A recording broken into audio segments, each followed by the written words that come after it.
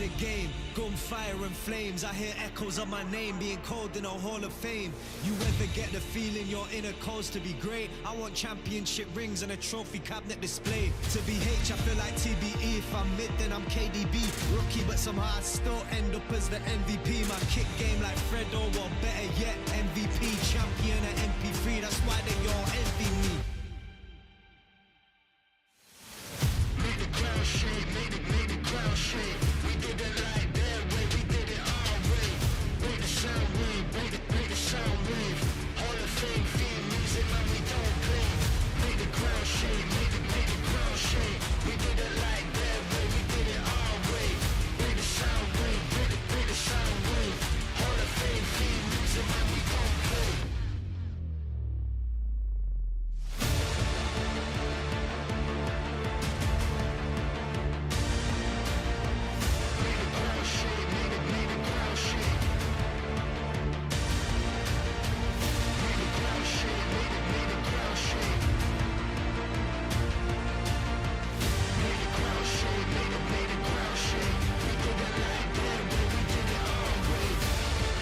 This is excellence personified.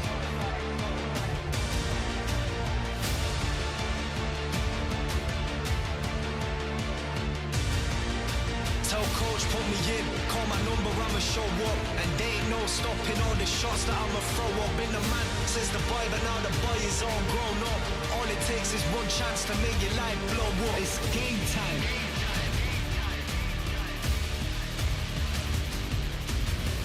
Make the ground shake, make the ground shake. Make the ground shake, make the ground shake.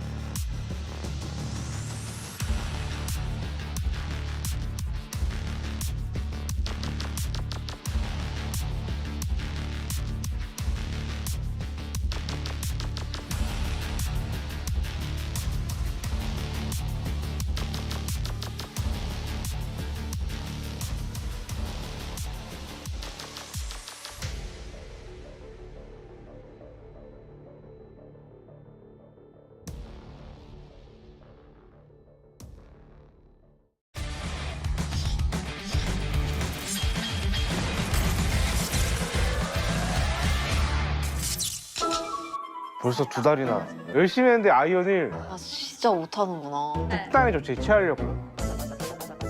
안녕하세요. 안녕하세요. 아 무서워. 어려운 캐릭터를 하니까 한팔인 사람한테도 지는 거예요. 캐는 포기하겠습니다. 쉽고 센 캐릭을 하자. 다른 캐릭들 손도 대지 마. 좀 세요. 좋은데? 실버 정도는 쉬울 것 같거든요. 나야 나. 이제 나야.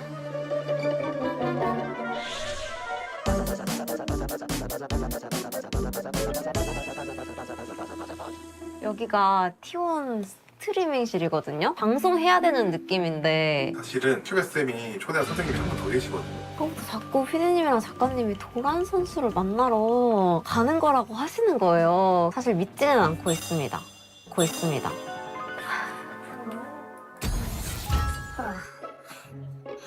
우와. 평균 데스가 1등이네? 이거. 한번 볼까요? 어떤 실력을 가지고 계신지.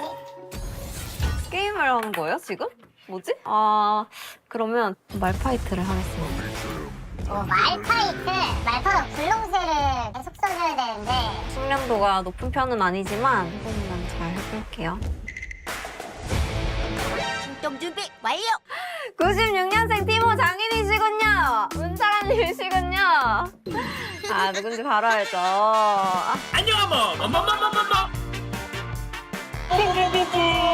T1은 뭐뭐뭐뭐뭐 깍꿍이다 뭐 잘 가라 뭐 뭐뭐뭐는 버섯 달걀을 해놨다 뭐 티모장님 뭐 안다 뭐뭐뭐 마무리. 가보자.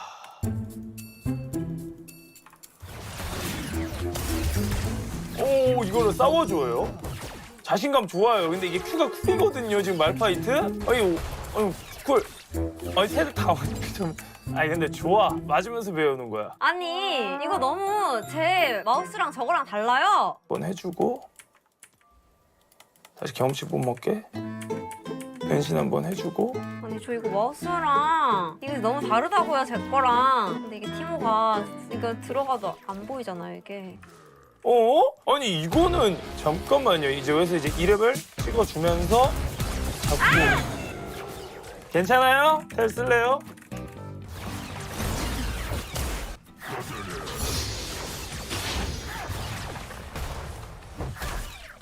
미안해 이게 어떡해. 아니 이게 때리는 내가 마음이 아파. CS가 0개야.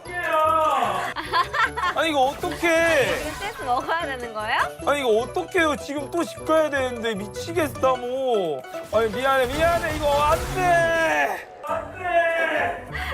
미안하지 않으셔. 이거는 더 진행 불가입니다. 넘어갈게요. 민님. 안녕하세요. 네, 안녕하세요, 은비님. 장비 이슈 때문에 네. 패드를 가져왔어요. 근데 은비님, 감사합니다. 제가 네. 솔레헌터스 네. 한번 봤어요. 보셨어요? 그리고 오늘은 전적을 좀 봤어요. 제 전적 지금 네, 전적 심상치 않은데? 이거 봐요. 절대 그럼 뭐라는 게 아니에요. 근데 전 이게 오히려 고평가예요. 데스가 진짜 많아. 어차피 진게임 변수라도 만들려고 죽었다. 아니면은 어차피 진 게임이라고 저는 절대 생각하지 않아요. 왜냐하면 한타에서 좀 역할을 하려고 했는데 그게 잘 안 돼. 네. 오늘 알려드릴 거는 티모예요. 그쵸? 네. 티모 저 근데 배우고 싶었어요. 상대해봤어요? 네. 티모가 진짜 짜증이 나요. 저 티어에서 티모가 저는 왜 좋다 생각하냐면 네. 버섯을 맞아줘요. 렌즈도 안 돌리고. 저 그래도 렌즈를 졸리긴 하는데. 돌리긴 해요? 네. 그러니까 제가 너무 죄송해요. 이게 항상 기대값을 너무 낮게 이야기하다 보니까 이게 어쨌든 저희가 시간이 많이 없잖아요. 맞아요. 그러면은 알짜배기로 알려드려야 돼요. 알짜배기로 알려주세요. 제가 네. 흡수하겠습니다. 첫 번째, 미니언 먹기가 쉽다. 미니언 먹기가 쉽다. 이 스킬이 이제 독인데 네. 이걸로 막타 먹기가 진짜 쉬워요. 그리고 두 번째, 논타겟이 없다. 그러니까 티모는 실명도 타겟, 더블, 빨리 걷기. 이는 그냥 패시브. 네. 그나마 버섯인데 버섯은 그냥 깔아두면 깔아두면 되는 되잖아요. 거니까. 챌린저가 하든 브론즈가 하든 고점과 저점은 격차가 좀 좁다. 오. 네.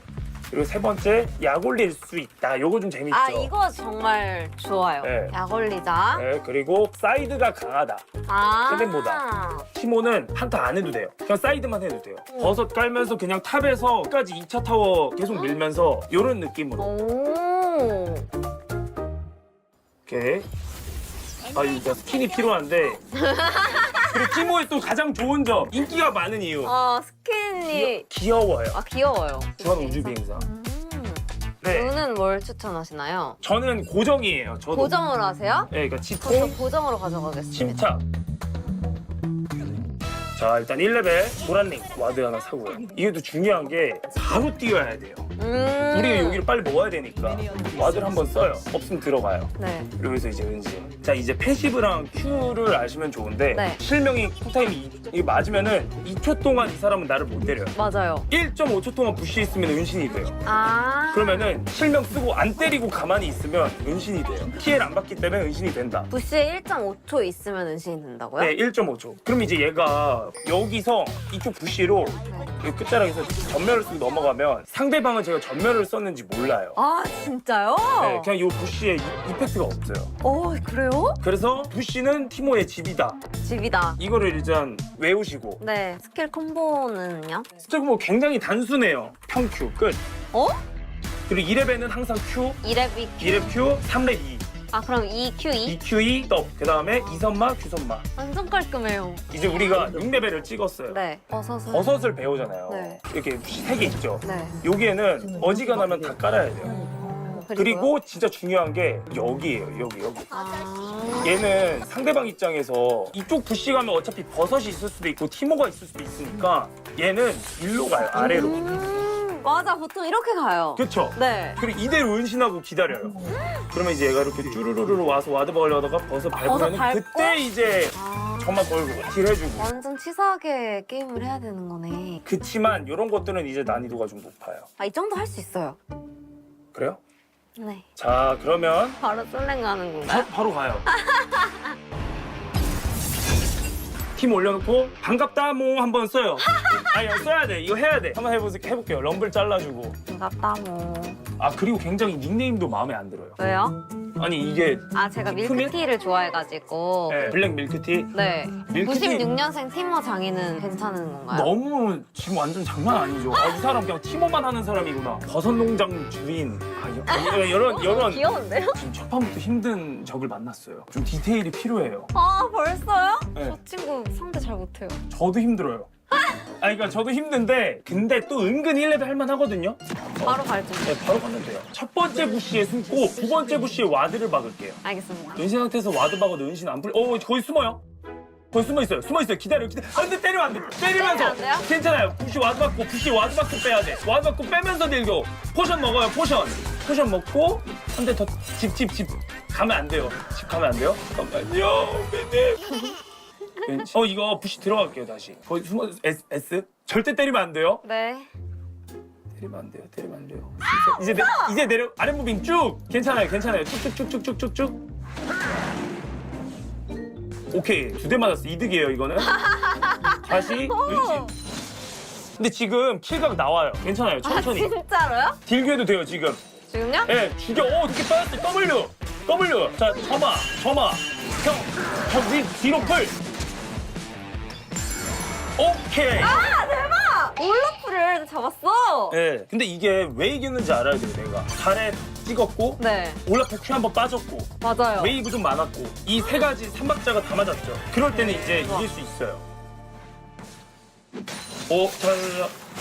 이거는 점화 쓰면 부시로 가서 숨고, 자, 끝나면 점화 실명. 이겼어요. 딜에. 죽여! 평타를! 잘했어요. 아니요, 괜찮아요. 버섯으로 시야 보면서 가 안 죽어요. W 그냥 평큐. 나이스. 야 진짜 세다. 자, 여기서 대포에 버섯 던지고 그리고 원거리 한 대씩, 근거리 2대. 한 마리 한 대씩. 아. 한 대씩 근거리 평. W 쓰고 가서 타워 한 대 툭 하고 빼기. 철구까지. 오 대박. 센데요? 진짜 세. 자, 이제 9레벨 2 찍고. 아야, uk한 가만히 있어. 도망가. 뒤로 풀. W. 이게 진짜 좀 참아요. 차별성이. 그러니까 있네. 그러니까 여기 뭔가 도망! 아이고. 아, 요네 오고 있어요. 진짜 이렇게 가만히 있는 챔피언이 네. 처음이다 보니까 공격을 오면은 해야 될 것만 같은. 그죠? 제 이제 대포가 오죠? 이게 약간 미니언이 멈추가면 좋은데 잘했어요. 원거리 한 대씩. 자, 실명. 아까 배웠던 거. 실명 쓰고 W 키고 튀어요. 은식 가만히 있어. 실명골 돌면 점화 들고 싸워요. 지금 점화. 그렇죠. 다시 버섯 깔고 숨어요. 그냥 가만히 있어. 버섯 깔고 가만히 있어요. 가만히 있어요. 그리고 살짝 움직여줘요. 자기가 움직이고 싶은 곳으로. 가만히. 오케이. 숨어요. 떨려. 이쪽 아래. 이러면은 좀 때리면 안 되는데. 때리면 안 되는데. 근데 방금이 가장 팀워할 때 재밌는 장면이었어요. 그래요? 네. 근데 이제 이거를 우리가 더 재밌으려면 저기서는 W를 켜도 은신이 안 풀려요. 부시 안에 있는 동안에는 그게 유지가 되는 거라는 말씀이신 거죠? 네. 뒤로 도망가. 여기 V로 숨어봐요. 가만히 S 누르고 텔레포트 써요. 집으로. V 그냥 아무데나 아무 타워나. 어디? 아무 타워 그냥 V. 눈이 안 풀려. 본인의 바이오 상태를 가지니까 이게 돼요. 그러니까 은신한 상태에서 텔도 탈 수 있어요. 얼마나 열받을까? 그러면 이제 나는 가서 버섯 버섯 깔아줄게. 깔아주고.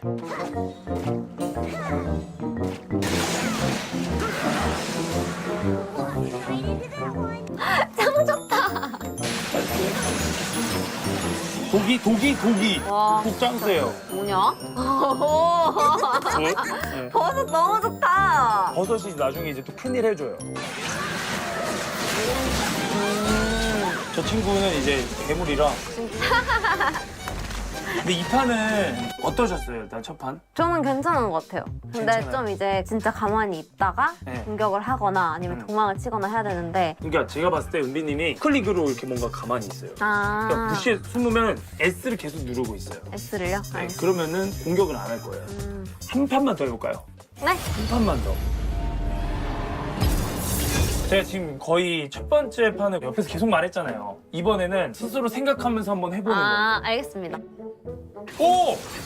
나름 진짜 티모의 밥이에요. 진짜. 진짜로. 이게 첫 판에 나왔어야 돼. 어? 다 지났어요. 진짜 너무 좋았는데 그 판 연습하기. 나피리가 탑인가? 탑인 것 나필이 같은데. 상대해본 적 없는데. 화이팅입니다. 한번 해볼게요. 예, 관여 안 할게요, 제가. 네, 가보겠습니다.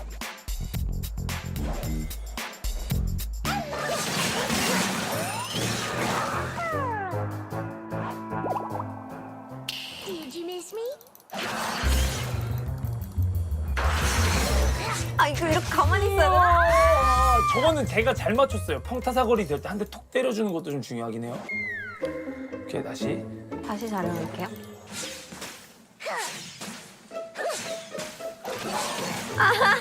와, 근데 진짜 이게.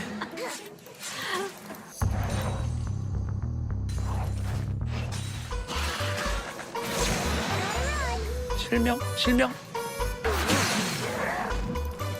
저거 강아지 때려. 까비. 좀 말을 하게 되네. 저 가만히 있을게요. 이렇게 초반에 망해버리면 어떡해요? 여기서 라인 천천히 밀어야 돼요. 복구가 충분히 되거든요. 레벨만 따라가면.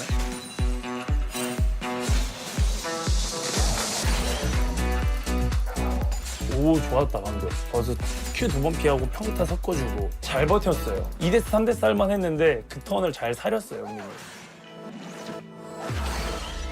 W 가서 평 Q. 땅에 버섯 깔고 맞지? 점화. 이겼어요. 이겨요. 한 대 더. 그렇죠! 오, 좋아요. 이거 라인 밀 생각까지 하는 거 일부러 말 안 했거든요? 생애 두 번째 판. 두 번째 판인데 이 정도면 잘하시는 거예요. 지금 너무 잘 컸어요, 티모. 오, 마스터 2? 부시로 숨으면 아무것도 못해요. 그냥 거기서 가만히 있어도 돼요.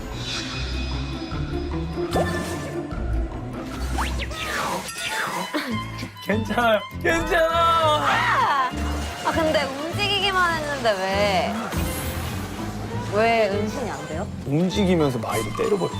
아 제가요? 네. 아 이거 어렵다. 네, 이거 클릭을- 잘해보고 싶었는데 그거. 클릭을 약간 신중하게 땅바닥. 이번에는 용 50초잖아요. 네. 이제 합류를 한번 슬슬 해보죠. 자, 가야죠. 큐. 나이스. 다시 버섯 깔아주고. 실명? 실명 잘 걸었어요. 딜이 없어요, 마이가. 그러니까요. 버섯 이거 안 알려드렸는데 버섯 위에 버섯을 까면 버섯이 튕겨져요. 통통 저렇게. 귀여워. 아 너무 귀엽다. 네. 저 버섯이 딱 위에서. 보고 싶을 것 같은데. 버섯 밟았죠 지금? 이런 것도 그냥 잡아요. 와 나이스. 아 나이스. 와 이겼다. 팀원들이 잘해주긴 했지만 침착하게 하려고 하니까 그래도 마지막에 네. 세진 것 같아요 엄청. 일단은 무슨 얘기를 해야 될지 생각을 해봤는데 네. 은비님의 장점은 하나 있어요. 뭔가요? 멘탈이 은근 좋은 것 같아요. 그래요? 솔킬 따이고 살일주랑 이게 어려워요 보통. 네. 근데 여기 아이언에서는 덜 죽으면 기회는 와요. 네. 근데 단점은 푸시에서 평타 때리지 않기. 이거 아 이거 근데 진짜 이번에 한번 해보고 싶었는데 그걸 못해서 너무 아쉬워요. 그게 재밌거든요. 사실 티모의 그러니까요. 꽃이에요, 그게. 제가 오늘 티모를 알려드리려고 했던 게 네. 게임을 좀 즐겼으면 좋겠다. 그러니까. 라인전도 세고. 저는 일단 은비님 닉네임부터 좀 바꾸셨으면 좋겠고 아이콘 검사 좀 들어갈게요. 아이콘에 티모가 이걸로 그러면 일단 처음이니까 스타트를 끊으시고. 아 이걸로 바꿔요? 팀으로? 원래 통일이 돼야 돼요. 아니 이게 적어 보세요. 우주비행사 티모. 그리고 이거는 원래 네. 했는데 좀 쫄라고 아, 페이커. 쫄라고? 예, 나 돈 좀 많이 썼다. 60만 원 썼다. 이거는 좀 일부러 더메이커 티내려고. 스킨 샀다. 네, 이거는 맞추셔야 돼요. 이거 두 개는 사실 기본이에요. 오. 이렇게 하시면은 좋을 것 같아요. 너무 재밌게 잘 가르쳐 주셔서 감사해요. 아우, 저도 말 잘 들어주셔서 감사하고 더 잘했으면 하는 마음에 공격적으로 이야기한 게 있는 것 같은데. 아 전혀 네. 아니에요. 좀- 큐베쌤 얼마나 저한테 공격적으로 이야기하시는데요. 아 그래요? 네. 그래도 오늘 재밌으셨다고 하니까 완전 다행입니다. 재밌었어요. 고맙습니다. 은비님. 제가 더 수고하셨습니다. 감사합니다. 네, 감사합니다. 이제 저의 선생님이신 거예요. 저요? 네. 오케이. 그러니까 네. 올라야죠 제가. 올라가야죠. 그러니까. 브론즈까지 가야죠. 알겠습니다. 오케이. 그러면은 끝. 고생하셨습니다. 수고하셨습니다. 수고하셨습니다. 큐베스의 특단의 조치 어떻게 마음에 드셨나요? 마린쌤부터 은타라쌤까지 너무 재밌게 가르쳐 주셔가지고 도움이 확실히 됐습니다. 저 메모장 이거 다 휴대폰으로 찍었어요. 큐베님 잊혀지신 건 아니죠? 오늘 살짝 잊혀졌어요. 죄송해요 선생님. 내가 지금 머릿속에 레넥톤이 나와 있는지 아니면 티모가 남아 있는지. 바로 랭겜을 돌린다? 그럼 티모를 먼저 하겠습니다. 왜냐면 운타라쌤이랑은 솔랭을 직접 좀 해보긴 해가지고 레넥톤은 좀 알려주신 걸 연습을 한 다음에 하긴 해야 될 것 같아요. 어디서 이런 분들께 배우겠어요. 제가 큐베쌤, 마린쌤, 운타라쌤, 클템쌤까지 저는 이제 올라갈 일만 남았기 때문에 솔랭을 하러 바로 가보겠습니다. 여러분 많이 응원해주세요. 파이팅! 내가 퇴근! all around, jump into the night. Everybody get up, up, going wild in the world tonight.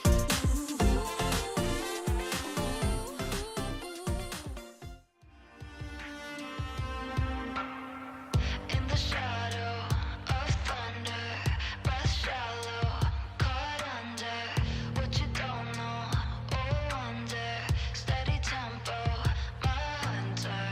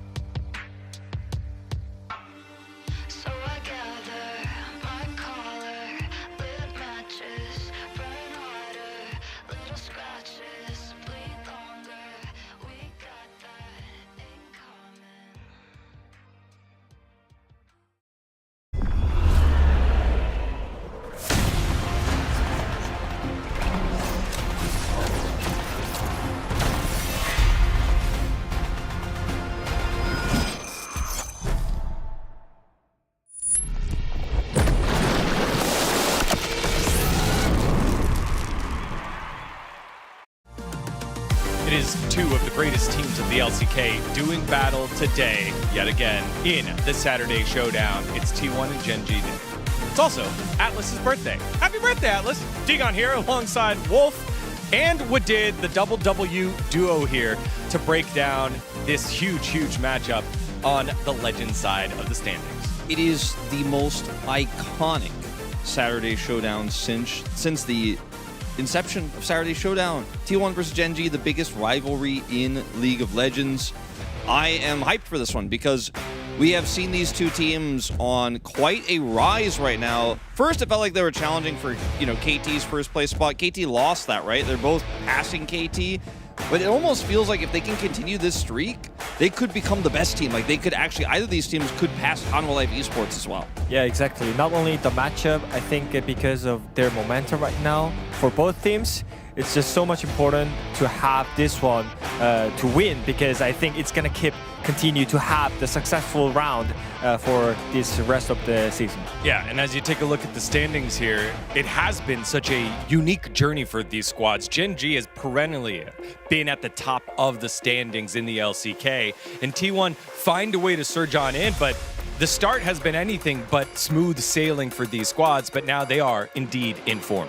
If they win this series, they'll be up to 10 wins. They'll both be at 10 and 4 T1. That is, if they win, they'll be actually at worst tied with Gen G, but at best actually will move up into second place. And KT still on the slip down towards potentially fourth place. D+ also having a lot of struggles right now. We're starting to kind of cut a clean top three, which is our normal top three, right? T1 and Gen G, but also Hanwha Life Esports, that new player. But when you think about the head-to-head between these two teams, I think it's not looking great for T1, and I think it's pretty much one-sided. It also is telling of Gen G's form in Korea over the last several years, but this is the record from the Saturday Showdowns. It has been all Gen G. Recently, a little bit closer. Again, that round 5 was pretty close last year.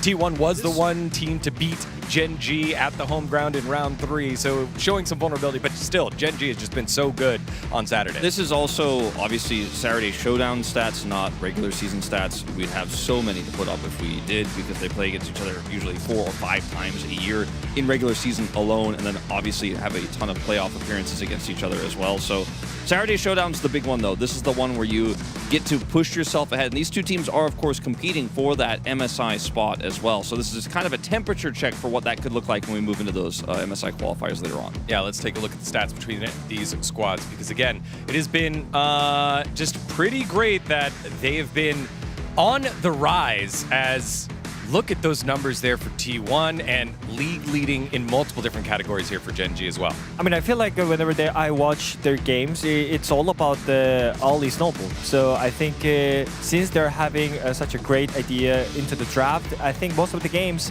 they are having a great Ollie game and nothing really changes. Like they try to fight back, but I think that was just Gen G, T1 just stomping the opponents, and it was that simple. One stat that I really noticed there for T1 is they have a big surge from 8 to 14 minutes. That's actually where they pick up a ton of their leads, and their gold lead often triples through Faker's roams to the bottom lane. Yeah, still trailing Hanwha Life Esports, who is the quintessential early game team and the snowball.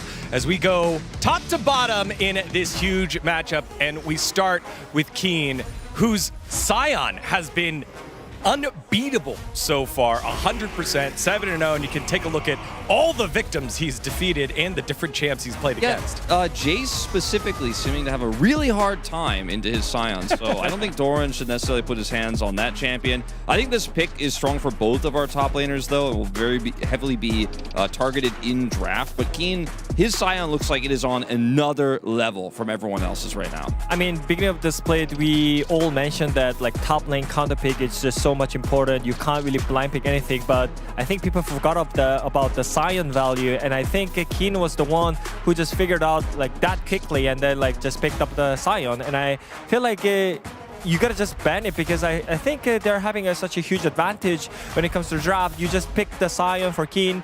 He's not just defending as a Scion, he's a playmaker as a Scion. This clip here is like how Keen half of his games were. He's just like, hey, you guys can't cross map this turret, by the way.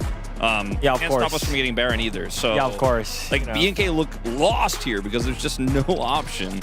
Yeah, made the play on the top side of the map, goes mid lane, absorbs the pressure. He has been solid. However, Doran has as well also 4-0 on the champion as we take a look at some of their top champs. One that jumps out is that Jace that you said here. Avoid the Jace, though, I think, Doran, in this matchup today because it is just not going to work against Key and Sion. I think Genji is on another level than the teams he has defeated in those 5 games of Jace so far, and I do think that if they overestimate Doran's potential here with this pick, I think it's going to be a disaster.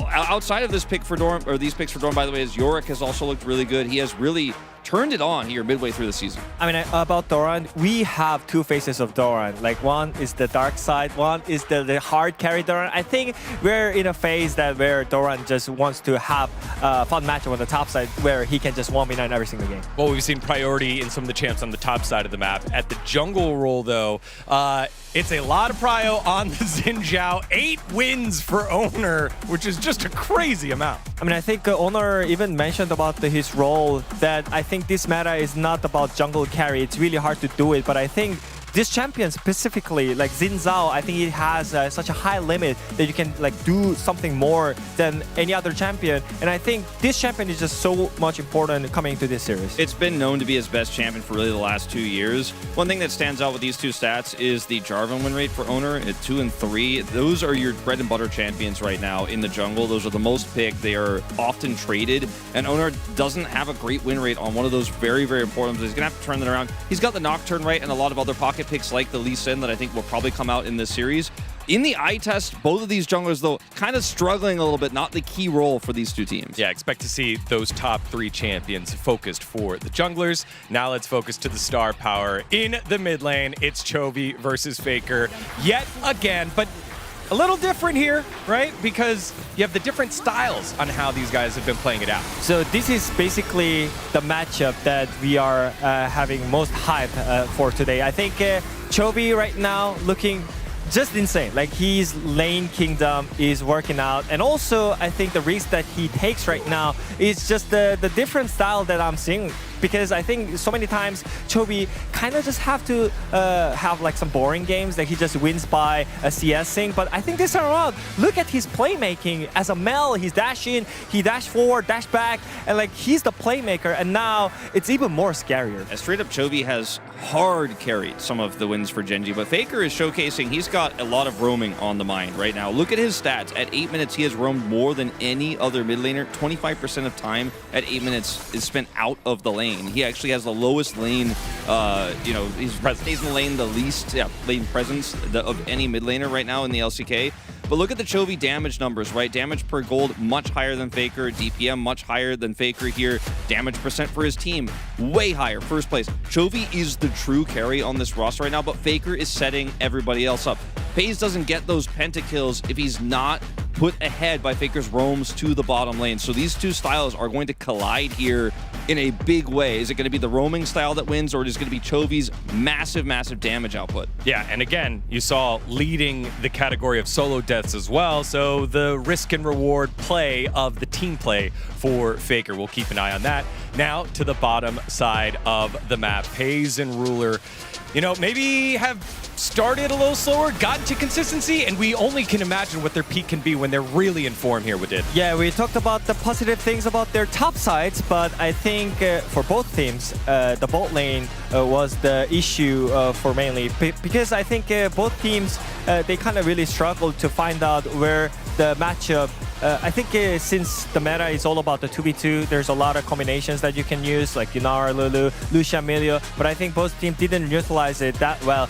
Recently, getting better because of the draft, because of the performance, but I think it's still a lot to go from them. You can see some of those moments were a little bit of a bailout from Canyon for Ruler, who had some really close calls, but played very calculated, very aggressively.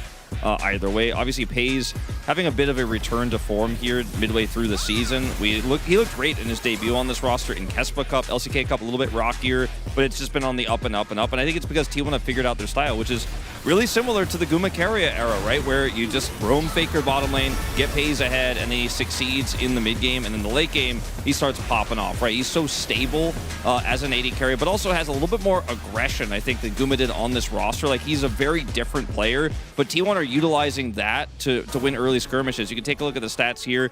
of weeks 1 to 4 and 5 and on, it still seems like there's a little bit of work to be done here. Yeah, warm-up not done yet, clearly. But I think the reason why it's really hard for them to get back is because the meta. I think every single week, we have different kind of combination in the bot lane. I think last 2 weeks, it's about the Lucian Milio coming in. And I think like there's more to go, like especially like Caitlyn Lux, and there's Kog'Maw in the building as well. So I feel like it's all about how fast you can shift into the meta. Otherwise, you can't even like start the engine. Yeah, we've talked about the bots, but that's not the only player down on the bottom side of the map. The support as well, and we've got two of the best in the league. 400 palm points here for Carry, who's been huge on the playmaking, and 0 for Duro, but I don't think that number is indicative of what he does for the squad and how solid he's been. We saw all the Chovy stats earlier, right? He's doing the main damage. He's the big team fighter later on with massive gold numbers. Keria is someone that T1 rely on. He's often the one that holds the team together when Faker's off in the side lane, when he's pushing super hard, but also in lane, he gets pays ahead, right? His picks, his champion, Ocean, is so massive that it gives T1 so many different angles. Chovy currently on the 300, or Keria is actually currently on 300, just as a correction here.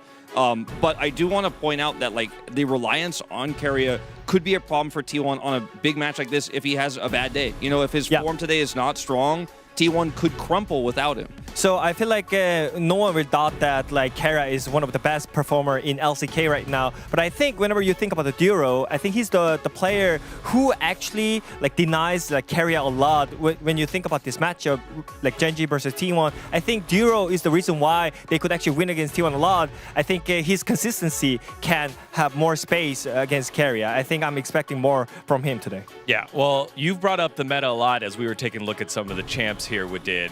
Keria saying that the Lucian Milio keeps coming up because there aren't really any comps to counter it. Personally, having a lot of picks to play against opens up more for me to show. And he's done so much over his career, not only in pro play, but warping the whole landscape of League of Legends. Yeah, you gotta have more idea. I think all about the matchup is that if you can bring some fresh idea or not. Because is Duro gonna play Caitlyn Lux? Is he gonna bring something? Because like I remember one time when they play the BO5, he's the one picked up the pike against Keria, and that was the reason why they win. And like Keria right now, he's bringing so many things. Not to mention, Keria is the guy who did the first Milio first pick. Oh yeah. Split the duo to play the Aphelios Milio lane. Like they have so many things like that they can do in draft, and I think draft is gonna play a huge part in how this bottom lane goes. All right, well, time to take a look at the crew predictions. And yes, there it is. It's very, very Wait, here. The new guest is T1 Predator? All right. Who's the new guest though? We still don't know yet, right? Still don't This know. is currently a 6-7 prediction. D-God and I went for T1. We went for Gen G here.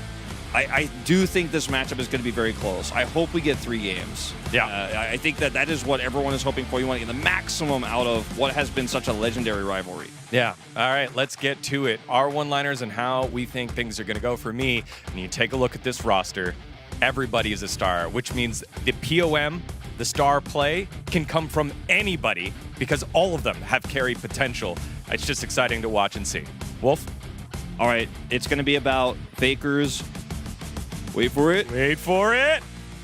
Rotation! Around the map. Faker's roaming has been so insane. T1's ability to collapse on his aggressive side laning as well is part of why he has some of the highest deaths we've seen from him actually in recent times, because they're sacrificing him. He is sacrificing himself. He's sacrificing his lane to get the rest of the team ahead. And I think that sacrifice will work out for T1 today. All right, Wadid, you were the only Gen G predictor on this desk. What you got for us? It's all about the Chovy Faker once again. We already kind of focused on the matchup.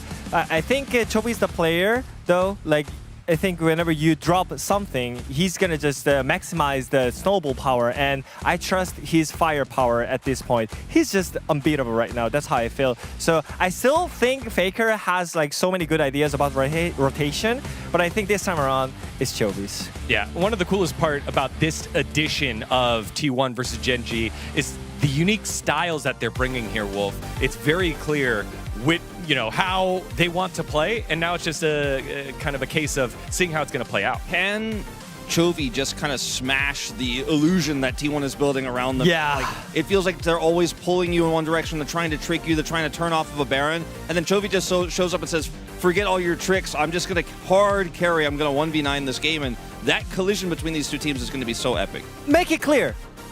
Both teams are so good right now. That's why we are so hyped for today. That's right. It is one of the greatest matches in all of League of Legends and in all of esports. Gen G versus T1 in this best of 3 of the Saturday Showdown. We'll see you after game number 1.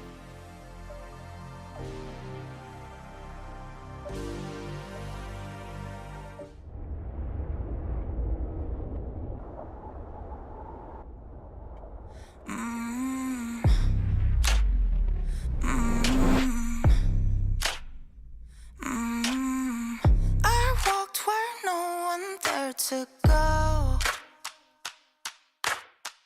No map, no light, just scar to show. Each fall curves something deep. The center of the world lead the way. Everyone was mine to make. Every scar is a line I've drawn. Every wall is a sign I've worn. I don't just win, I carve my name into the stone against a flame.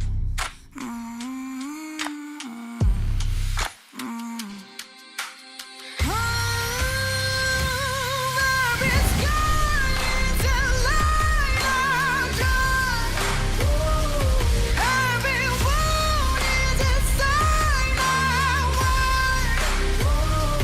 Cut by cut, mark by mark, my name forever in the stone.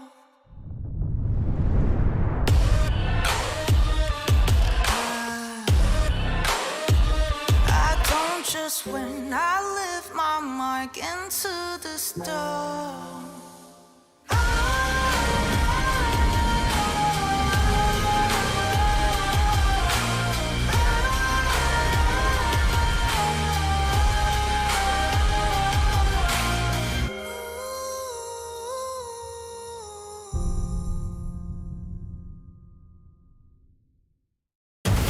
젠지가 해냅니다.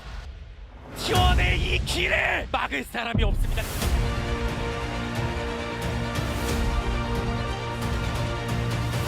Pressing guard comes out one more time, but the Aurora goes down and they've taken down Dogdom. 앞으로 그래도 빨아들이면서 칼지. 이거를 가장 많은 관심을 받고 있는 두 팀의 경기, 지금 T1의 경기가 여러분들을 기다리고 있습니다.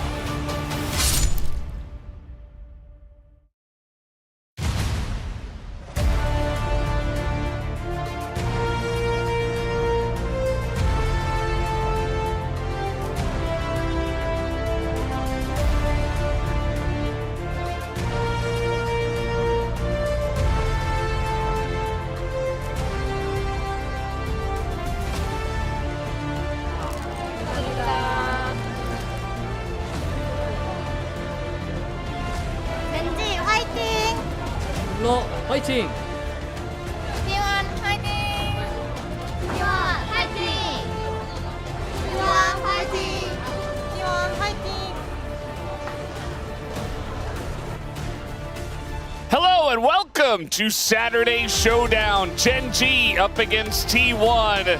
T1 against Gen G. It is back and we are here on this Saturday and I'm with you again, Ox. How are you doing today? Pretty good. Excited for the match today. I'm looking forward to see how these teams go head to head because I think both of them, there's been mixed levels of form. Obviously, we hold them to such a high standard as two of our teams at the very forefront of the league. And I think recently they've started to ramp up, and I think this will be a good test for both of them, how this matchup goes. This matchup often delivers.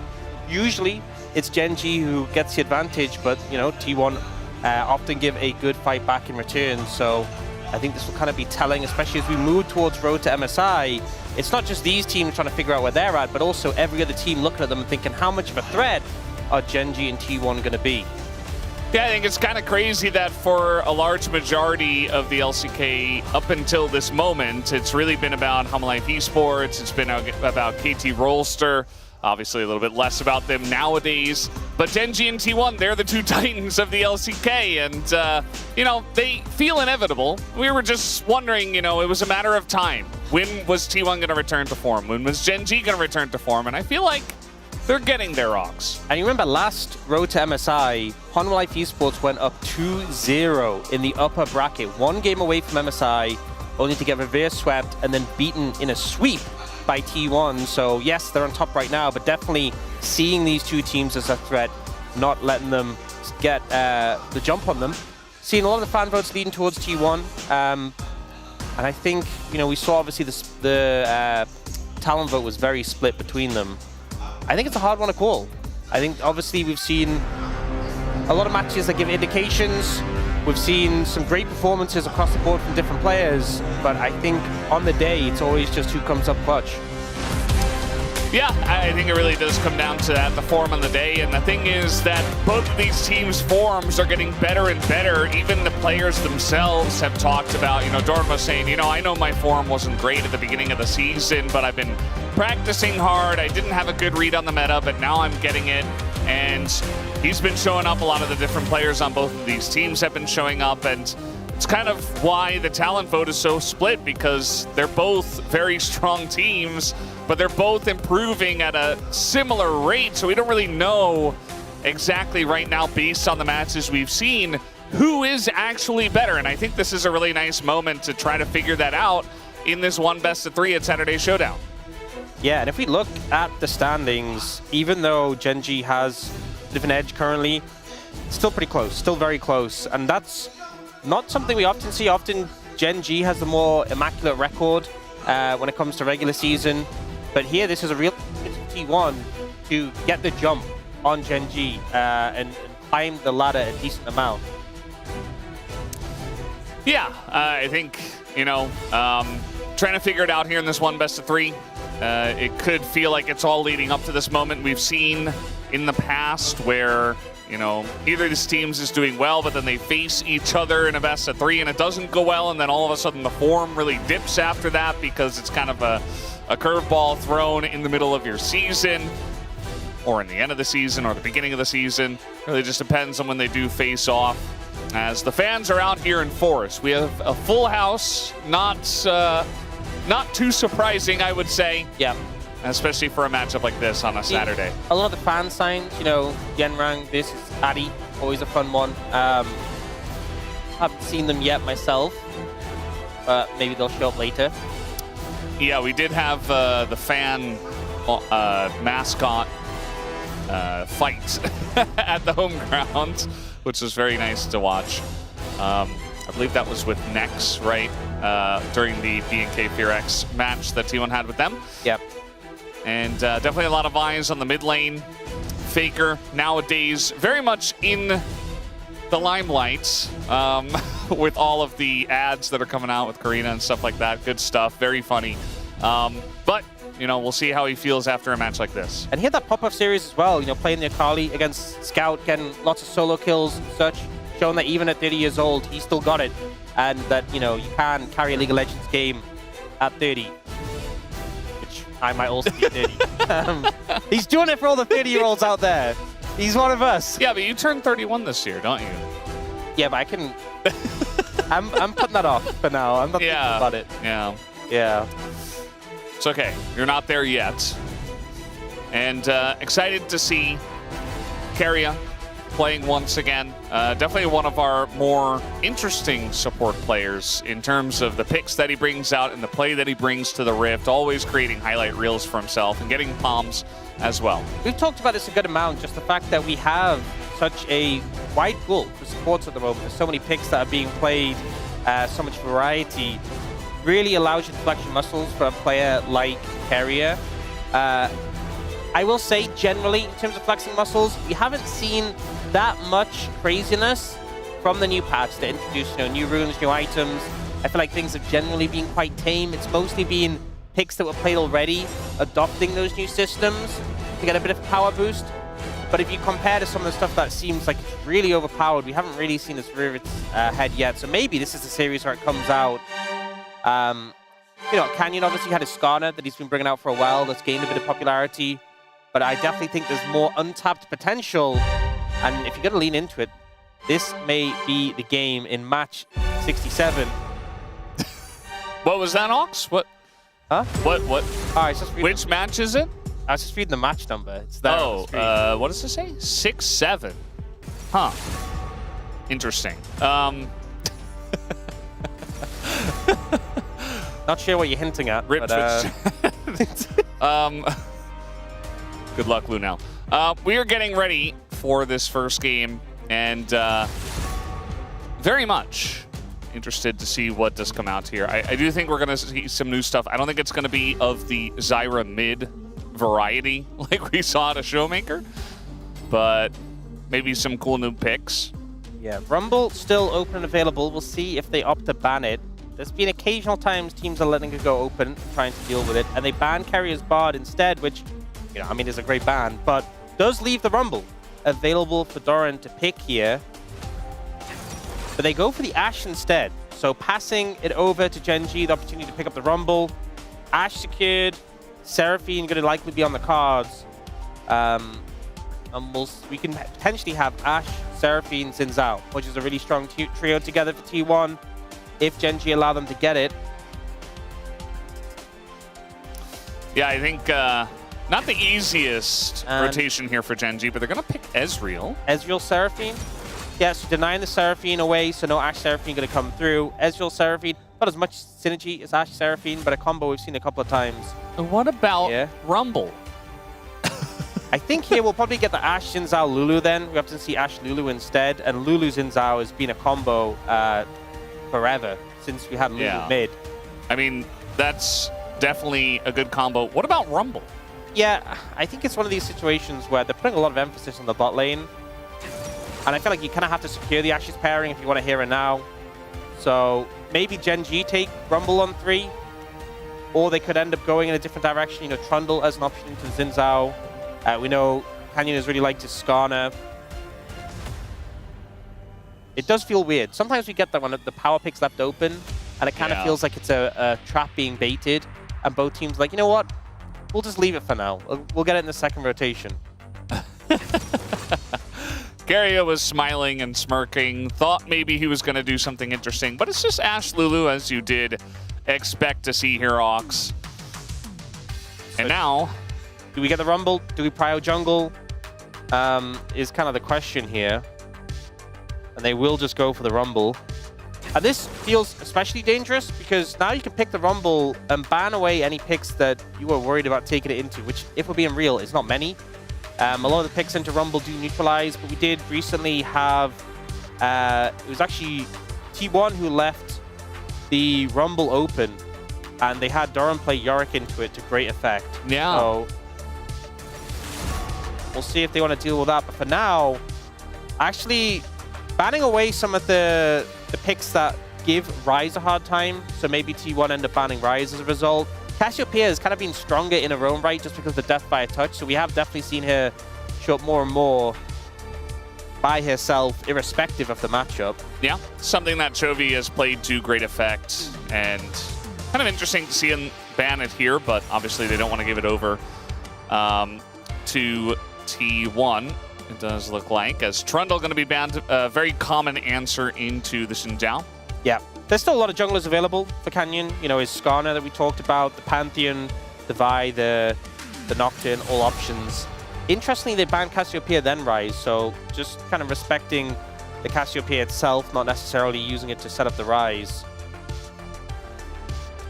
Just Deathfire touch things, I guess. Yeah, both of those champions are using that rune and getting some good value. I do think Cassiopeia a good amount better with it, but we've seen Ryze prior Ryze up since that rune was introduced. And here, do we just throw another ban towards the jungle? Yeah, Vi gonna come out. So, as I said, still options for Canyon, but just kind of trimming the pool a little bit. The Vi obviously not fun to deal with when you're playing in a mobile AD carry. Yeah. Great with the Rumble. Now we do have to see what the jungle is going to be. The Skarner Rumble combo is so, like, you hold them over the barbecue. Yeah. It's such a fun combo. It's so delicious. Yeah, and this pick's been kind of seeing more popularity from other players, but originally it was Canyon only playing it, and he was having great success on it. So we'll pick that one up. And now for T1, do we take a tank into the Rumble? Do we take, the Yorick that we saw Doran play before? Looks like he's going to go for that Yorick again. And looking at the TF for Faker, I do feel you feel pretty good about this because the Cassiopeia is gone, who can be a really tough matchup for Twisted Fate. The Rise is gone, who can obviously match that roaming as well.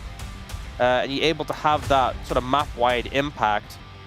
Now, what will Chovy play into it is the question. We have a bunch of top laners hovered, and it's going to be Renekton. So I think what they're doing is they're putting Rumble mid and putting Renekton into Yorick. When Yorick was really popular, Renekton was the pick that you played into it. You've only really seen Yorick into Jace recently for the most part. But I actually remember it was Doran into Perfect at Road to MSI last year, and Doran absolutely slammed him with the Renekton. Like, it was brutal. It's when we got the whole Kruglord thing coming in, because Doran had the series of his life, plural, and Keen is wanting to put the hit down onto Doran. So this is a really cool flex coming out from Gen G. Chovy, we've always talked about him as the mid laner who could just play top lane. So many times he's brought out picks in the mid lane that are top laners, the Cassante, the Set. So bringing out the Rumble here is a lot of skirmishing power into the TF, but also allows his flex to happen and puts a lot of pressure onto Doran in the top lane. Yeah, it definitely does. I feel like in terms of individual picks, we don't get anything crazy, but a lot of draft shenanigans already. The steal away of the Seraphine, Ezreal Seraphine being played, and then, of course, the big one with the Rumble going into the mid lane, and the Renekton final pick here for Keen, as it was actually counter pick being held for him into the Yorick, kind of baiting out the Yorick pick. As it looks like we're ready to go, as we're going to hop on the Rift for Saturday Showdown, game number 1.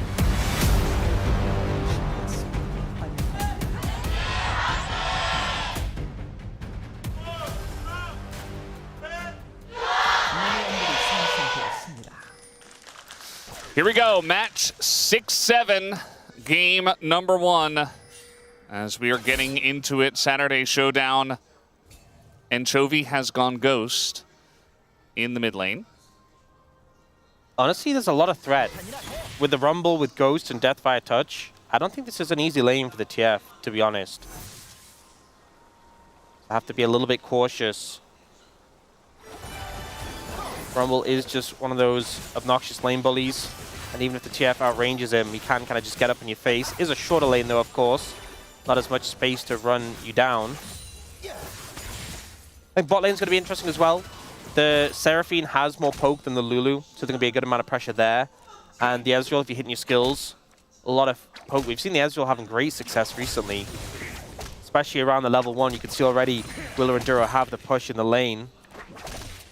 But I think you can't fully disrespect the Ashe Lulu. If you overstep, there's a lot of sustained damage. See, Faker has the mid lane pressure for now. Level 3 where the Rumble really starts to come online. Yeah. It's kind of annoying for TF into Rumble, where it's like you can drop a gold card, but the Flame Spitter can still be channeling. So depending on how much range you have on him, how much distance you have away from the Rumble, could definitely change the way the trades do play out. Early on, it's range versus melee, but Rumble generally does pretty well. Unless it's something like an Aurora, which we have seen in the top lane as a counter in the past. Yeah, also just the Rumble, you can kind of just shield every stun card that's thrown at you and block that burst damage from the TF. And the TF, it's hard to force extended trades because the Rumble has so much damage in those. You can see Canyon 3-0 on the Skarner, so even though we've seen other players pick it and it has actually lost games in the LCK, he is still undefeated on that pick. So Owner? Owner 8-0. It's kind of crazy. He is the Xin Zhao player. Yeah, especially given that this is a great composition for Xin Zhao in terms of what T1 has. You have the Lulu to back him up. You have the engage from the Ashe and the TF. A lot of setup Because I think one thing that Xin Zhao can struggle with, he's not the... We got a TP coming in. This is going to take quite a while, as they are slowing down Ruler basically forever. He is going to flash away, but Keria has other things in mind as he flashes forward, and that's first blood already for Paze. We got a 2v2 in the T1 jungle as Chovy's getting in there, as he's overheated, but he's still going to be able to set up the play as Canyon over the wall, and Paze gonna do enough damage, but immediately he falls as Chovy really kind of unchecked in this fight, it does look like, as eventually he does get polymorphed, but again, the TF just doesn't have the damage to cut through the shields, as Chovy will stand at the end.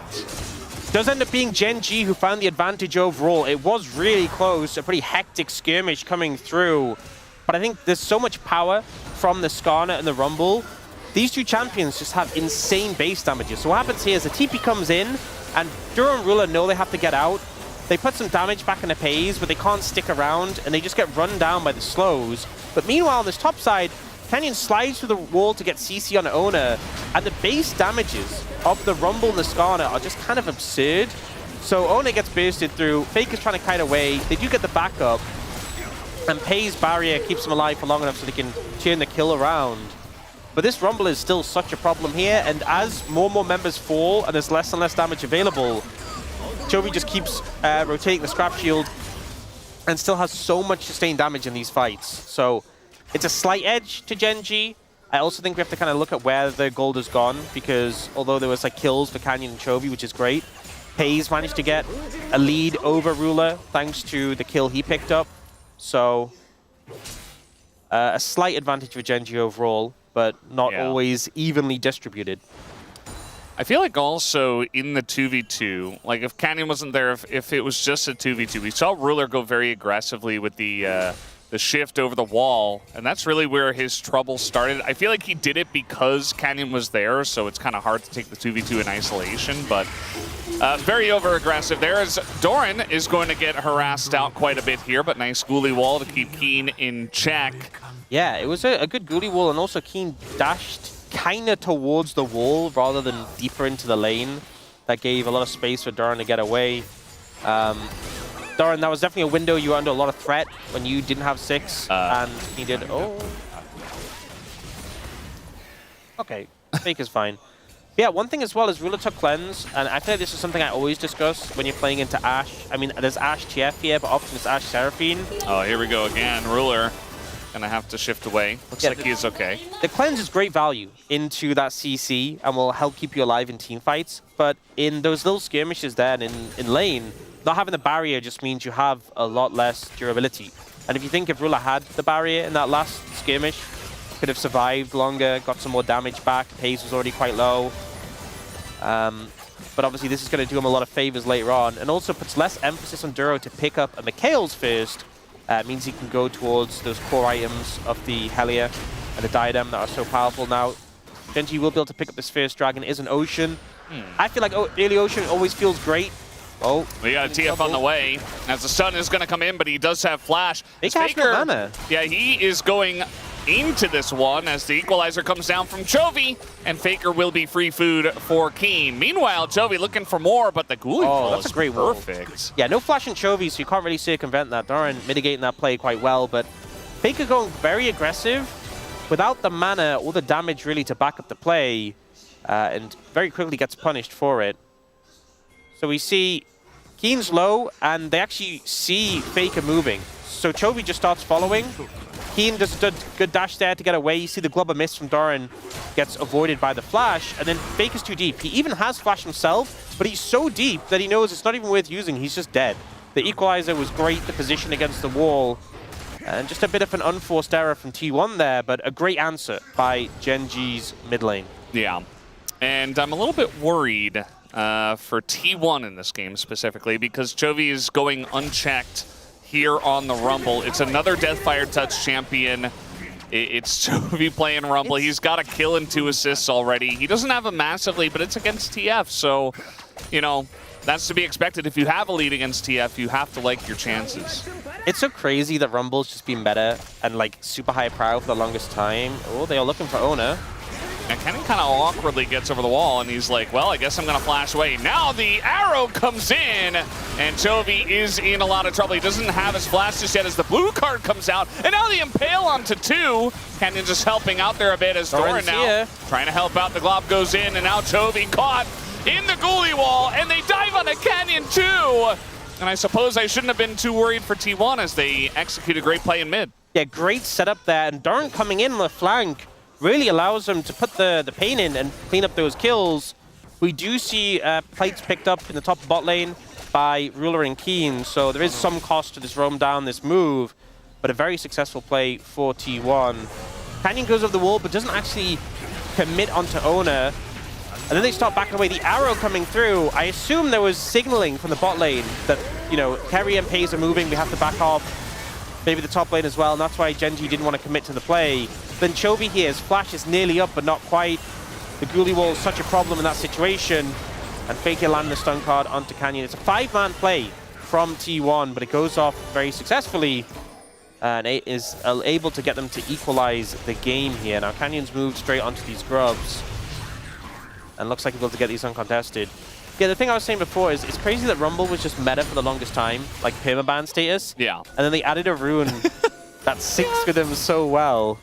Here we go again. Faker trying to make a play, this time on the bot side. Just going to go for Duro, who doesn't have the cleanse. Faker tanks this one up, allows Owner to get in, as Ruler is going to flash towards Owner. But no aggro here. The equalizer does quite a bit to Owner, as now Ruler going to pick up 2, and Chovy is here. And he is going to have to back away with TP's coming in, but now Doran in a bit of a rough spot as he does flash. He is trying to just shake them off, but I think the damage is just too much, and the rest of T1 being pulled into the fight as well. Pays desperate for a kill, not going to get it, and Ruler picks up 2 more. Massive win for Gen.G there. 2k gold lead just off the back of that play, and Ruler monstrously fared as a result of this. This is kind of what we expect from T1 and Faker, roaming, making these plays on the map, making the moves, but Chovy keeps following. Yes, he's further behind. Yes, it's going to take some time, but T1 go for the redive onto Ruler, and this equalizer ends up costing them so much. Connects onto both Owner and Carrier, makes it really awkward for them. And notice how he disengages from this, but because the TP from Doran is so deep, Carrier and Pays have to kind of move in to help him. And this Renekton with the ultimate is just such a major threat here. They're trying to burn through him, trying to get the damage down, and Paige just doesn't quite manage to finish off Keen there. So close. The cleanup comes in. And, you know, there's a 700 gold lead for Ruler. I will say Paige has picked up a lot of kills as well, so it's not as big as it could be. But now we have a 1,000 gold lead in the top lane as well. Keen and Ruler extremely fed off the back of these plays. It's going to be a big problem in the mid game where these champions really spike. Yeah, I like how you keep mentioning, you know, Chovy on the roam. We've seen so many times against a TF. It's either, okay, I'm going to pick Ryze or Galio or Silas or something to follow the TF in that manner.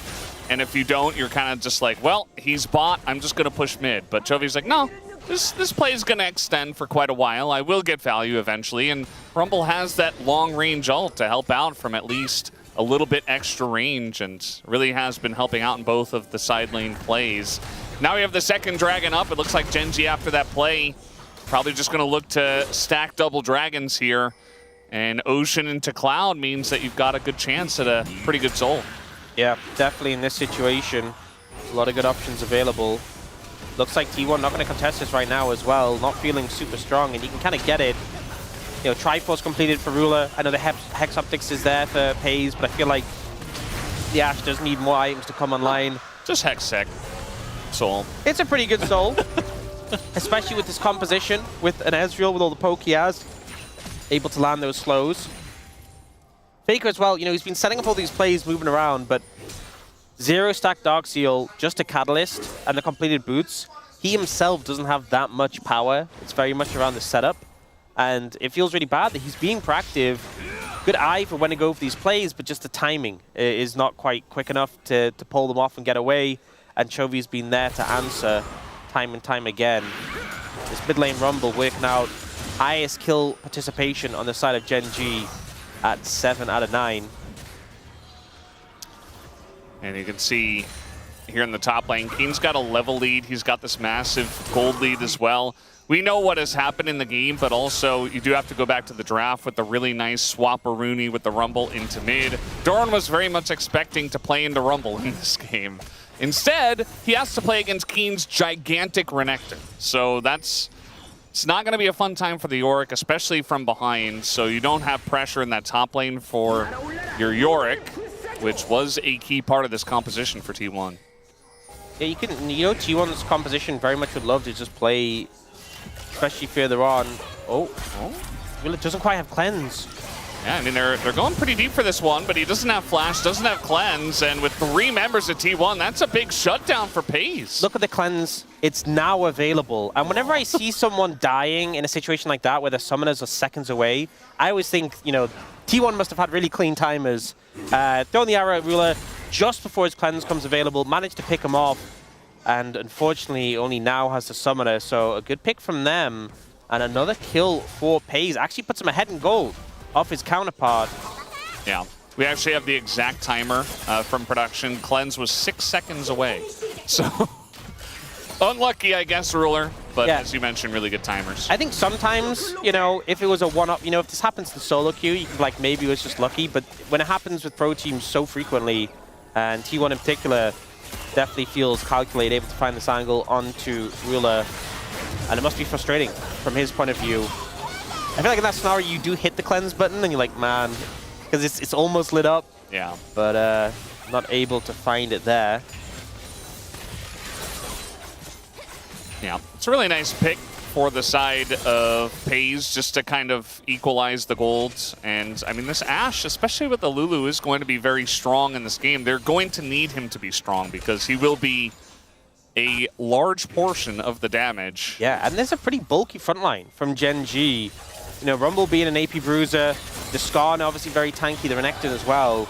You're going to need FaZe to shred through them for these team fights to go successfully. That being said, T1, I was kind of talking about before, definitely can play through the side lanes as well, at least was the plan. But I think with Keen being such a threat, might make things more difficult. You can see right now, it's Faker holding off the Renekton, and it's Yorick into Rumble, which I think other matchups T1 does feel better about, having that Yorick into the pick they expected to play it into. But for now, we are seeing the Herald being started up. And T1 not looking to contest, and it's Grubs, it's the first 2 Dragons, it's now Herald. Genji have just had a complete monopoly on these neutral objectives. Yeah, it's not a game-breaking lead that they have, but it's a very comfortable one when they're just able to take everything on the map, and of course the Renekton is very fed. And yeah, just quieting things down. I think we are going to have a fight here for this next Drake. You can see that T1 are already trying to move as 3.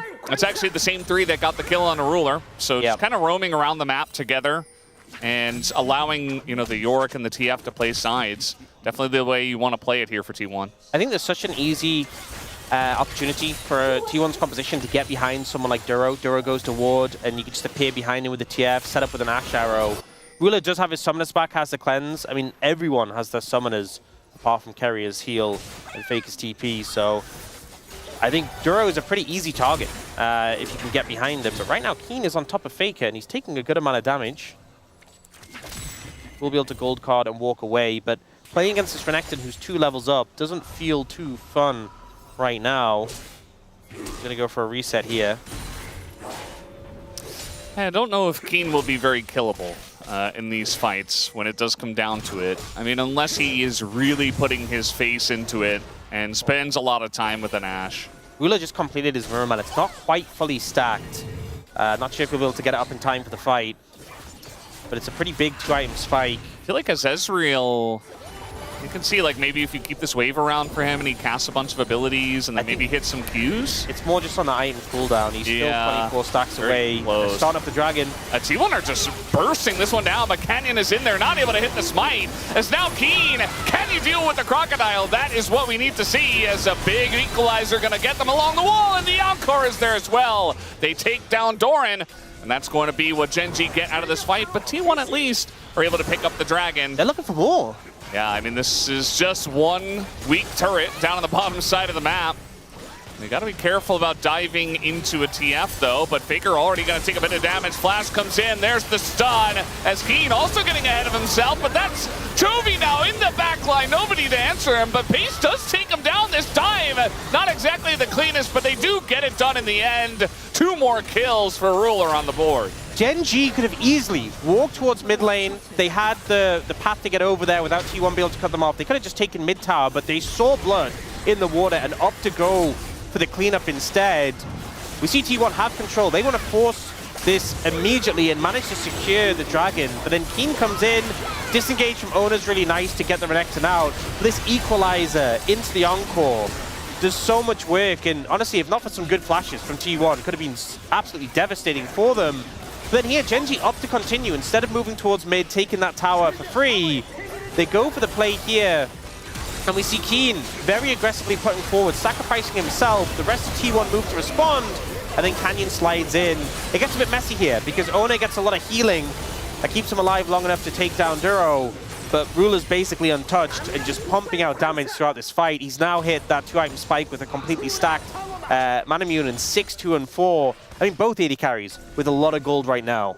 Yeah, I mean, you saw Paze. He was desperately trying to pump out the damage underneath the turret, and they're basically on the same amount of damage dealt to champions, the 2 AD carries, and a lot does hinge on especially the T1 AD carry to output that damage. You know what's crazy is that we went into last fight with all flashes up, and we come out of it with every single flash burn apart from Doran in that passage of play. Yeah. So both teams throwing everything at that to try and navigate their way through it. It's Gen G with a gold lead. Yes, T1 stopped them from getting that dragon, stopped the dragon stacking towards the soul. But Gen G feels like they really have the pressure right now, and a lot of their champions spiking super hard right now. I mean, Faker is not even up in the lane. He's just kind of near his turret, but still the Skarner power shown here by Canyon. Able to get over the wall, and it's not much that Faker can do. Yeah, one of the big strengths of the Skarner is being able to circumvent that terrain and just end up coming from behind the Twisted Fate. He'd already used the stun card onto the Rumble. Didn't have any way of preventing Canyon from getting onto him. And it's just more gold into the pockets of Gen G. Should be able to pick up this tower as well if they want it. It looks like Chobi's just going for the recall. Yeah, it appears as if they don't want to at this point in time. We do have a Mortal Reminder third here. Actually already completed for Paze. Definitely going to be key into Seraphine, but also into Renekton. Skarner as well. Even Skarner, yeah. Yeah. So definitely the right item. A lot more Mortal Reminder than LDR recently. There is a decent amount of healing going around. They're obviously missing out on that extra damage amp for some of these tankier targets. Yeah, minute 30 till Dragon. Honestly, feels like we just had that last Dragon fight, but we're going right back into it. Those flashes will be coming up for that. Yeah, it feels a little bit like deja vu, especially with Ruler backing. He might be able to pick up an item here with those 2 components. Yeah, Spirit Shojin, that's going to be his third item, as the AD carries on item parity in terms of amounts. Right before this Dragon fight, just a minute to go. We saw the team fighting power of Gen G's composition with the Equalizer, with the Encore, what that can do to T1. I feel like T1, it's very much around playing around like the stun card, the polymorph, dealing with threats who move in. But it can be hard when there's just so many of these threats looking towards you. Right now, this time, it's Gen G who have more setup in the area. You can see the vision they've got. We have some shallow control wards in their own jungle from T1. If they want to contest this, they need to push in. And Ona's only making his way over now, just finished his second item.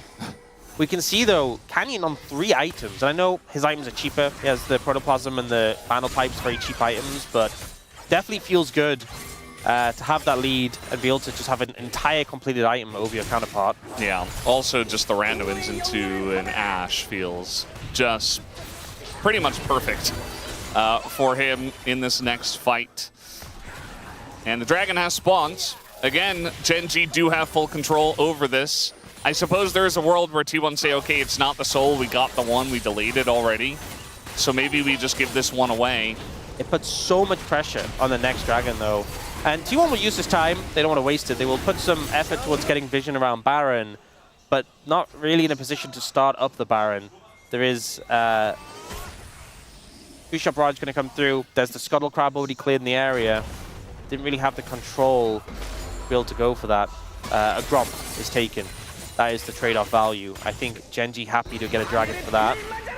They are going to be hit by this one, as now the harpoons come out, and the damage out of this Rumble is just disgusting. As the flash comes out, and that is an easy solo kill for Chovy in the side lane. Yeah, and considering T1's composition, definitely feels like the one that wants to play through the sides. You just can't match up as this TF into the likes of the Rumble. That Rocket Belt allowing him to close the gap as well. Solo kill comes through. We kind of talked about the Ghost, you know, not being as relevant in the shorter lane of the mid lane, but in these long, extended lanes with towers down, can just run you out of that manner. Gen G in a great position right now. 4,000 gold lead, 3 dragons out of 4. Everything kind of seems to be going in their favor. Yeah, and this is what I was talking about, you know, with the nice Swamperoonie with the Rumble into the mid lane, is that in the side lanes, you don't really have a good option as T1, as Chovy just rounds the bend. He says, I'll look for the kill.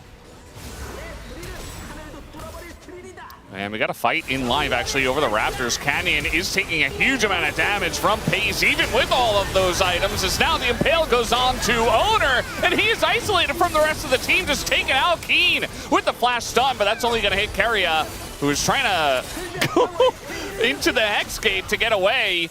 He's got Chovy right behind him, though, as they're just going to start up the Baron after this pick. I mean, Owner is dead, and eventually Keria also will be dead as Chovy gets another kill, and that should be Baron here for Gen G. This was a fight started when Chovy didn't even have Equalizer. They go for the Goddess. Now they're looking to contest. This is very aggressive. I mean, it's essentially 3v5. You don't really have an angle, and now Chovy's right here. Pace is alone. There's nobody to help him, and eventually T1 will just scatter and die as Gen G will pick up the pieces. They also got the Baron.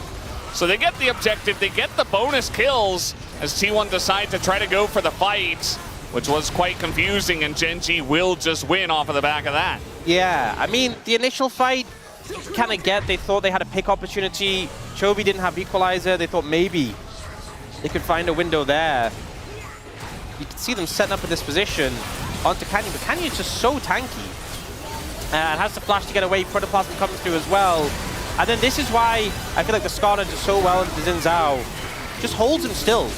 And when he's still stationary, you can just walk inside the Crescent Guard and kill him. There's no real threat from him if you're moving up inside. And then here, this is where I think it went from bad to worse. T1 up to contest this, but Chovy's position on this flank just means there's no way you're getting out of this pace. Trying to go for the 1v1 against Ruler, but Canyon up in his face doesn't make it easy. They chase down Faker, they chase down Doran. The Ghoul nearly kills Ruler, but he shifts away. And then here, Doran puts down the Ghoulie wall, and Canyon's like, I'm playing Skarner. I can just walk through it. Yeah. Skarner getting huge amounts of value, the Rumble getting huge amounts of value. And, I mean, Ruler was kind of the one that was really fed and scary in this game, but, you know, not even really the main character after all of this. Just feels like Gen G as a team are so far ahead that there has not been a good answer here for T1. And now at this point, I mean, 8,000 gold to lead. You've got the Baron buff here as Gen G. And it's pretty much clinical from Gen G once again. This is them back in form. This is what we expected to see right from the beginning of the season. And one of the big things is, if you want to start a fight, it's probably going to be off the back of a Ash Arrow. Oh, Equalizer comes down. Yeah, there's the extension as well! As it's able to use the Rumble to get all the way through and take them down.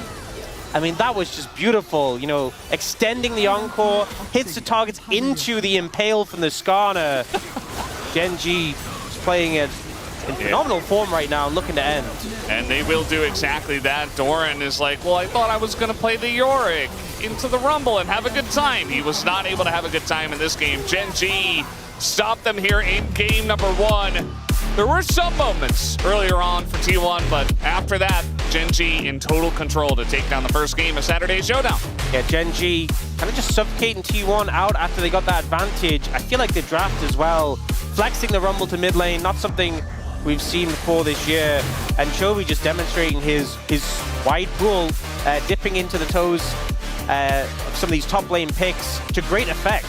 T1 just didn't really have a response. Also, the Encore Equalizer Impale combination, just ruthless to go up against. So a strong start from Gen G in this one. And T1 not able to find their way back into that game. But hopefully we'll be able to find their way back into this series.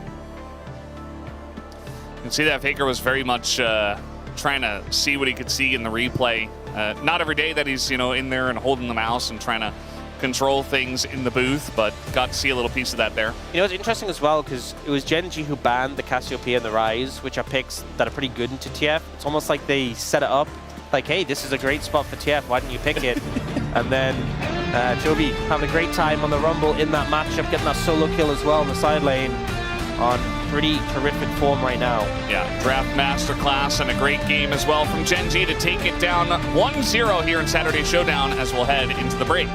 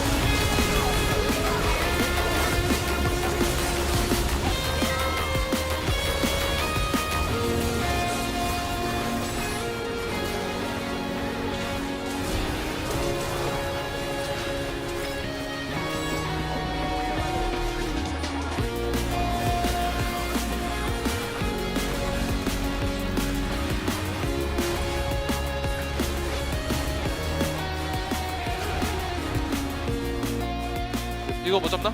나이스. W 8초. 이번 턴에 나 여기 시야 세게 먹을게. 나이스. 괜찮아? 야, LCK 작전 나왔고 한번 깔아봄. 나 한번 봐줘. 생겼어. 야, 특패까지. 특패 트페 높을. 좀 빠르다. 나 끝낼만- 필요 없고. 끝낼만한데? 끝낼만해. 그냥 여기서 게임 끝내면 될 듯. 나 만화 없고. 나 미칼 돼. 야, 타워 치다가 들어놓으면 될 듯. 여기 형 플리즈 먼저 써줘요 그냥. 내가 먼저 요리 때려줄게 앞으로 나. 얘네 그냥 여기 단오플이야. 단오플. 한번 빼면서. 단오플. 끝내자. 끝났는데?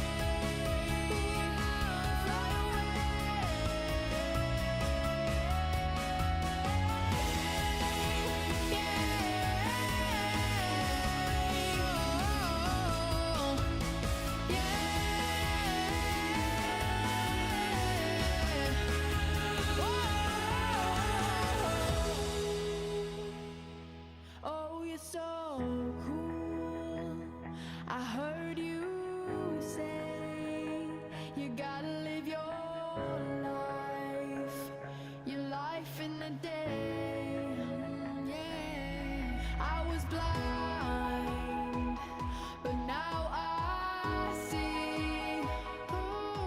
Ain't no one, no, got a hold on me. So I'll fly away, fly away. We'll fly away, fly away.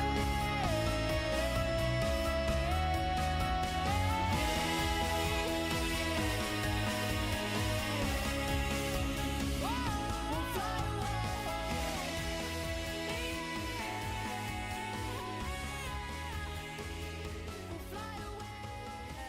Free skies align, I'm drawn. Cut by cut, mark by mark, mining forever in the storm.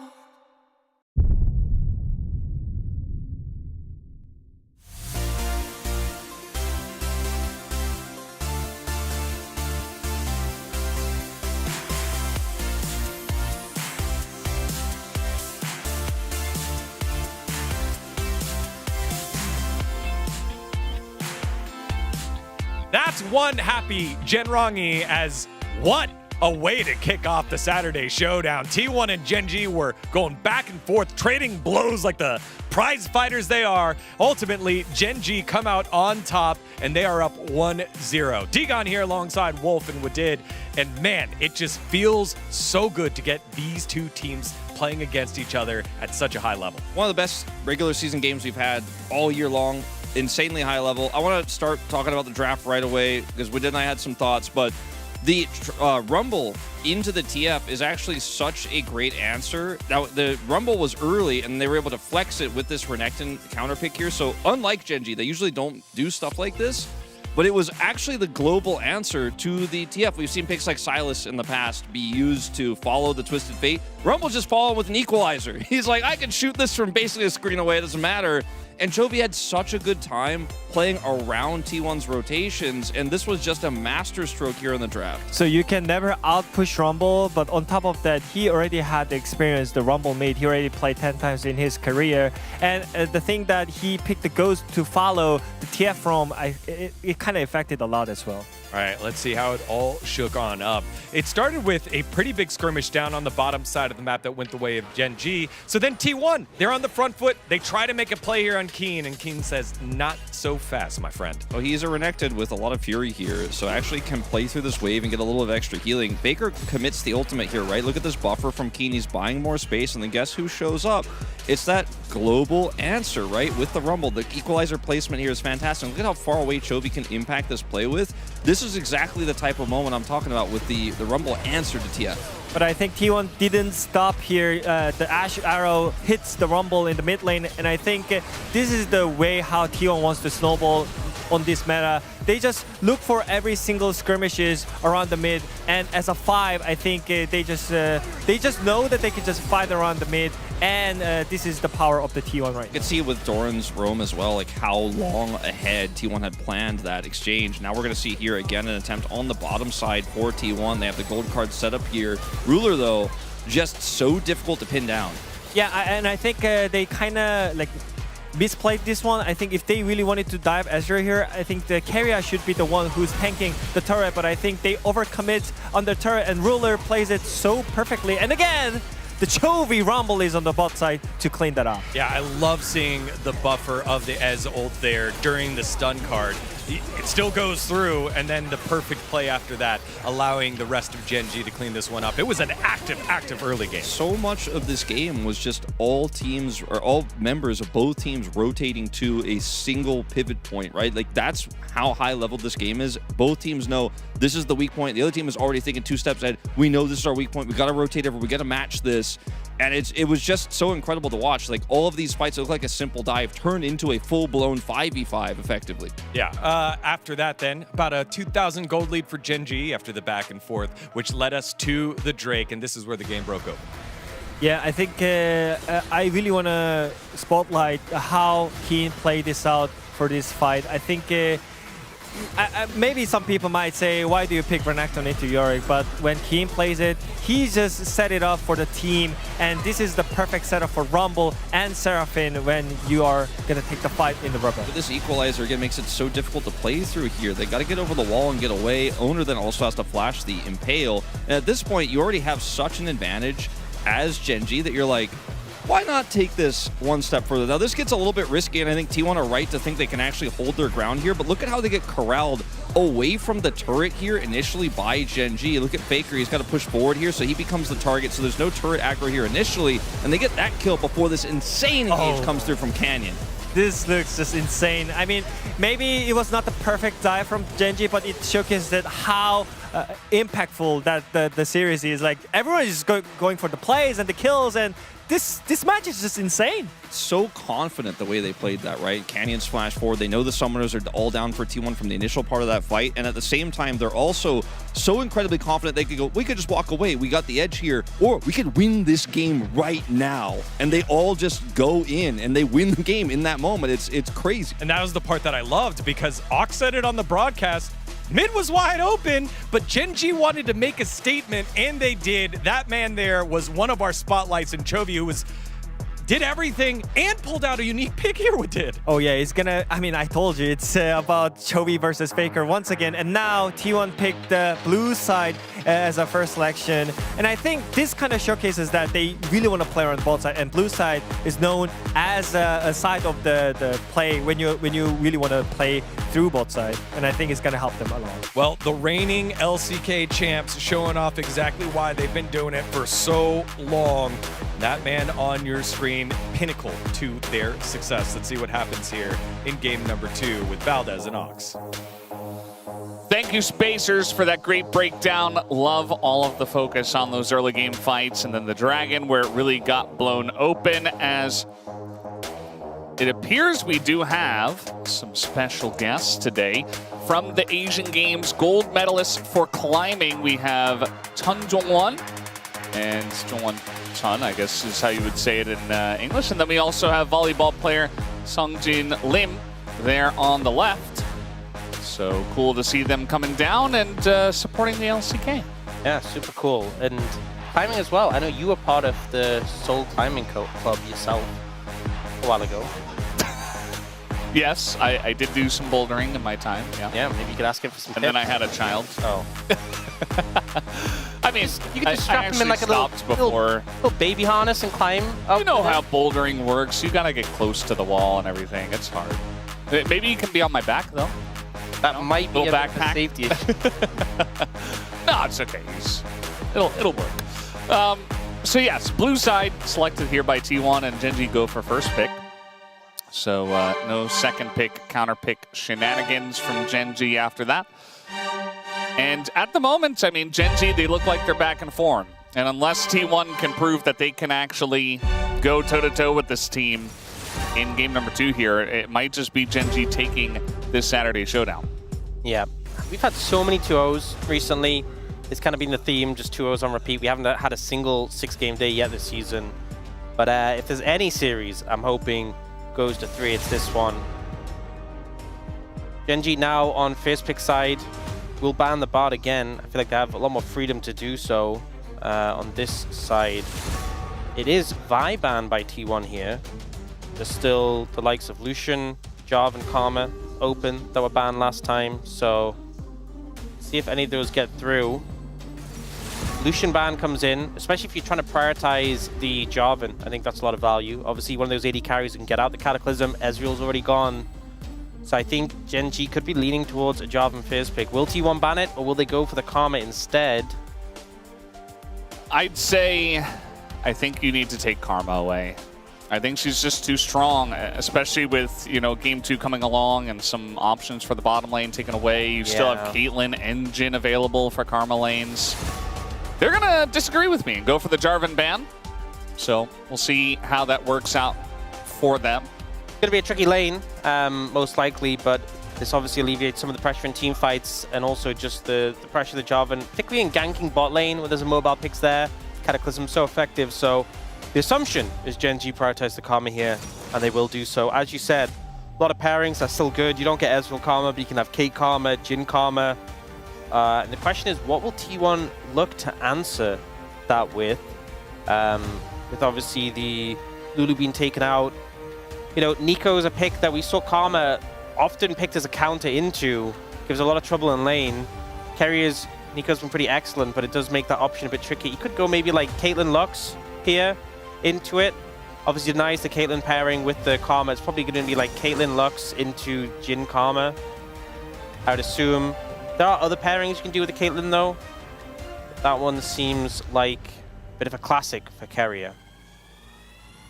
Yeah, a lot of thought going into this. I feel like Keria, you know, it's about time to pull out one of his picks and try to warp the game around him. He played Lulu in game 1. He played it well, but it's Lulu. Not going to pick it just yet, actually. Going to go ahead and take the Lee Sin first. Yeah, go on the Lee Sin, which, you know, Lee Sin can pair up well with a lot of the supports that pair up with Caitlyn. You want a CC setup support to go with the Caitlyn, and that also helps out the Lee Sin. That being said, we've seen so often like Annie, Lee Sin be really strong, and I feel like you have to pick the support with Caitlyn here, which means you won't be able to pick the Annie to pair up with the Lee Sin. Don't have the opportunity. It is just going to be Jhin Karma, no real surprise there. And then, what does Gen G opt to prioritize here? Are they going to match in the jungle? They hover the Lux. I think they know what T1 is expected to pick in this situation. Maybe it's a little too obvious. Maybe we get something else. But, yeah. Gen G know it. Everybody knows it. Maybe the Pantheon could come through. Actually going to go for the Scion here instead for Keen. Expecting that, you know, with the likeliness that T1 just pick Lux here, or even if it's not Lux, then probably Annie. I feel like T1 don't really have the space to pick a top laner into the Scion right now, so they feel like they could just take that pretty freely and have that big bulky front line. I expect it to be the Lux, but it's Carrier. He can always go in a bit of a different direction. Yeah. At the end of the day, you know, we could have seen a whole host of different things, but they do want to go for the premium duo with the Caitlyn and the Lux. Yeah. Which means no Annie. So I imagine they should just trim down the jungle pool. Because I think Gen G is probably going to ban Annie. You know, if you were able to guarantee the Annie, then you'd probably ban Aurora, but I think it'd just be a wasted ban here because Gen G will just ban Annie themselves. And also, maybe like the Rise as well is good for T1. So maybe Gen G go like Rise Annie bans, I think would make a good amount of sense. That being said, there's still a lot of picks for Chovy that are good into Rise. So perhaps you're fine with them taking it, as Chovy can go for the likes of Anivia or Cassiopeia, especially as you've already got the Scion there, so you don't necessarily need to save Keen's pick till later. Although I guess you pick on the same rotation for Gen G. Gwen comes through, so just protecting the Scion right now and banning some things away from Doran. I do still think the Annie ban would make a lot of sense. Yeah, I think it's a good shout. Maybe Chovy says, well, I can handle a Rise, so maybe we take away the Annie and the Gwen. Yeah. But Gwen, definitely a common answer into Scion if the Scion gets blinded. I don't feel like it's had a ton of success. There's the Cassiopeia ban, so they say, well, we're looking to play some Rise here. I feel like the Cassiopeia ban is pretty good, even if you expect the Rise. Yeah. The thing is, for T1, they also have last pick, so they could pick that top lane on 4 and then go the Rise last, but I wouldn't put it past Chovy just to pick Anivia, just in a preventative sense. I think the Annie ban makes a lot of sense here. Could also ban the Rise, but we've seen Chovy play that Anivia so many times before. They do go for the Rise ban here, which I think is a bit of a surprise to me. See, banned a decent amount into Fakers, so maybe some respect shown there as well, but should maybe be that Annie Lee Sin combo, but gonna get the top laner here to deal with Scion. Yeah, considering the options, obviously, just gonna go for the Ornn. I was thinking if you wanted a bit more pressure, you know, there is picks like the Gnar available, but just gonna match tank for tank. And honestly, with the ornaments being able to be given out to your teammates, even a bit of extra scaling there. And now Gen G. Is this scenario where Chovy just denies the Annie himself? Could he just go the Aurora expecting the Annie? Could he even just go... Annie Wukong. Annie Wukong's really strong. And it denies that Annie away from Faker. I think it's pretty heads up to take it away. We've seen Graves hovered so much. We have not seen such a canyon pick to take this, though.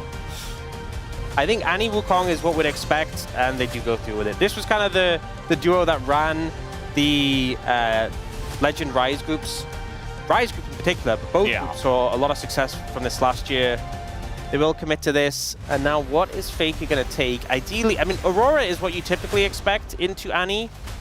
But instead, looking towards the Anivia. Anivia, I feel like, very good into Sion at disrupting him. I feel like it's so hard to teamfight on Sion well into an Anivia.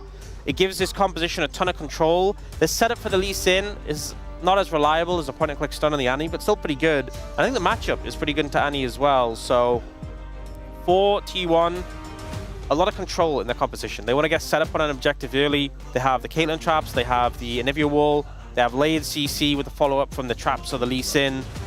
But for Gen G, they have that movement speed, the Annie Wukong combo to engage, and then you just have the Jin ult to follow up. That being said, Doran potentially can block those. I think T1 should be pretty happy with what they've got, but Gen G definitely have some solid responses, and it really comes down to... I feel like a lot of it's going to come down to the bot lane 2v2, which jungler can make an impact there, because expect to see it pretty close. It says into the tiger's mouth. That is exactly what we're seeing here. So sad. So devastated. As you'd imagine. Well, that kind of felt like how game 1 went, but a chance in game 2 to bounce back. And I think the tools that they really need. You know, Kerry on his classic locks, we've seen him time and time again, that playmaking potential, and has the setup for the rest of the team. You land one bit of CC, and you know it's going to be layered, there's going to be more CC to follow. It's going to be quite hard, I think. Yeah, there's going to be a lot of fun here for game number 2. As we're ready, let's hop onto the Rift.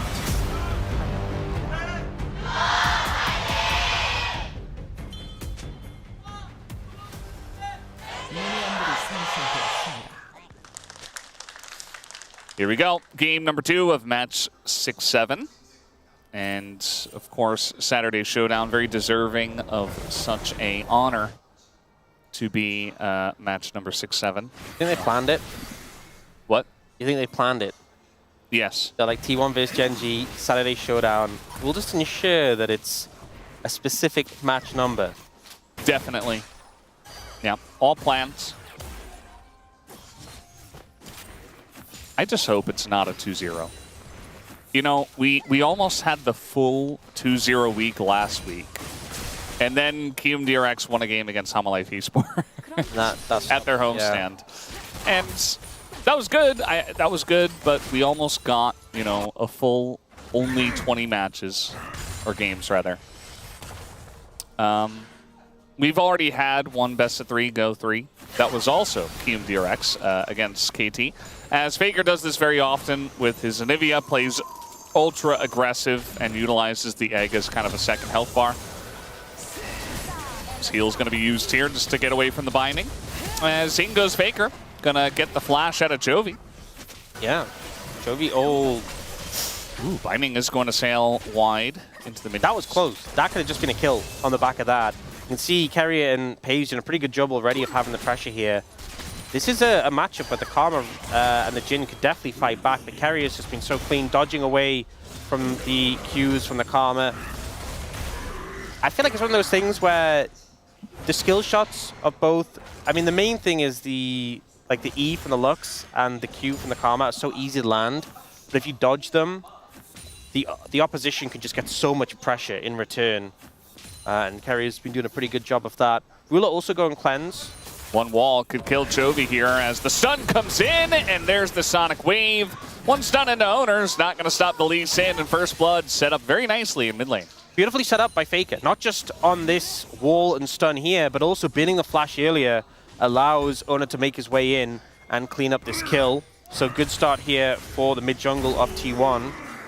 Yeah, as I was saying, Ruler going the cleanse here, not as much power in the trades. But we'll be able to get him out of the CC later if needed. That wall, Jovi's pathing looked so weird there. Not sure quite what happened there. Looked like he was trying to... His character was trying to decide which way to go. Yeah, it almost looked like he got stuck in the wall for a moment. Yeah, like he got frozen. Which would thematically make sense. Yeah. Typically, though, Fire type good against Ice type. Do you think Anivia ever thinks of herself as like a Elsa type? Yes. You've seen Frozen, right? Yes, I've seen Frozen. Have you seen Frozen 2? Actually, no, I haven't. What? You've seen Frozen 2? Yeah. I think I even saw it in theaters. Whoa. Okay, you got a bit of a super fan over here. Yeah, I mean, I'm no, not I even see how it that is. into it. Who's your favorite character? Olaf. I don't know. I'm kind of like Olaf from League of Legends. I'm pretty basic when it comes to like favorite characters. I don't know. I don't have to go for like the big brain base guy, you know, where it's like, yeah, if you like him, you're really cool. I don't know. I just like the funny little snowman. No, I'm okay with that. You're okay to like the funny little snowman in my books, Brendan. So apparently, Jisun hasn't watched Frozen at all. OMG. Wow. But her English name was once Anna? You know what's crazy is that Wadid was saying the other day he'd never seen Cars. I was like, come on. No, that was me. Wait, you've never seen Cars? Yeah, we had this discussion on I was like, you know what? I was in such disbelief that I was like, no way, it couldn't have been Brendan. Yeah, No, that's crazy. it was You've seen Frozen 2 and you haven't seen Cars? Come on, Brendan. You know, my son, he's about 18 months old. He just got a Cars t-shirt. It's got Lightning McQueen on it. I know his name now. Oh, you've learned his name because of the t-shirt? Yeah. Wow. Well, first from you telling me his name, and then I saw it. I'm like, yeah, you know, that's him. That's the real name. It's a very cute t-shirt. I'm sure. Big fan. Well, if you're a big fan, then you would have watched the film, but, you know. Been pretty slow early game so far, other than that one kill in the mid lane. Yeah, so Jisun also hasn't watched Cars. Okay. Maybe Cars isn't as prolific as you imagined. Maybe not everybody has seen Cars. I think most people. I don't think so. Jovi going to drop Tibbers here. And Faker pretty low. No egg, remember. Yeah. He's still going to get away, though. It just came up now. So now he does have egg. Bit of safety there. Dragon up and available, but it is Hex deck, which I always feel like you see the Hex deck Dragon, you're like, well, no Hex deck soul. Bit unfortunate. Yeah. Actually, Faker go on the Electrocute. We've seen some... I feel like we saw a little bit of Deathfire Touch first with Anivia when it came out, and then we saw the move back to Electrocute. Chovy does have the Electrocute, though. Sorry, the Deathfire Touch. So, Planet has been... You know what I find really difficult is we have Deathfire Touch and Blackfire Torch, and they're both been things... And I keep second-guessing which one it is, which one I'm saying. I have not heard you say it incorrectly yet, so... But I think every time I say it, I'm like, was that the right way? Is it Blackfire Touch and Deathfire Torch? No. Well, it's not. So your second-guessing is working. Okay. You're doing a great job, Ox. Thank you. As your iced tea said, you know, you're going to get a lot of compliments today. Wow. It's coming true. So I'm trying to make it happen. Yeah, are we just going back to tank versus tank in the top lane? I don't think so, but... I mean, Sion's been super successful so far in the LCK. His win rate's great, and I feel like he's just such a brick wall against so many teams. But a lot of the times we see him, it's like Jason to Sion. Here, I feel like you're actually just matching that scaling tank in the top lane in kind. Oh, carry it. Flash, and he lands it. Gonna get the cleanse out of Ruler. Yeah, I think already. He was definitely hoping to get Ruro there. I think more threat onto the Karma without cleanse, but we'll burn that summoner. So we have a picture of Chronicler guy in chat saying they should fire these guys, so unprofessional. Ironic from the guy who was fired. The guy who's not here anymore? Yeah. Interesting he would say that. Getting heckled from the guy who doesn't even live in Korea anymore. Yeah, that's how determined he was to get off the broadcast. He just left the continent. Yeah. Trying to set up something here on a Chovy. I mean, they might be able to get his flash, but I wouldn't imagine they get much else. Yeah, flash burnt there. Oh, Doran using the flash to try and catch him off guard. Ono might be in trouble. Yeah, just going to face check straight into Canyon. And Duro. Kick does come out. as the binding not quite going to land, and Keria might have to pay for the sins of Owner. I feel like that's so rough for Keria. You come over to help your jungler, and you just get a Wukong kicked into your face. Thanks for that one, buddy. And now, I mean, Keen is here. He's not a brick wall yet. He's still Scion, but gonna flash into Owner, looking for the kill in the 1v3. No wall just yet. Owner getting pretty low, and I think eventually Keen will just die. As Chovy does come over, he takes a look, and he's like, yeah, you're dead. Sorry, buddy. Keen could have just gotten out there. He could have just gone for the flash ult away. Once the wall is down from the Anivia, for sure, you could have looked for that angle. Instead, goes for the kill and just isn't able to find it. This is kind of what I was talking about. Anivia makes Sion's life so miserable. And T1 starting off with an early lead here, winning both solo lane summoners as well, which allows them to potentially look for some setup a bit later on. We've seen bot lane, Paze and Keria the ones with the advantage in this matchup. I feel like the Jhin Karma has the tools to really contest this, but I think Paze Keria are just kind of outplaying in the 2v2 so far, getting a ton of plates as well. About a 15 CS lead. You see the pressure mounting up. In the meantime, Canyon is just doing these grubs. Owner have to heal up off the grub before he can come over, but they're gone by the time he gets there. Yeah. Just watching Canyon playing Wukong. Gonna have to hold that thought, as here comes Keria on the flank, and Ruler does not have his cleanse anymore. He does have flash. They're looking maybe for Duro here, as Keria really holding his binding until the last moment, as the flash is good from Duro. But still a good play set up from Keria to get that flash. You can see him trying to read it, and was pretty close with the prediction. In the end, Duro flashing at a bit of a sharper angle, able to get away. The danger if you get hit by this binding is very relevant. I think Duro's probably going towards Mikhail's first just to try and prevent that. Chovy just gonna find Owner in the jungle. Owner's like, okay, I'm Lee Sin, I jump to my bird.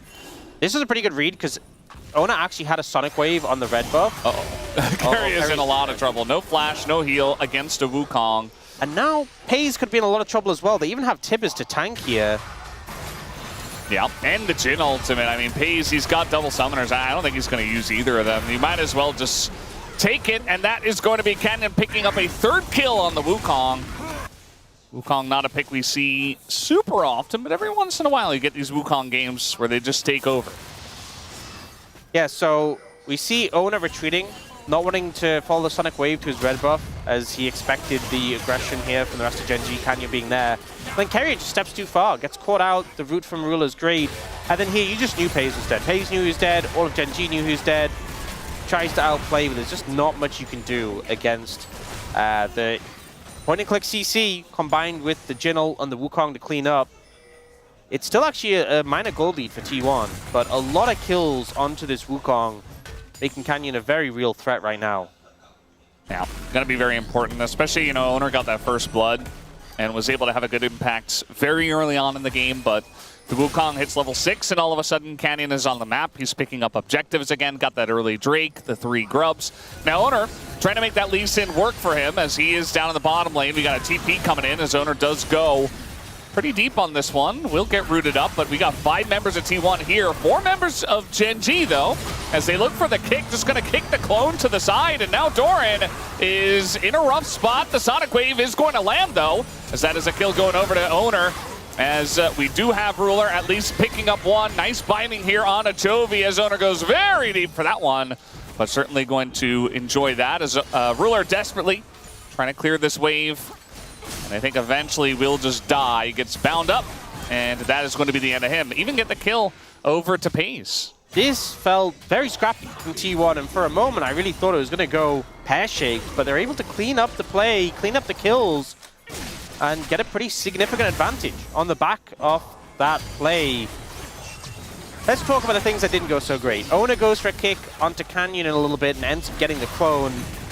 Even though we get this initial combo from Doran, there isn't really the backup from the rest of T1. There's the clone kick. The ult can't get changed because Doran was rooted, and Ruler flashes in to clean him up. But despite that, there's numbers advantage still for T1. The 1 CC hits onto Chovy, the follow-up is there, and Canyon kind of gives up on the play when it's 4 against 2. Ruler, there's just no way you can really go in this situation. Holds the cleanse as well, kind of just knows he's dead. And in the top side, we saw Keen getting some good farm in return, but it just doesn't really feel worth it for the advantages T1 got on the bot side.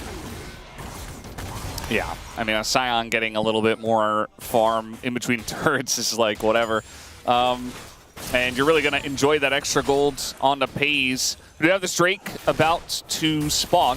Does look like T1 wants to not get double dragoned this time. So they've got a decent amount of setup, but there's a couple of deep wards and TP available for Keen, so Gen.G could certainly look for some kind of set play here if they find an angle. I mean, it's still a very close game at this point in time, as Ruler going to walk straight into the enemy team and just die. Thought he was safe with the Karma. He absolutely was not. Yeah, no flash available. Oner very decisive with the play. Doesn't feel the need to kick him towards his team. Kicking to the side doesn't matter. It sets up the Sonic Wave and sets up the kill. And now it should just be Dragon for T1. Gen.G posturing like they might contest, but it's a 4v5. Not the easiest to go for. And you saw Jonas Strong. He's like, well, there is a Wukong down here. But that's about all we have to say about that. As it is Chemtech Soul, by the way. So T1 do get the Drake, but not going to be the highest value. Might not see some gigantic plays over it, as Canyon is still down here. Dorn very tanky. Now Keen is here. Yeah, Oner and Kerry are moving to cover in this situation. Dorn about half HP, but is quite tanky. Just going to try to clear the wave, it looks like, and they get the knockup on the Scion. And, well, the wave is cleared. So their goal at the end of the day is secured. Yeah, and Faker gets some alone time in the top lane in return. So I'll need to answer that. Canyon looking for Pays, but Pays backs off pretty much at the perfect time.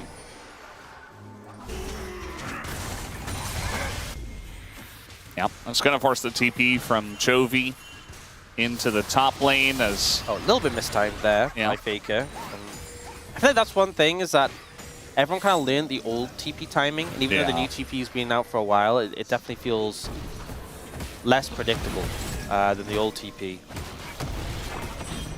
Yeah, I feel like that's good. I don't know.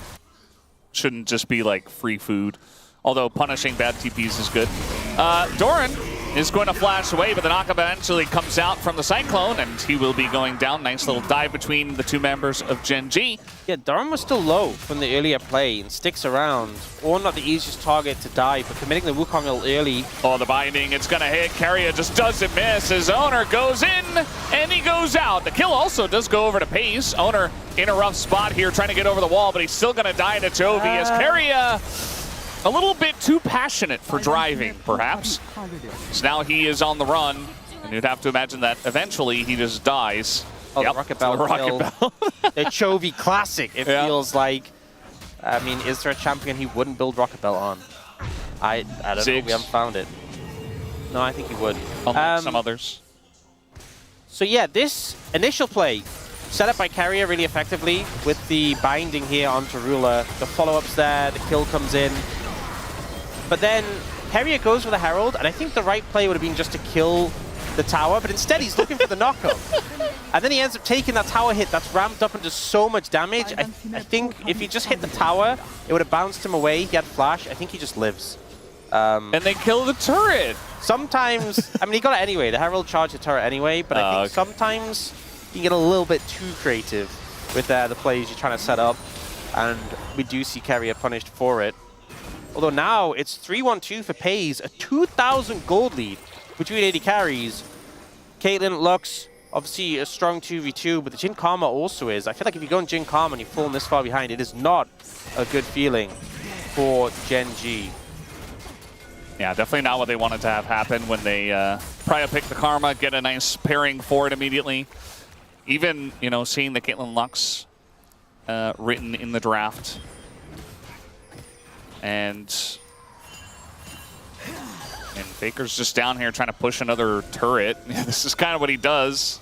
Just playing a pushing champion, clearing waves, farming it up, trying to beat the team over. Gen.G are like, well, we're just going to push the top wave.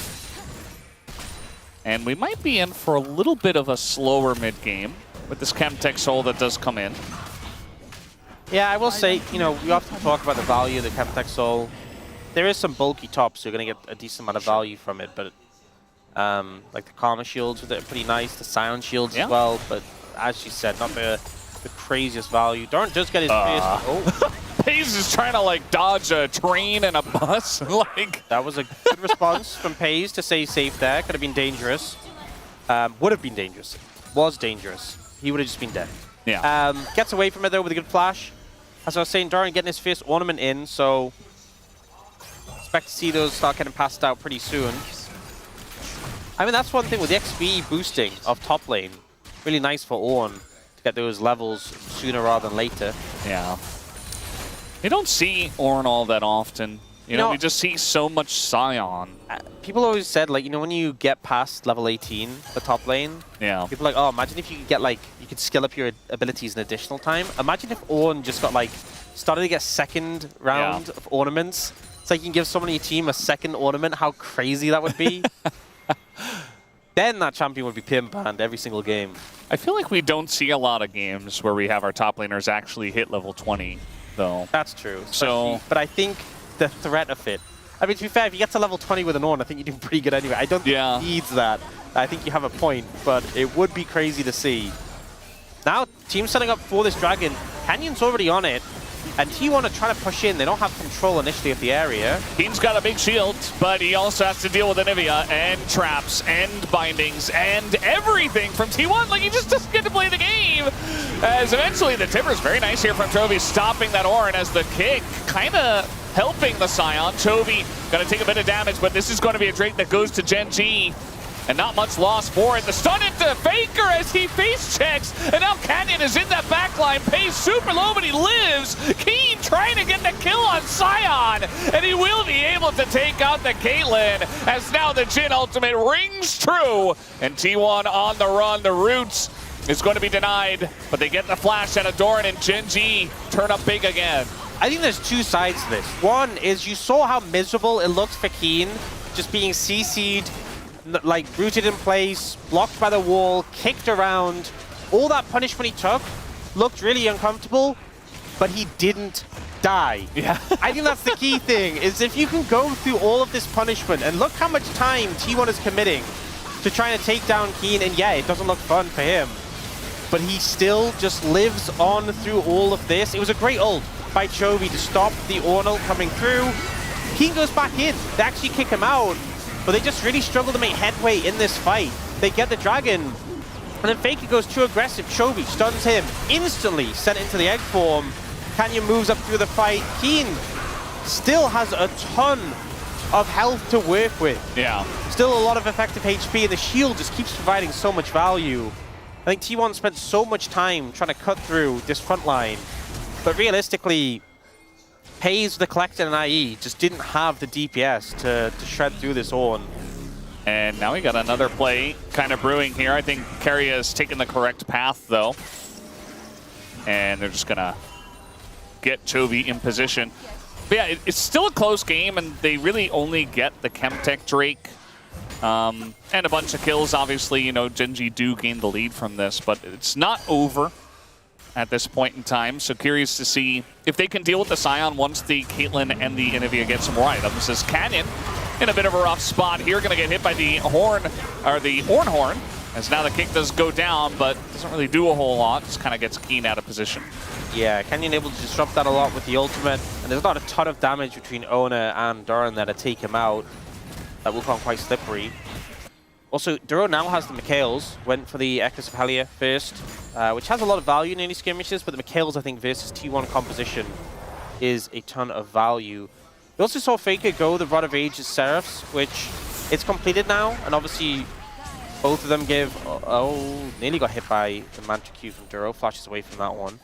But yeah, has a lot of value when you have those items completed, but quite a slow build for an Anivia, and he's been really struggling to make the same impact compared to Chovy so far in this. Do have the upgraded IE come through for FaZe. And that's the thing, it's not a huge gold lead for Gen G. The Dragon advantage is only 2-1, and it's a Chemtech Soul anyway. This game is anything but over right now. And even though T1 obviously did have that unsuccessful fight around Dragon, which must have frustrated them, there's still a lot of potential for them to find favor going forwards. Yeah, I think especially as their 2 carries get a couple more items, they're going to be very threatening. Yeah, I think to the front line. 4 IM Kaling feels so much better than 2 IM Kaling, especially for cutting through this Scion. Oh, a little bit of a play here on the Pays. There's the stun, there's the root, and now he's in a lot of trouble. As down he will go very naturally. Chovy just saying, well, I've got Flash. And this time, Pays doesn't respond Flash away. Yeah. I think wasn't able to react in time, and once the point-and-click CC is coming, there's not a ton you could do. Now they're moving on to the Baron, and they have a lot of bulk to tank this up, so pretty fine to take this slowly. T1 going to try and approach here. This is a great bowling alley for the Ornal to come through.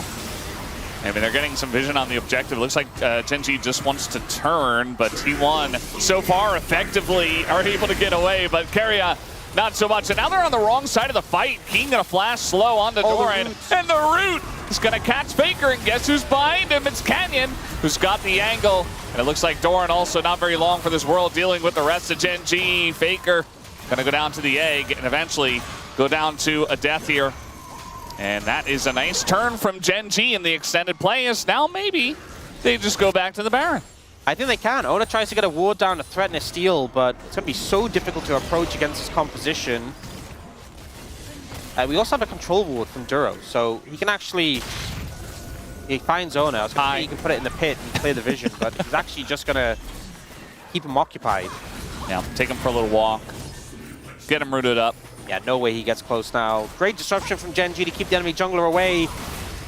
And this feels more significant than the in terms of setting them up for 2-0 than that previous fight. Now with the Baron in hand, 4,000 gold lead.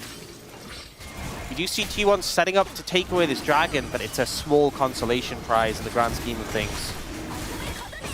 Yeah, the Red Baron power play going to be pretty large at this point in time. You can see that Gen.G do not scramble to try to get over to the 1 Chemtech Drake when both teams only have 2 Drakes. And they have a nice little wave in top lane actually already. So this is the play on a Pays. Yeah, the flash Q, and then I feel like if he does flash, he's obviously further away, but he's still stunned. There's still the follow-up. Once the Q's been fired, you're in a bit of an unfortunate position. Here, though, great from Gen.G to go for this play, to disrupt. And Keen, the wall comes down, so he's like, okay, I can just ult freely now onto Carrier. And the thing is, this whole time, there's the threat of the Jinnel. It's so difficult to escape when that can open up on you. Ruler gets that great root, though, and they don't even end up committing it. Canyon finding a phenomenal angle as well onto the Anivia.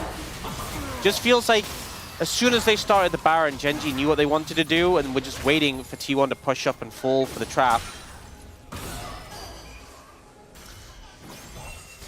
Yeah. T1 have the Caitlyn, so they have the traps, but Gen.G set the ultimate one on that Baron.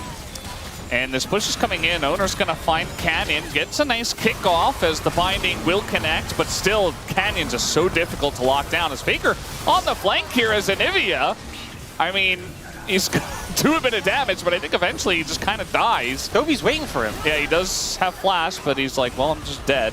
Yeah. Not the best flank teleport I've ever seen. Flanking Anivia, not something we typically see. And Keen is just so tanky. And they really need Faker to be there to chip away at the front line if this is turning into like a front-to-back team fight. He can't be like trying to assassinate a Jhin on Anivia. That's an owner's job. As Gen.G are sticking around for quite a long period of time as the ult comes in. Gonna be blocked here by Doran, who just tries to flash away. But now the Jhin ult is out, doing a bit of damage. Just gonna taxi them out of the jungle. Yeah, not able to find any more kills there, but the pressure is still mounting. Jovi's gonna get this bot lane turret. That mid lane turret's not long for the world either. I think Ruler can just push up and let the minions basically kill it. Mikhail's comes through for Carrier finally. I feel like the Mikhail's value for both teams is kind of insane. We end up seeing it here. So Canyon actually gets initially focused down here by Ona. They go for the kick play onto him into Carrier's root. And then the Mikhail's comes in before the trap can set. It sets in the clone instead. Then Faker on the flank. I guess the thought process was if Canyon was dead and we're able to rush at the bot lane, it wouldn't feel as isolated here. But the flanking Anivia, I'm not really sold on. Yeah. And maybe you get like some kind of crazy wall if you're going to do something like that, but then you're very much isolated.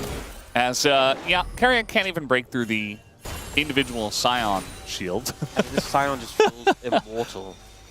I don't think Faker or Pays really have the means of cutting through him right now. You know, there's no pen to come through from Faker. Pays does have the LDR, and eventually would be able to shred through him, but doesn't have a ton of attack speed. I feel like Hillen's so much better at bursting squishy targets on the back of traps than shredding a Giga Tank. And Faker's like a couple items, maybe 3 items away. If he like finishes an actualizer into... I think if he gets Void Staff next. Void Staff. He wants setting a trap here though for Keen. I mean, again, this is the Scion. We'll see if they can deal with it as eventually he should. As there he does go. Faker gonna pick up the kill streak there. Yeah, I mean, there's always a limit to tankiness. If there's 5 members of the enemy team jumping on you, and with the Anivia as well, it's so hard to escape. They can kill you fairly quickly, but it's a pick that gives a little bit of a reprieve for T1, but not altogether too much. One thing is that they went for that pick. It was kind of rushed. They wanted to avoid the vision from Gen G. You can see towards the center of the map a lot of wards lighting things up, so they want to avoid those. But the result is we have Dragon in a minute, and T1 don't really have much of any vision on towards the Dragon area. So he's just waiting here. Yeah. He knows that owner is going to go for the Raptors. So they kind of need to push in and contest vision. I feel like this T1 composition does better when they're set up in an area beforehand, but they just don't really have the means to do so. And Gen G are actually clearing out some of the vision they did get when they went for that play onto Keen. We see Carrier moving up and getting some wards towards Baron. Maybe they're just going to sacrifice the Dragon at this point. Wouldn't surprise me too much. I think that's fine. I mean, a couple of Chemtech Drakes, though, definitely going to feel nice for the Scion, the Karma, even the Ant. Maybe they just think we ain't killing that shield anyway, you know. Well, if you're not going to kill the shield, you're not going to win the game. So, gotta figure something out here fast, Team 1. Maybe that Void Staff is the answer. Chovy very fast here, and he's just out of vision, too. So owner's just like, well... Yeah, I mean, or Doran, had Flash as well, so that was what you were hoping to burn, I feel like, off that play. But a little bit unfortunate. You end up just not connecting, not burning the Flash even. So T1 trying to look for angles in, trying to look for picks, but they are so far behind currently. Even with the ornaments coming in, it's a 6,000 gold deficit right now. Like Chovy with the 10-stack Medjais as well. With the the upgraded swiftness boots, where you get extra adaptive force for the movement speed you have. Feels like a really nice combo. Yeah, he's going to be skipping his way, potentially, to a victory here. Do you feel like Chovy gets the POM if we end up seeing a Gen G win? Because, I mean, the Rumble mid, definitely a unique pick. Played excellently, followed all the rooms, and then now... I mean, he's playing Annie. I think, honestly... Canyon had a good game, though. I think the forefront ones are him and Canyon. I think both of them have really spectacular game 1s and game 2s. So I think they're in mind for the POM currently. The game is not technically over yet. Yeah, T1 going to try and stop that from happening. Yeah. Best they can. Gen G definitely in a commanding lead at this point. So we do have the LDR finished by Ruler. Yeah, there's a big wave pushing up top. Big damage. Big wave pushed up top, and Chovy about to push that wave bot, so Gen G have some time here where you want to deal with these side waves. Oh, they're lucky. Guess who's here? As Faker does have his flash. Kenny just going to get over the wall with his own. Faker going to try to buy some time and get away from this one, as Keen himself as well trying to get away from the rest of T1. As Arid's going to come in, the kick into the trap, and eventually Keen trying to flash his way out of this one, but he will not be able to. It's a trade of Keen for Faker at the end of the day. I think in a lot of situations, trying to pick the Scion just wouldn't work, but they managed to lock him down in place and control him. You can see Gen G threatening. Look at Chovy on the flank. Still has the Tibbers, by the way. He's very separated from the squad. But he's so fast with Flash that I just don't think he cares. He is just skipping away, as you said. So, able to get out of that situation quite comfortably. And it ends up just being a 1-for-1 trade. Nothing too crazy coming from it. Flash being down on Faker feels pretty bad, though. We did see Canyon and Keen commit theirs. They're just going to start up the Baron. I think T1 have sniffed this out and will be moving over, but it's so dangerous to approach. And Carry ulted it, so I think they saw it started up. Either way, gonna try to get Owner in position here. TP is already coming in. And might just be a flip if they don't zone them away. No, they're just gonna go for the turn as Chovy takes a ton of damage, actually, from Pays and from Faker, but some low health bars here on the side of T1.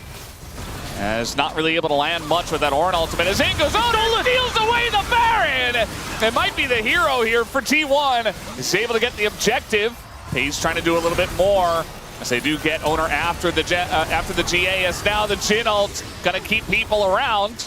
But not for a very long period of time, and Duro also died. So T1 still in this game. Great steal there from Owner. He goes down in the sacrifice, but they're able to actually get away. I was worried the Jhin ult could just be the end of T1 there with the low health bars. But they turn it around onto Karma. I think some of the things that went well here for T1 is Chovy's looking for an aggressive angle here, but actually walks into a trap and just gets chunked out. So the threat of the Annie kind of removed. Doran's ult unfortunately doesn't connect here onto Keen, but I think the wall from Anivia playing a big blocker to him getting on the back line. We see Owner goes in, does end up getting the steal. And then here, when the health bars are low, you're thinking, oh, prime opportunity for a Jhin ult here. But Duro flashes forward. Mantra Q doesn't get much success, and I think we just see Ruler kind of give up on the ult. Health bar's not low enough. 오케이 해서 빼. 나 가냐? 빼. He's just saying, I got it, you guys have to back. And that's exactly what they did, eventually. Both 80 carries very much online at this point, I think it's safe to say. 4 items from Pays, IE, upgraded IE, and LDR. It's a big goal lead for Gen G, but I feel like this often happens where, you know, Caitlyn doesn't feel that impactful until suddenly she just hits like she's shooting bricks at your head. Yeah. Especially in Karma's case. Yeah. As we saw. I mean, Pays has a goal lead as well. The only one on T1 with that advantage. Yeah. I mean, gold lead as a team here for Gen G. I feel like the pick potential of Gen G's comp has been working out really well. I feel like, especially with the mega engage cones with the Chemtech Soul, Chovy's been really utilizing that well. As there is going to be the wall into Keen. He is not enjoying himself very much anymore. Yeah, this time T1 have control of the Dragon area. They got there first, and it's up to Gen G to try and make their way in. A wall comes down. Maybe Keen goes for the ult now. Stun gonna hit Ruler, and Doran's doing a good job of just holding the door. As the Drake is going to go down in favor of T1. Cannon trying to extend the play, is going to get the Lee Sin. Look at Chovy. Yeah, Chovy on the flank here, and Cannon's going to get away. It's a 5v4 in favor of Gen G at the moment. Root comes in on a Faker. There's the big slam. Chovy is still just waiting. Not going to go in. Doesn't have the Tibbers just yet. As now he comes in, was waiting for Canyon, trying to get on top of Pace, who is shooting those bricks, as you said. As eventually Doran's just gonna go down. T1 still on the run. As they look to try to maybe back into the situation, but not gonna be easy. As Pays gonna find himself face to face with Canyon and Chovy, and he gets the kill. Pays, the Fountain Laser, is just standing up to them.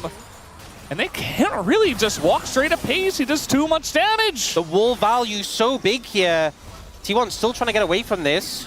Tibbers going to stop the recalls as they go for it. Get him, Tibbers. And actually, Tibbers is doing quite a lot. Chovy coming out eventually is going to get Keria, and there's the last shot from Ruler.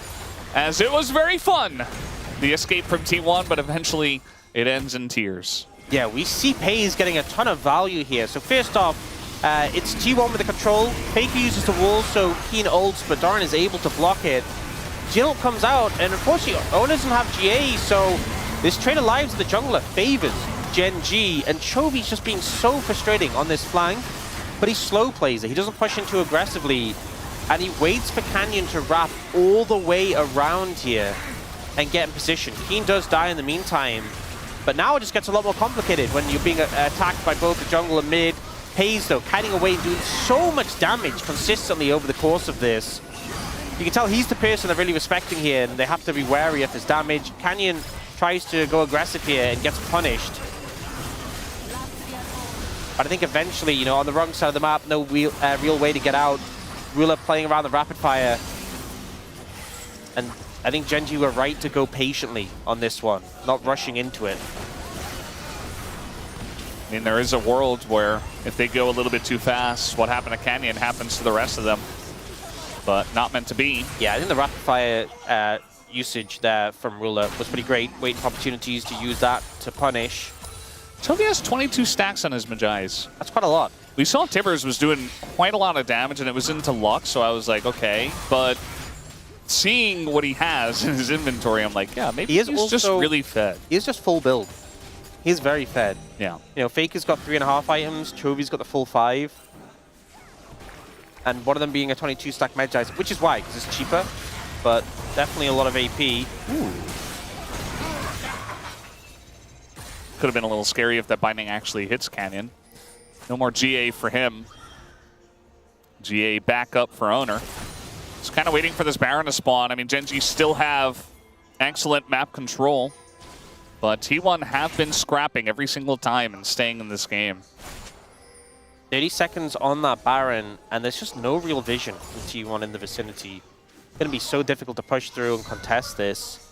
Again, I think even though it ended up with Gen G coming out ahead overall in that last play, the reason it felt so difficult at first, despite Gen G's big gold advantage, is because when T1 have control of an area, it is very hard to push in.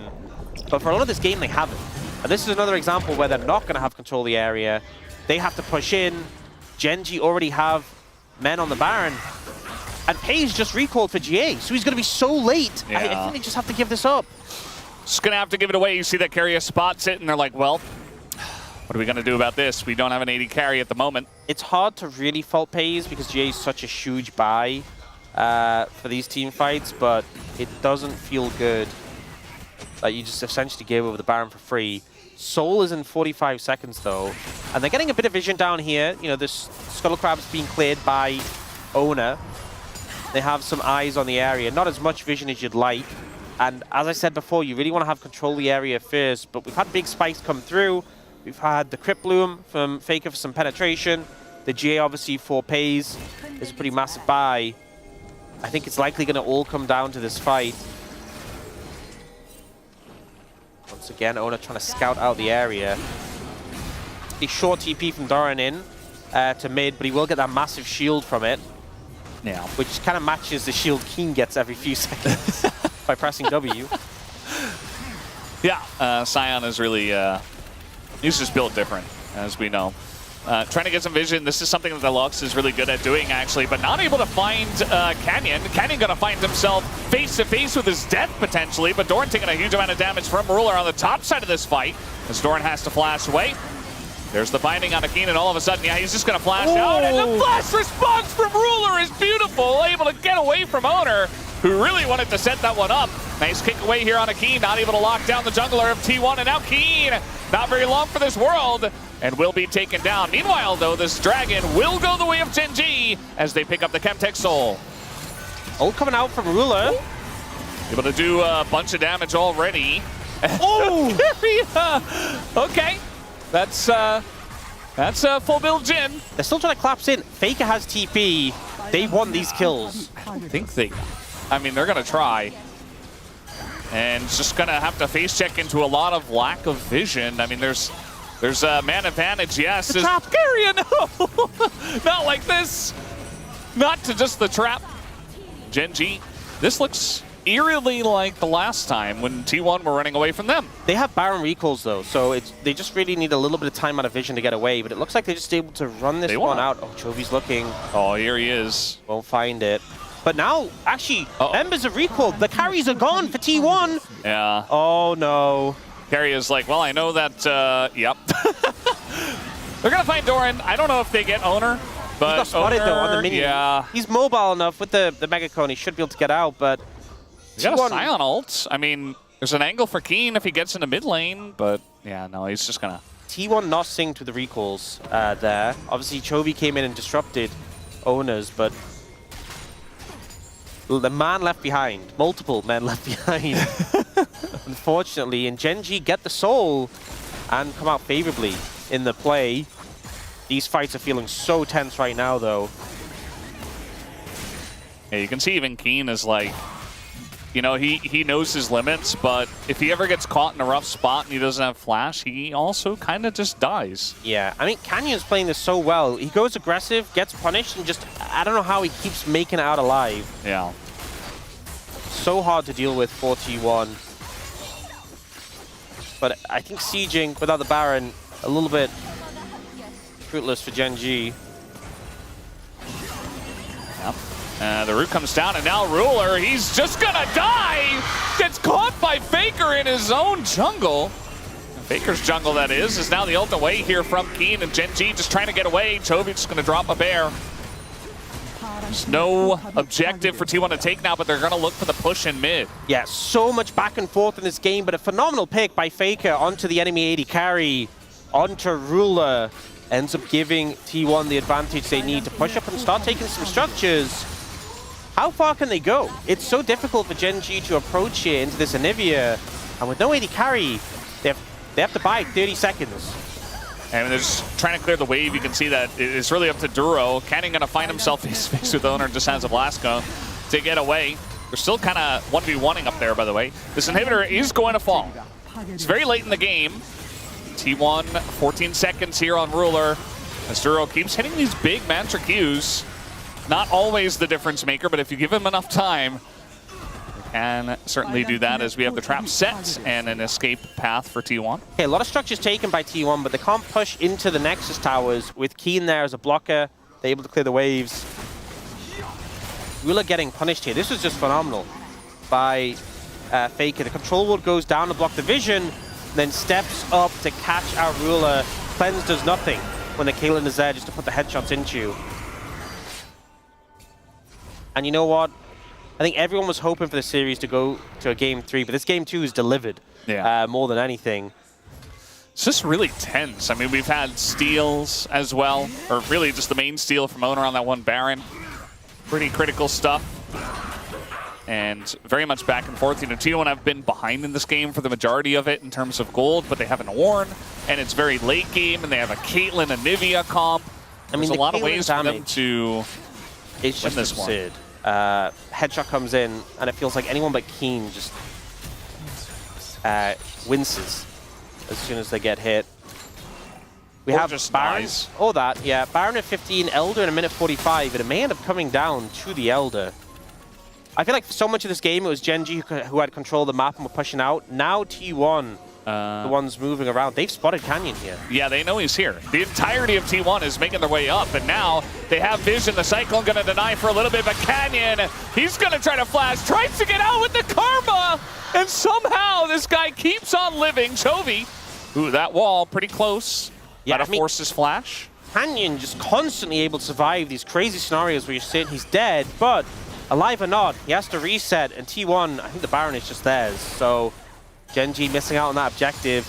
They're going to move towards the Elder area and try and get vision there. You have to think, Baron, not the end of the world, but we have to get control of Elder Dragon. And it's difficult to keep your mid lane pushed out while also getting a good spread of vision on an objective like this. I mean, look at the setup that T1 had into the enemy jungle. And then it was that blue trinket that spotted out Canyon, able to make the play. His flash now down, Owner's as well. The junglers being without flash definitely makes it very delicate, given that they're going to be the focus, I feel, coming into this Elder fight. In most fights, the AD carry is the focus, but here, when one smite can just dictate the game, Canyon and Owner will be at the forefront. To level 20 on both these tanks, by the way. Oh, he's just going to ult in as Chovy goes over the wall and nearly dies. Pays. Oh, he's going to flash on him, but Pays is still alive. Flashes on Chovy. Takes him down. Pays is taking names. And he's looking to win this game, but he's in the thick of it. But now Faker, he's there as well, carrying it up. As Ruler's on the left side of this fight, just doing a lot of damage as well. Canyon going to go down. But now it's all up to Ruler up against Faker, it looks like, in this fight. As Pays has fallen. And maybe Pays, you know, Pays did so much, but he also died very early on in this fight. As now T1, again, we're having this setup where they're behind enemy lines. Another binding's going to come down here. Duro just trying to keep them around, but it's not going to work out. We got a Jin and a TP. Trying to keep it in this one. And it's really, it's going to be up to Ruler. He's got to have good positioning. He doesn't have his summoners anymore. As TP comes in, Keen has a massive shield. I don't think that Owner and Carry alone can deal with the Scion. If Owner dies, if he dies, it's Elder. And we got a TP coming in. You can see that T1, they know about this as well. They're like, we got to fight for it right here, right now. Ruler not really able to get in shield vision. is ridiculous. The shield for the TP combined with his personal shield. Looks like the respawns are going to come in. Fake has to deal with this top wave. Longest game of the LCK this year. Does not surprise me. T1 Gen.G often delivers. We're going to reset, but it's Ruler starting up the Elder. TP coming in from Doran to disrupt, and Owner's pretty close by, but Canyon is making his way over. Elder now going to be the focus point, but so many summoners were bid in that fight. In fact, only Faker has his flash available. And we saw GA's burnt as well. Yeah, and that's a really important flash for him to have. You see Owner's down on the bottom side. Canyon maybe gonna find him. Both these junglers, as you mentioned, the keys of this one, as that wall is going to deny. Faker's been so good with his walls in this game. As now the jungler's looking to collapse. Canyon's got an angle on that backline. Pays in a bit of trouble, but the kick is there. But now the Elder in position for maybe the smite to go, and it goes to Owner again. As he's able to steal it, this guy will not be stopped. As Keen, nearly unkillable, but eventually he will fall to the Elder burn. As now the flash wall comes in. Chovy, though, looking to turn it on the Faker, but it's only the egg that he gets. And Pay's still alive. They're looking to take him down, but they will not be successful. Ruler, still alive, still has a full health bar, and still looking for more. Pay's just done 14k damage in the one fight. As T1 are looking to push mid. They're pushing up, and we see Gen.G's bot lane trying to move over and respond if Carrier finds them, but he won't. Oh, doesn't with the ultimate. If you stop those recalls, that could have just been game. Yeah. They're going to try and make the push happen. Pay's now full HP because of the Bloodthirster, but Ruler and Duro are there. It's long timers on the respawns. The kick is good! And T1 will be winning game number 2. Duro goes down, and in 50 minutes, T1 come back and bring us to game number 3. Such a marathon was that game, and some clutch plays. The damage that was output by Pays on this Caitlyn and Owner with the clutch secure on the Elder. It came down to the Elder Dragon, and Owner was able to find it, give them the boost they needed to close out the game, but that was hectic, and that was only game 2. Gen.G vs T1, the El Clasico, the LCK, delivers once again, and we still have another game ahead of us. And that's the thing for the teams. They have to reset after that game, that absolute slugfest, longest match of the season so far. And they have to reset from that and focus forward. T1 coming out ahead, but some crazy efforts around the board to make that game so close. Yeah, T1, not the first time they've done something like this. This wasn't a massive lead that Gen.G had, but 90k damage. 90,000 damage from Pays. Yeah, I mean, this Caitlyn was massive. You kind of hit that point where you just do so much damage. The ornament boost as well. And even though he died in that last fight, he did so much, walked up so aggressively, set the rest of his team up for success. But yeah, this was hard fought for T1 to win. And they really wanted it, as the sign does reference. And they bring us to a game 3. This is what we wanted. It's 1-1. We have a series on our hands as we head into the break.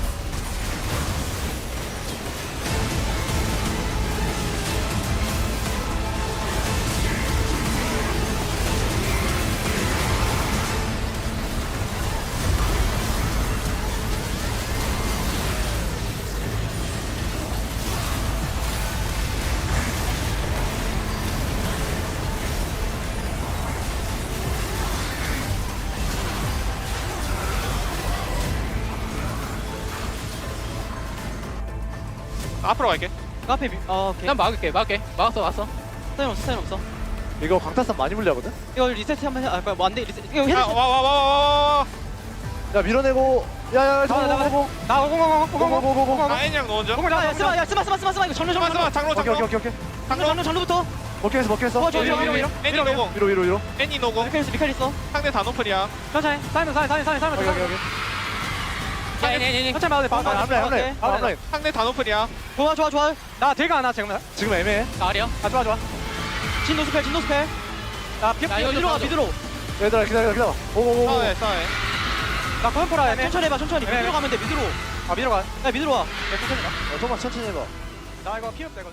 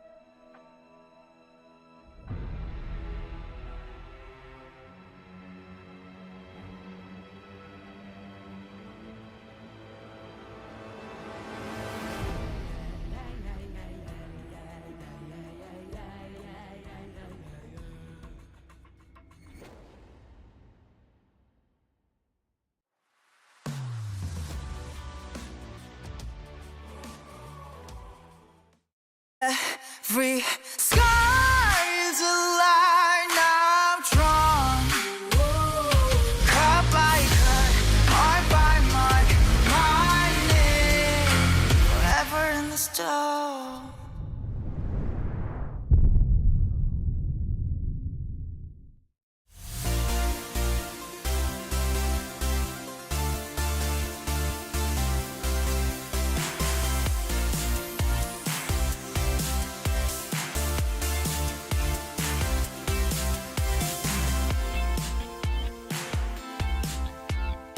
And the circus continues on yet again, despite being down over 7,000 gold, despite being down the soul, despite the fact that it was the longest game of the year.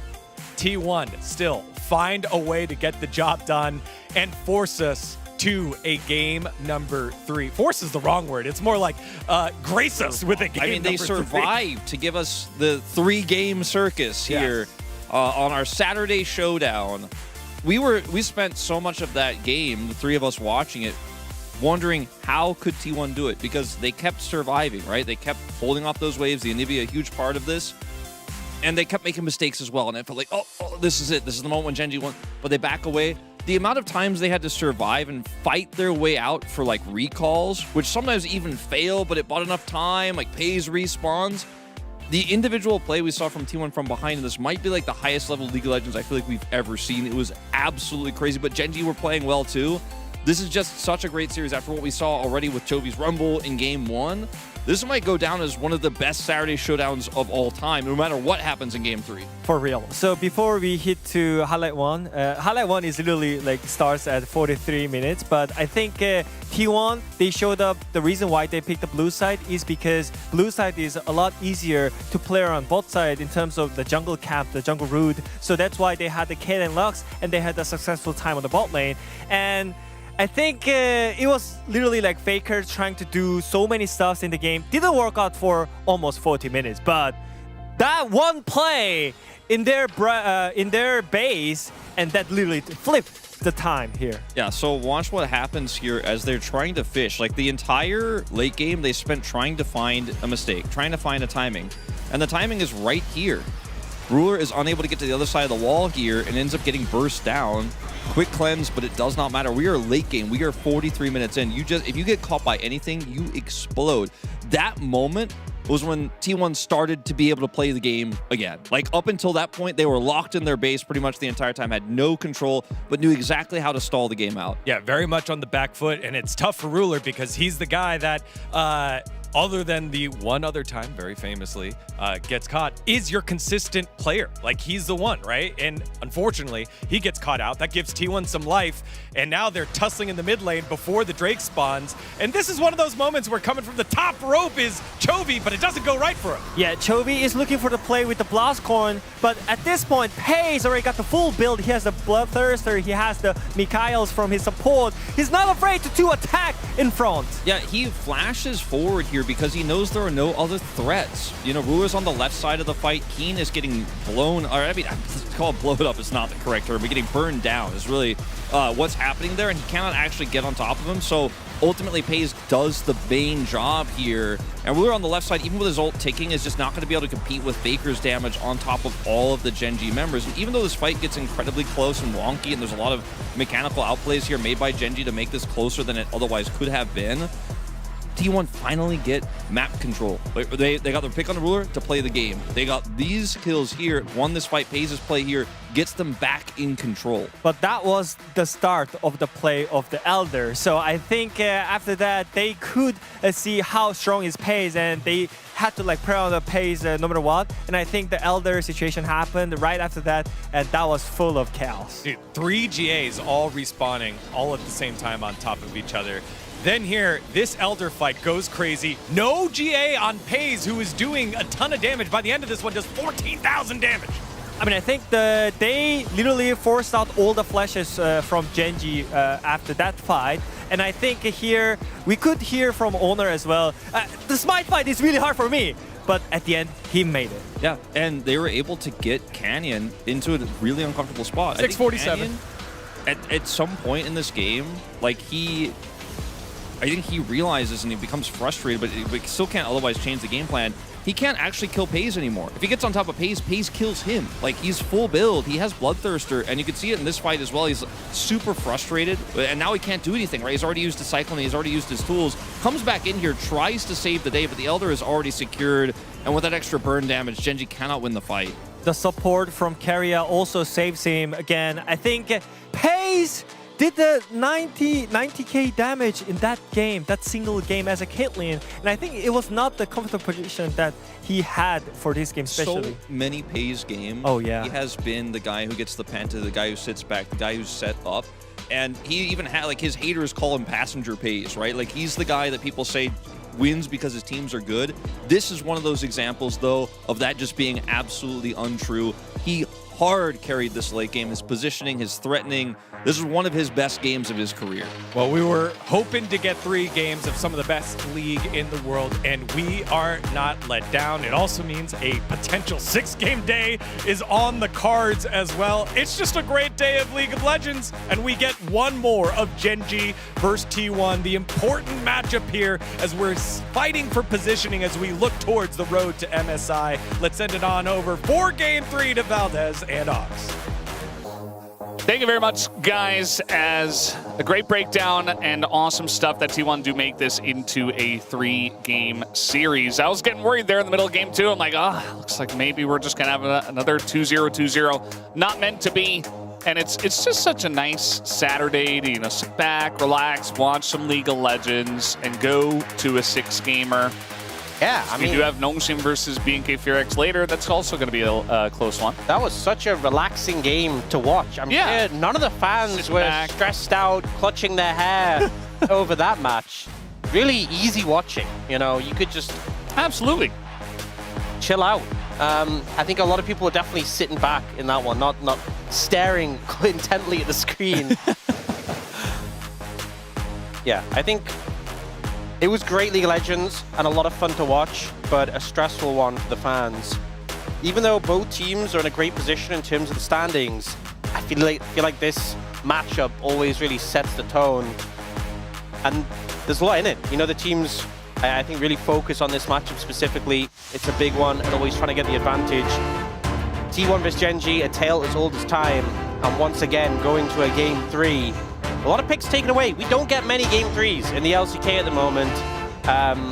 It's been a lot of 2-0s, so champion pool is going to be tested further. We know, obviously, a lot of these players have champion Oceans, but a lot of the favorites taken away already, and Jarvan going to continue as a ban here. Remember that T1 opted to ban this over the Karma, and ultimately it was successful. Yeah. Definitely a risk. I think at this point you just don't have a lot of good options into Jarvan except Corki for the AD carry position, and probably don't want to play that. I mean, Lucian as well, but he's just getting kind of perma-banned, especially in this series. So we had, Varus, Bard, Orianna, Vi, J4 were some of the other bans we had from Game 2. Maybe T1 looked to leave something open so they can first pick it and try to get value out of it. But I think they should definitely put the pressure on Gen G to ban more of the power picks. That being said, the fact we've already had Rumble and Karma, which are 2 of our kind of perma-bans almost. They do slip through occasionally, but it's like Rumble, Karma, Orianna in Varus. A lot of series, you just have to ban them constantly. With those gone, it takes a lot of weight off Gen G, which I think is a factor in them taking second pick here as well. And we'll see what they opt to take away here. They go for the Nocturne, a pick that Owner's been very successful on. And obviously the jungle pool's been thinned out here a good amount. There is still the Vi, which we know is pretty popular. Pantheon, another one that does well. But I feel like the risk with going like a Vi here is that they might just bring out the Neferi, which has been pretty good in general, but good into the Vi specifically. Cassiopeia comes out as a first pick for T1. This pick originally just there as a rise counter, but has been rising in priority thanks to the Deathfire touch, and kind of puts it down that Gen G can't just pick Rise here, knowing that they're going into it. I think as first pick, you don't want to just pick a jungler that gets matched by another, quite good jungler. I was expecting Gen G to go ahead and pick something like Inara Lulu. Oh, actually, Lulu's gone. So they're going to look for a different duo with the Corki Nami, most likely. It is going to be the Corki to begin with. Something that Ruler definitely enjoyed for a lot of this year. But yeah, Cassio in terms of power level right now, very strong, and a good first pick for T1. A lot of those pairings gone, as you said, a lot of the bot lane duos. We see so many of those strong duos, and with a lot of them gone, Corki Nami definitely rising up to the priority. We've seen more of it recently. They won't secure the Nami now, though. They're going the Corki Pantheon. And there's one downside to this. Obviously, getting first choice in the jungle is great, but by leaving that Nami until third pick, it means you're kind of locked into it. You really don't want to pick Corki and not have the Nami in most situations. And that means T1 kind of have a lot of flexibility here. The Cassiopeia unlikely to be answered. And they could even pick top lane as well for Doran, knowing that if Genji pick, if they go with the Jace, if Genji pick Yorick on 3, they sacrifice their bot lane so heavily. And Genji honestly haven't been doing that so much. Keen tends to take a lot of the weight in draft. They don't put as much priority onto him, so they will pick up the Jace there. I feel like with the Cassiopeia and the Jace, you want setup with those picks. They have a lot of damage, and they will go for the Vi. I said the Vi, potentially risky if you early pick it, if the Fury comes out, but having seen the Pantheon already, Ona feels comfortable to pick it up here. And I imagine this is just going to be the Nami. They could go the Yorick if they want to have that. Yeah. Actually, it's banned. Never mind. I forgot. It was taken away already. But they could go something like the Cassante, something that matches up into it. And they're looking to do that. So sacrificing the Nami here in order to get a matchup that Keen likes. I think it makes a bit of sense considering, I was talking about the Yorick. The Yorick's already gone. The Sion's already gone. The Ornn's already gone. A lot of options into the Jace have been taken away. And I guess they really want to make sure they have a good matchup.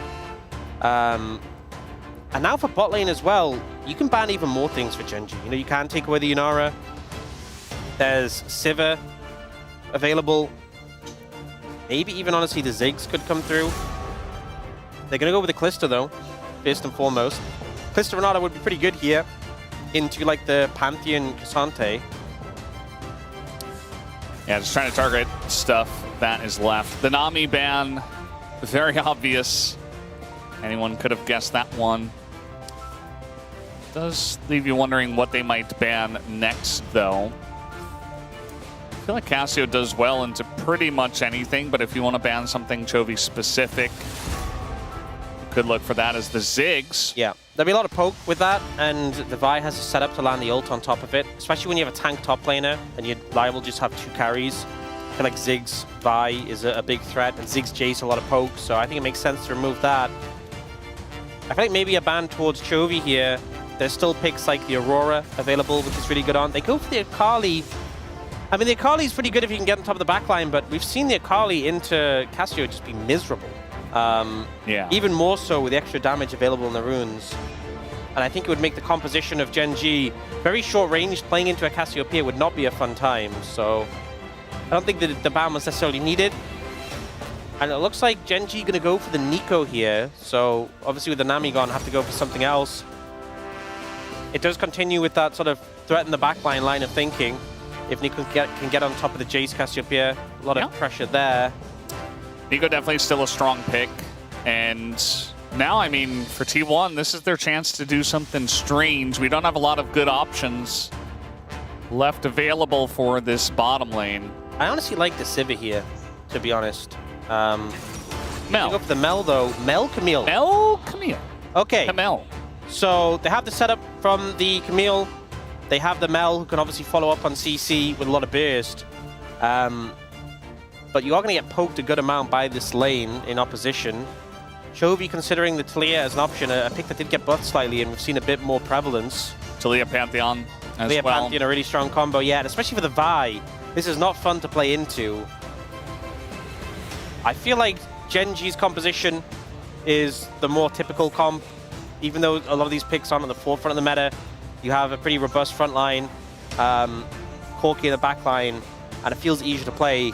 T1's composition, a lot of squishier champs, the tankiest champs are bruisers, and there's a lot of threat just to get exploded, but a lot of potential to explode targets on the other side. A lot of DPS if you can hold people in place, and the Vi and the Camille are really reliable ways to do that. But some concerns about Talia roaming pressure, the range to melee matchup bot, the Cassante into Jace. We've seen Keen get solo kills in this matchup before. Definitely could be a problem.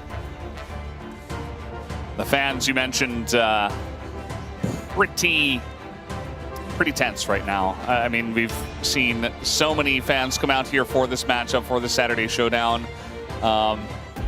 Really just want to see their team win and get all the glory today, but only one team can do it. And T1, they've gone for something a little bit different, as we kind of expected with so much stuff banned away. Corki Nico for Ruler Duro, as it is time. Let's hop into the riff for game number 3.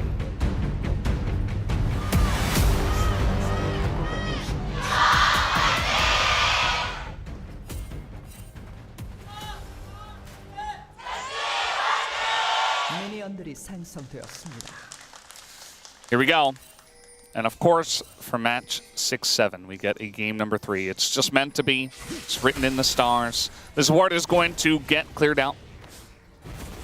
So last time Carrier played Camille, he was pretty massive on it. Once again, has the Ignite, the Hail of Blades, a lot of early threat. And if you get the ball rolling, you can be a big problem for Gen G. But there's a lot of poke on the other side that you have to kind of respect. Which is why we could just see Carrier instantly all in at the first opportunity. Yeah. Level 1 Camille. You have hook shot. Yeah, you just hook shot into the enemy. Use and the that's exactly what they're going to do. Yeah. It's going to hit them both. And take a little bit of damage after the fact. But this is definitely what you want to do. Get aggressive trades with your Camille. And that's the thing is, you know, at that point, Ruler doesn't have the Valkyrie. Duro doesn't even have 2 abilities to string together. Doesn't have the route into the queue. Ghost already used here by Faker. He's putting on the pressure on a Chovy. Oh, so much damage, especially with the Deathfire touch as well. You go for that long combo and then land your Q at the end to extend it. Duro, just pretend you're a minion. They won't hit you. He's a minion. They're like, oh. Yeah. Where'd he go? Oh, there he is. Why did it feel like the T1 bottom lane like roleplayed that? They're like, oh yeah, no, it's actually a minion. I guess we were wrong. Yeah, that was a successful deception check by Duro. Natural 20 comes out. Yeah, he shapeshifted right in front of them, but he, he just got a good roll, so that's the way it goes. Didn't look like anything to me. Yeah. Meanwhile, this is Keen Sante getting to work here up against Doran in the 1v1. Really wants to force the flash, and eventually he will get it. So I often talk about Keen not getting the most prio in Gen G drafts, but they decided we want this third pick Sante with a lot of the matchups into Jace at a good gone. They sacrificed a Nami for it. It's paying off already. I mean, Kenya's going to go in there and just have to flash away. I guess he resets the blue, but he doesn't have a health bar, so... Yeah, they'd rather kill him than the blue. Yeah, the flash on in, as he will throw up a shield. It's going to help a little bit, but it's still going to be a kill. First blood given over to Pays. Just like that is Kennen a little bit over-aggressive to try to secure his blue. I mean, Carrier playing the Camille will look for any opportunity to all-in the jungle. You know that. And Canyon just goes super aggressive, gets instantly focused down, doesn't get his shield up in time to block the damage, and Pays is able to pick him off as a result. Good start for T1 here. And the fact that it's Pays getting the kill feels pretty good, especially given how monstrous his game 2 was. Yeah, it feels weird to have him have that Caitlyn game and then he's playing Mel now. Yeah, so Ona goes for like the short Q into the stun from Carrier, and because of that, it doesn't give Canyon a chance to respond and get the shield up. If he blocks all that damage, it could have been a different situation with Duro there to back him up, but he just takes so much damage initially, has to flash out, gets chased down by the Mel, and look at the pressure being put on here. Look at the CS difference between the 80 carries. They wanted to poke them out. Well, that's just going to be reflected as they're really desperately trying to make something of this. Instead, it is going to be Gen G that write their own fate in the Death Note at this point as Ruler 1v3 is going to flash, but no tower aggro taken just yet. They're just following him around. As Pays does a little bit of damage, he's able to get out of there. Owner does have to flash, but it's still a winning play here for T1. Now 2-0-1 for Pays as Mel. Even with some mishaps on the back end, still ends up being a kill. You know, Carrier had Ignite as well and Flash. Really just very dead in that situation. But it's T1 twisting the knife to such an extreme degree, not letting Ruler and Duro play the game. You know they wanted to get a couple of levels behind them, start poking them out. They've never been given a chance. Ruler has less than half of the CS of Pays. He's down over an entire level. He's 1,200 gold down. It's less than 5 minutes. You know, the bot laners were so important in the previous game, and T1 are just not letting Gen G's bot laner exist. Yeah, I mean, this is one of the ways that T1 bot lanes will punish you. Pays has an Alternator, an Amp Tome, and a Dark Seal. Ruler has a tier. Maybe several tiers with how the lane's been going. They're going to land the root. It's not really going to help out all too much. Ascaria still connects the hook shot, and that's heal gone. Ruler still doesn't have flash. The thing is, they don't kill them, but they don't need to. They just chunk them out, force them away. This lane is unplayable, and Gen G going to look top lane. Yeah, a little bit of a mishap, but Doran doesn't have flash and he's Jace, so he's still dead. Not exactly the cleanest, but they get the job done. And that's a kill over to Keen. It's good they're getting a kill there. It's good they're able to do something despite what is going on bot lane, but I'm afraid it really doesn't make up for how bullied out your bot lane is getting. I mean, look at this. They don't have a bot lane. There is no bot lane to bully because they don't exist. And there he goes. He disappears. FaZe does die, though. But the kill is given over to Duro, and a large amount of farm is denied. He's still at 14 CS. I was saying before 5 minutes, I was like, he has less than half the CS. He had 14 CS there. Ruler hasn't killed a single minion in over a minute, maybe even longer. He's still at 14 CS at 6 minutes. Keria has half his farm. Yeah. This is just brutal. This is so unplayable, and it's getting to the point where FaZe is almost level 6, Ruler isn't even level 4. Canyon is about to get ultimate, but if you show a bot, you just lose. If it's 3v3, 100%, but I don't even know if you win 2v3 at this point, with how strong FaZe is becoming. Nearly going to have his first item as well. Finally, Ruler gets another bit of CS. Maybe he'll hit 20 CS before. He got his first 4 CS in like the last 3 minutes. There we go, 20 farm. Hey. Yeah, Keria, you know, he doesn't have Ignite, he doesn't have Flash. Also, he moved out of the lane, and they knew it, so... Also, Keria just double Ruby Crystal, double Longsword, just as many base stats as possible. That's the thing about Camille's support as well, is it's not like a Lulu, it's not a Nami, it's someone who actually will just kill you, even without items. Like, that is something that Camille can do, and just so much pressure. I think that's part of it, you know, when you're talking about, like, the 2v3s, like, FaZe is really fed, but also Camille is not going to make your day easy. Does look like Keen is keeping this wave right in front of his turret. And there's not really much that Doran can do to punish him, so kind of frustrating for Doran. But again, I think they're winning on the map. And you can just go top and kill Doran. Even with Flash, you got ult behind him, he's pretty dead. Izzy Keen's trying to set up for it. But Ona's moving over. They kind of expect this play. He flashes well, and Ona counters. This could be huge. Yeah, I mean, it really comes down to the timing. Owner is here. A lot of damage already done to Doran, but yeah, Flash comes in. There's the stun. The knockback, though, is good from Doran. And now we got a TP coming in from FaZe as the follow-up here coming in from Owner. And Canyon is isolated and will be going down. Owner picks up that kill, and the pressure from the TP is good. Such a good read from T1. You know, bot lane's in shambles. Canyon can't really do anything there. He's like, I'll go top. We know we can kill Doran on repeat, but he has Flash available, doesn't even need it. A good buffer with a knockaway onto Canyon. And the fact that FaZe is there as well to clean up, to make sure, to guarantee they win that fight, just spreading his influence on the map. And Ona gonna be able to pick up the grubs as a reward. Getting those grubs as well when you already have so much pressure and been devastating Gen.G's bot lane tower definitely feels bad. This time it's Owner who picks up the 3 grubs. I believe it was Canyon who got 3 grubs and like all of the objectives in both games 1 and 2. All the early objectives. This time it's going to be T1 with all the pressure they have. The Hextech Drake, the 3 grubs. It just feels like this game is one that T1 explicitly wanted to take into their hands right from the get-go, even with that early Cassiopeia pick. I mean, we saw game 1 really come down to that flex from Gen.G, the rumble to mid, the Renekton top lane, giving them so much power. This game, T1, it feels like they brought out some of their tools they had in waiting with the Mel, Camille, just playing around it so effectively here. So Canyon's waiting for the chance when Ona burns the Q to jump in. Doran's able to self-peel here, and then with the TP coming in, Ona just says, cool, we'll just kill the Pantheon. Keen has to leave. They know they can't hang around and wait for FaZe to arrive. And it ends up going favorably towards them. Doran's just so fast. I mean, he picked up the Swifties, and now Keen is having a much more difficult time of actually locking down the Jace, like we did see earlier on in the game when he burned the Flash. I say that. This time, though, up against the wall, Keen will land that. No ult available yet. The Pantheon is once again hovering towards the top side. And I think it's fair, because what else can you really do? The game like this.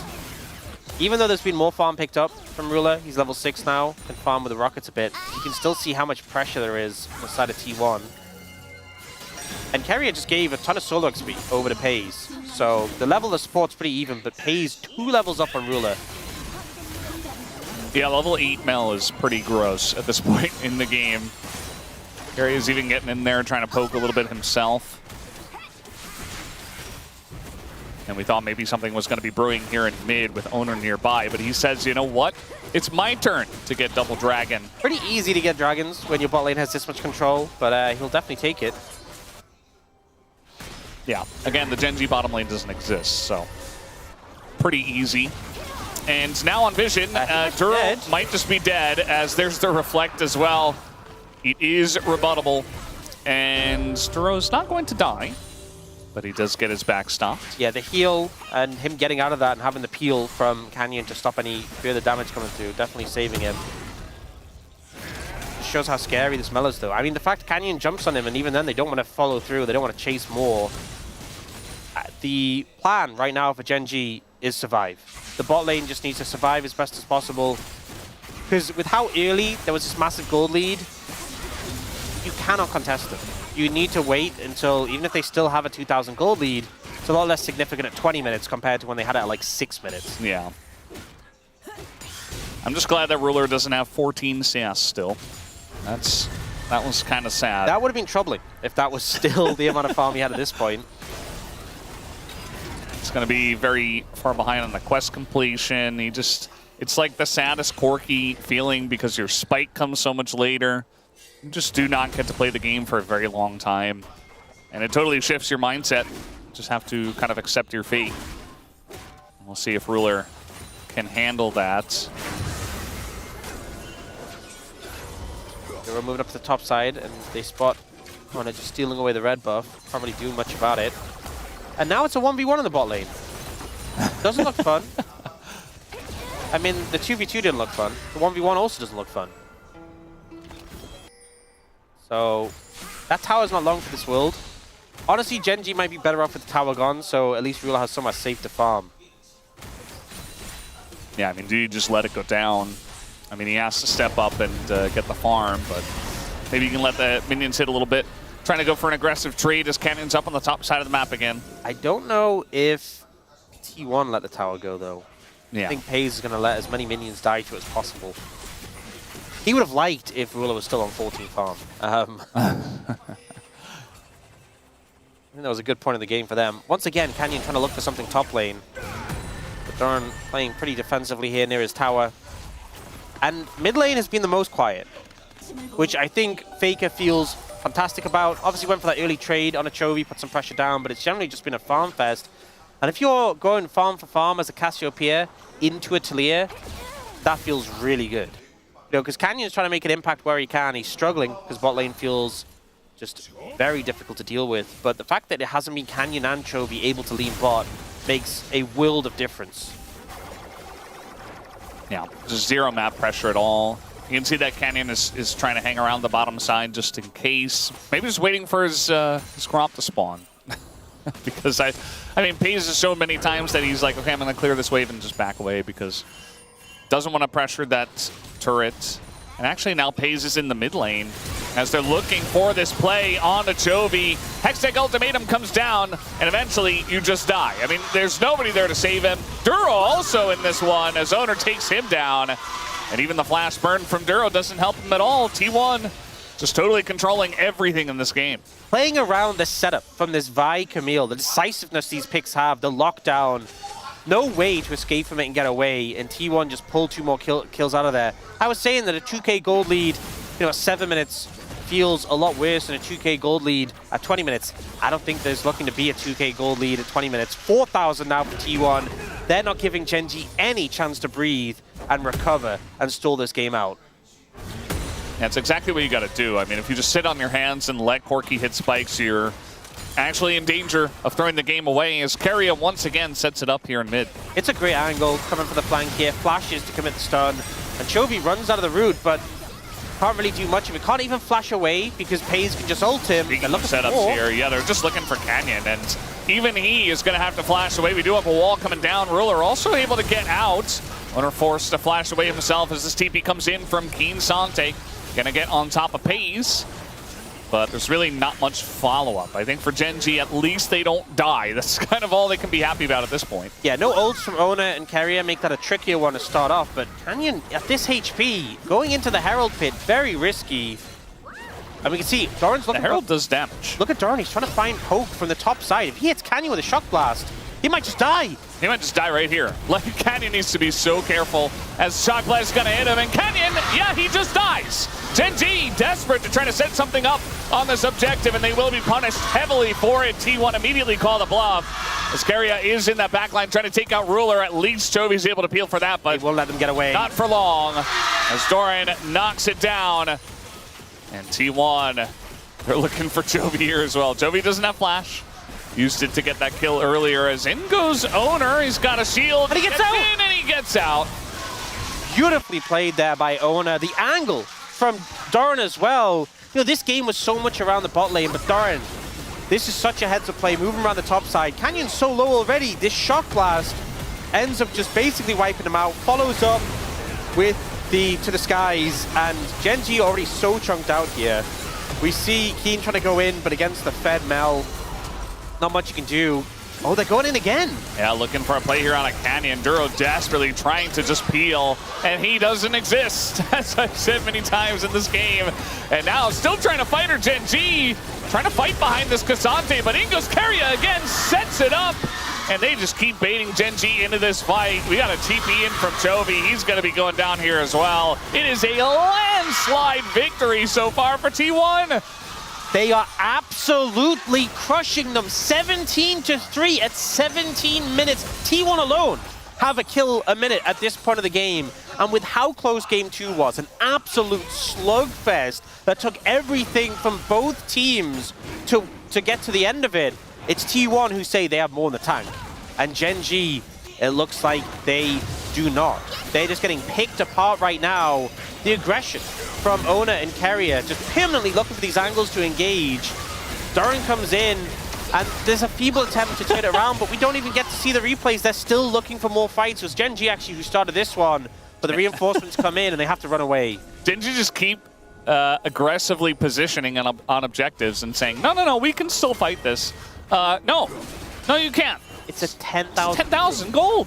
That's pre-20 minutes. This, I think this might be the most one-sided game we've had in the LCK season so far. I can't remember. It's definitely up there, yeah. It's definitely up there, but it might even be the most with how early they're able to generate this lead. And considering how close Game 2 was, it's like Whiplash almost. T1 not giving them any room to breathe. Yeah, I mean, Gen G in Game 1 was very dominant. Obviously, some of that came down to the draft. It was a nice little swap-a-rooney. But then the Game 2 was so close, and then now it's kind of like all that pressure just immediately fell. This could be a solo kill. Yeah. It doesn't quite have ultimate available. Otherwise, genuinely, if he had ult, I think it could have been. Yeah. There's the heal from Duro, I guess, on the ult, so maybe he would have been able to peel himself. But, I mean, Carrier is so much stronger. He's 2,200 gold ahead of Duro, which normally, like, it supports. It's not a focal point, but it's feeling very relevant right now. Like, I feel like Carrier is currently more for carry than Ruler is. Yeah. No, he is. I mean, Ruler still doesn't exist. He has a Triforce. He doesn't have a health bar, even against the Jace.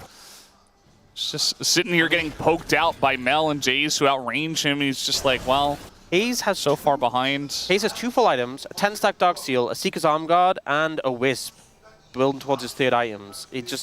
The disparity is humongous right now. And Soul is going up in 3 minutes. Ocean Soul are the highest priority, but I feel like when you're already this far behind, any extra power you do not want to give over. But what are Gen Z supposed to do with this much of a deficit? I feel like if they even walk outside of mid-tower, they're getting engaged on. I mean, Carrier and Ona have flash, which, I mean, they don't need it. It hasn't stopped them before, but they will absolutely utilize it. Yeah, I mean, you can see Gen Z are really just trying to hug their jungle at this point, and it's a good idea because they haven't really done that for the majority of this game. And you're going to see this Baron started up on spawn. Gen G will be forced to respond to this. They want Gen G to respond. They are going to engage if you give them a window. And it's very hard to contest this without giving them a very open, I mean, a bay window even at that point. Yeah, I mean, it's going to be hard to deny Canyon entry. So... Okay, they back away. They don't find the angle. They back off. They'll just reset from it. Don't want to throw away a lead like this by over-forcing. It's been 3 minutes since we've had a kill, which is a long time with how this game has been going. But T1 feel confident in the lead and are now setting up for this dragon with his soul in a minute and a half. Everyone's summoner's kind of coming up because we've had this little bit of a lull in combat. But I feel like it's kind of hard for the summoners to be relevant against Camille, Vi. Like, you can flash as they're engaging on you, but once you're trapped, that's kind of it.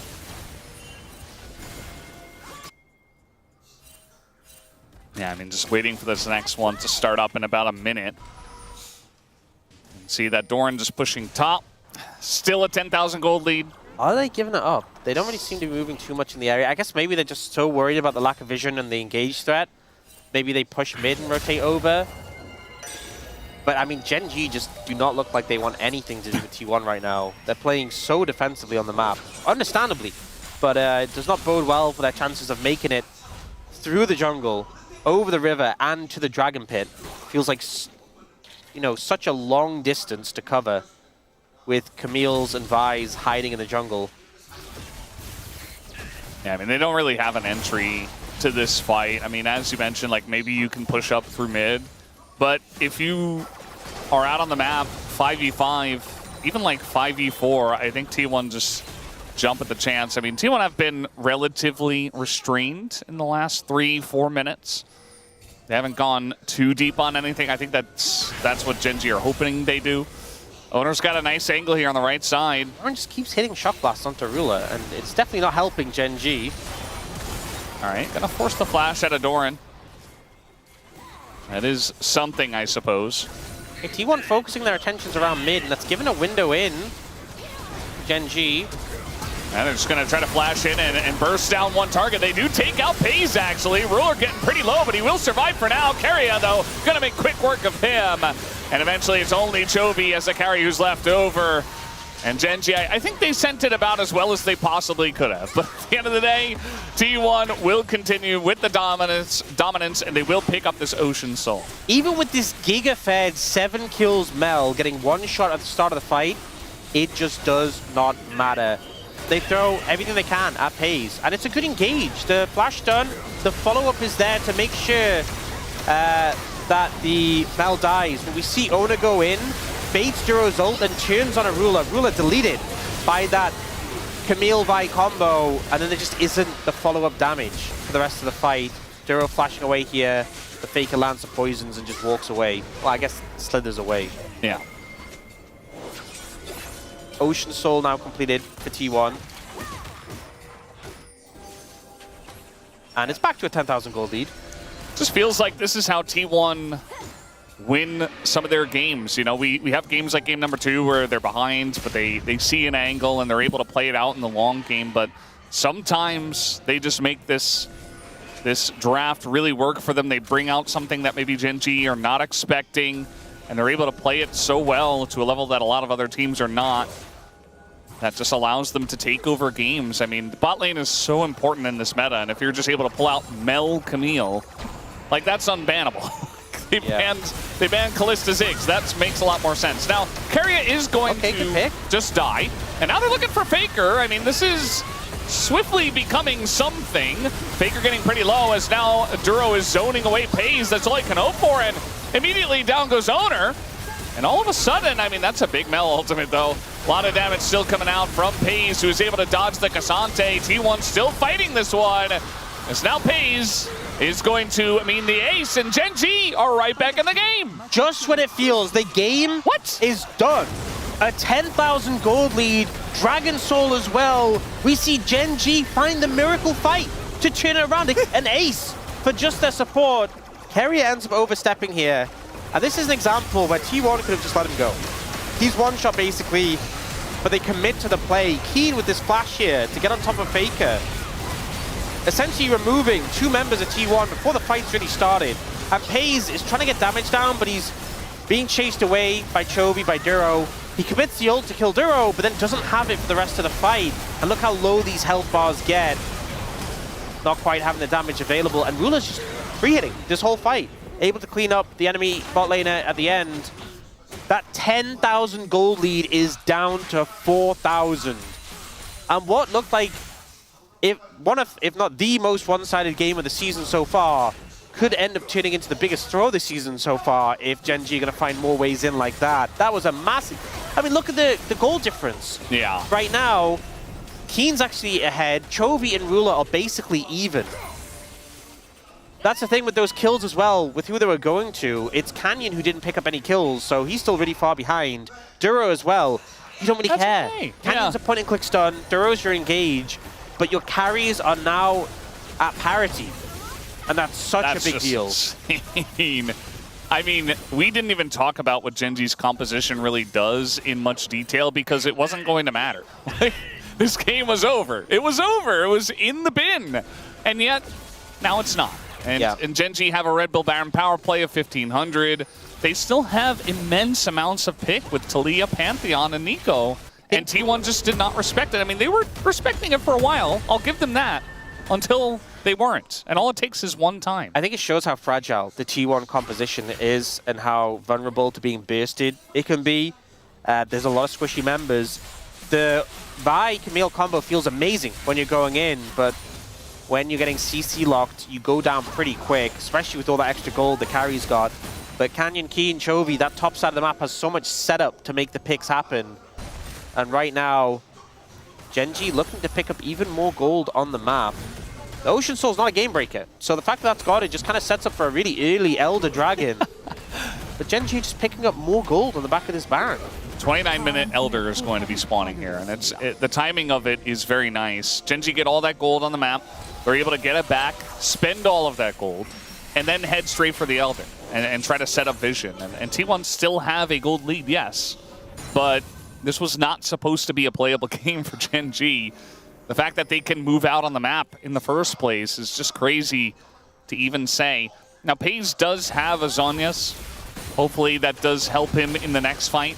I mean, the last fight we had, it was just 1 by 1. The dominoes were falling, so, you know, it didn't really, you know, even if Pays had his arm guard at that point, it wasn't able to help him. There's no reason to use it in that spot. But maybe in a 5v5 that's a little bit more controlled, T1 can still make something happen and avoid some of the heavy pick potential of Gen G. I think having the vision setup is so important for this. You can see like the Gen G vision line is kind of on the eastern side, and T1 really have control of like the banana brush and that line brush next to mid. It just really intense pockets of vision for both sides around their areas. But I think flanks can be so dangerous in this game from both sides. There's champions that really can be a big threat if they get onto your backline. We've seen Pays getting focused down, being a big factor. He does have that full Zhonya's now for a bit of defense, and Gen G moving in to clear out some vision. Another factor is there's a lot of poke from T1. With the Jace, with the Mel, they can get down early, can make a big difference. I like how Ona was walking there. Was like, maybe I find someone, but it's the...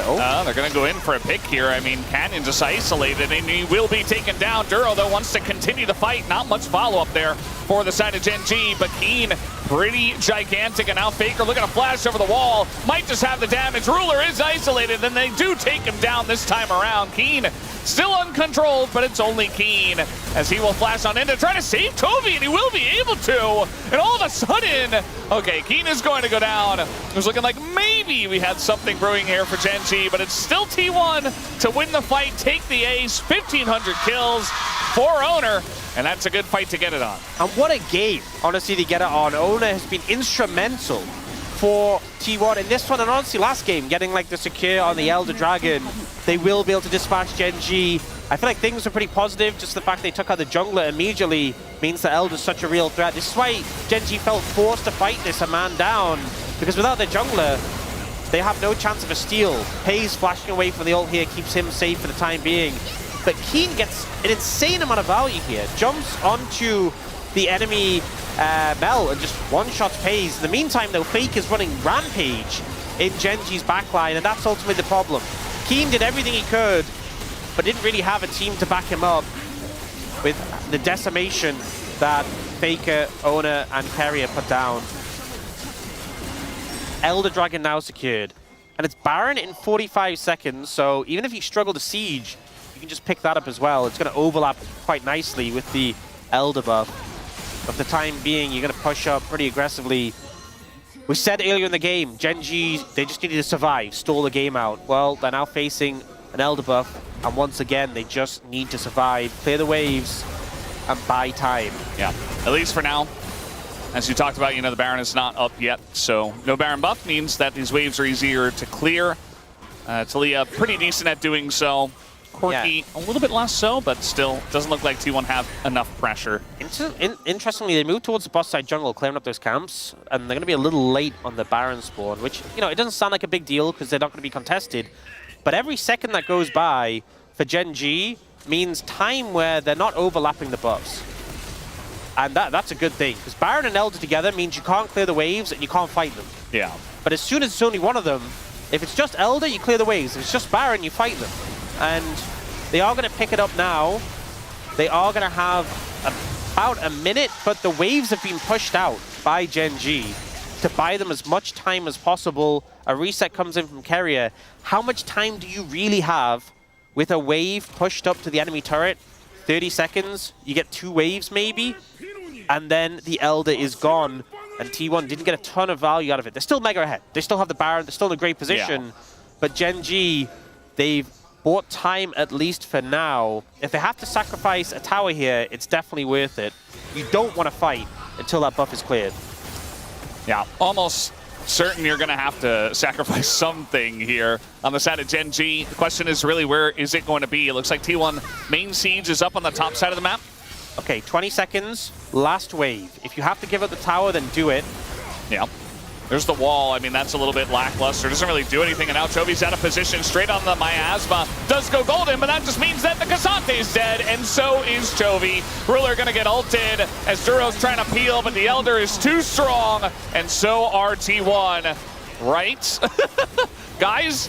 Okay, Ruler is going to get the kill, but we still have Elder. Wait, it's Elder's 2v2. down. Elder's down. But they have Baron, so they've got a big wave. This is the 2 carries of T1 that aren't quite strong at this point in time. Canyon. Oh, that's the reflect on the missile. Not able to get the root here on a Ruler, but I think eventually in the extended fight, no, he's going to miss the poison. If he gets some health back, Duro's up in 10. It might be an open Nexus, but they might be able to defend the base. This is so silly. How are T1 not able to end this game here? Miasma comes in. Canyon maybe a little bit too far forward, but he is able to frontline. Pays, though, gets on in there and shuts it down and says, no, the game is over, guys. Enough. I've had enough of this, says Pays. I will win the game for my team, and not the first time either. T1, they take Saturday Showdown in a 2-1 victory against Gen G. A massive victory for T1. A crushing game 3, and even though Gen G fought hard to make it competitive, fought back from a massive deficit and made them really work even for the end of the game, it was a T1 who started that game off so well. They came for that momentum in game 2, one of the closest games we've had this season, just managing to win it out, and then they were dominant for so much of this game 3. And this is their first Saturday Showdown win over Gen G. We've seen this matchup so many times before. We've seen it go back and forth so many times before. But in Saturday Showdowns until now, it's been Gen G all the way. And T1 able to deliver a blow. And I think a big confidence boost. They've been trying to climb up the standings. They're lower right now. They were lower than Gen G. But with this win, actually, I think we'll be able to bump themselves up into second place. I mean, technically, KT's got less losses, but they'll overtaken Gen G with this. So Gen G fall to 4th? Yeah. Yeah, they do. They basically, I mean, yeah, with KT has less losses, so sometimes we see them being in second instead until they have their next series, but T1 able to push Gen G down and climb up themselves. A pretty huge win for T1, and it's a matchup that I feel like you always look forward to as fans of either of these two teams, or just fans of the LCK as a whole, and it absolutely delivered. But for the T1 fans, they were looking for the win, and they found it. And on the back of FaZe, who had some pretty massive games. I think there were some moments in Game 3 who obviously got caught out, but had some great plays as well, and ultimately was the person to make the game-ending play. The person of the match. Yeah. You could say. Could say. I think Owner and Carrier also doing a lot of work with their aggression. I mean, honestly, Darn had that great flank around the Herald pit. Faker had some huge plays, like when he flashed in on the back line around Dragon. This is T1 in the sort of form you don't really expect until you get to Worlds, but showing what they can do when they're firing on all cylinders, all 5 members coming together. And Gen G fought hard. You cannot deny that. With the game state they were in, they managed to make this still feel tense, which is hard to do when you're 10,000 gold down before 20 minutes. But it just wasn't enough. I'm just glad we got 3 games. Even though, you know, game 1, game 3 were a little bit one-sided. Like how Gen G were coming back here in this game number 3. Made it interesting. I was worried that it was just going to be kind of over from like minute 6. Yeah. But made it into a fun one. And this moment, Gen G had been stalling out well. The wall comes in and it puts Chovy in just a bit too of an aggressive position, allows the engage. But it's crazy that it ended up being 3 for 3, and there were just 2 members left. Gen G trying everything to keep this going. Watch FaZe here. The Ocean Soul helping a good amount here as well. So not here. Watch when Cannon goes back in. They're so locked in right now as well. Yeah, and they just don't have the damage to burst. FaZe, especially because you can pop the W afterwards, flashes in. That was such a huge play.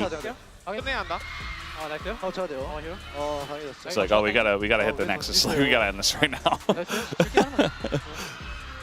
Some sly smirks at the end. Yeah, I think with how the game had been so far, you know, very one-sided, I think they kind of expected to come out ahead in that one, but Gen G fighting to the very end there.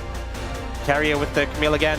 Honestly, you know, we talked about FaZe already. I think Owner and Carrier had a great series. Might get some votes towards them, but the game to Caitlyn, I mean, even the Ashe, he was doing a lot of work, but the game to Caitlyn and then the Mel, that game-ending play, massive. And I think FaZe, really the player that T1 wanted him to be in this series.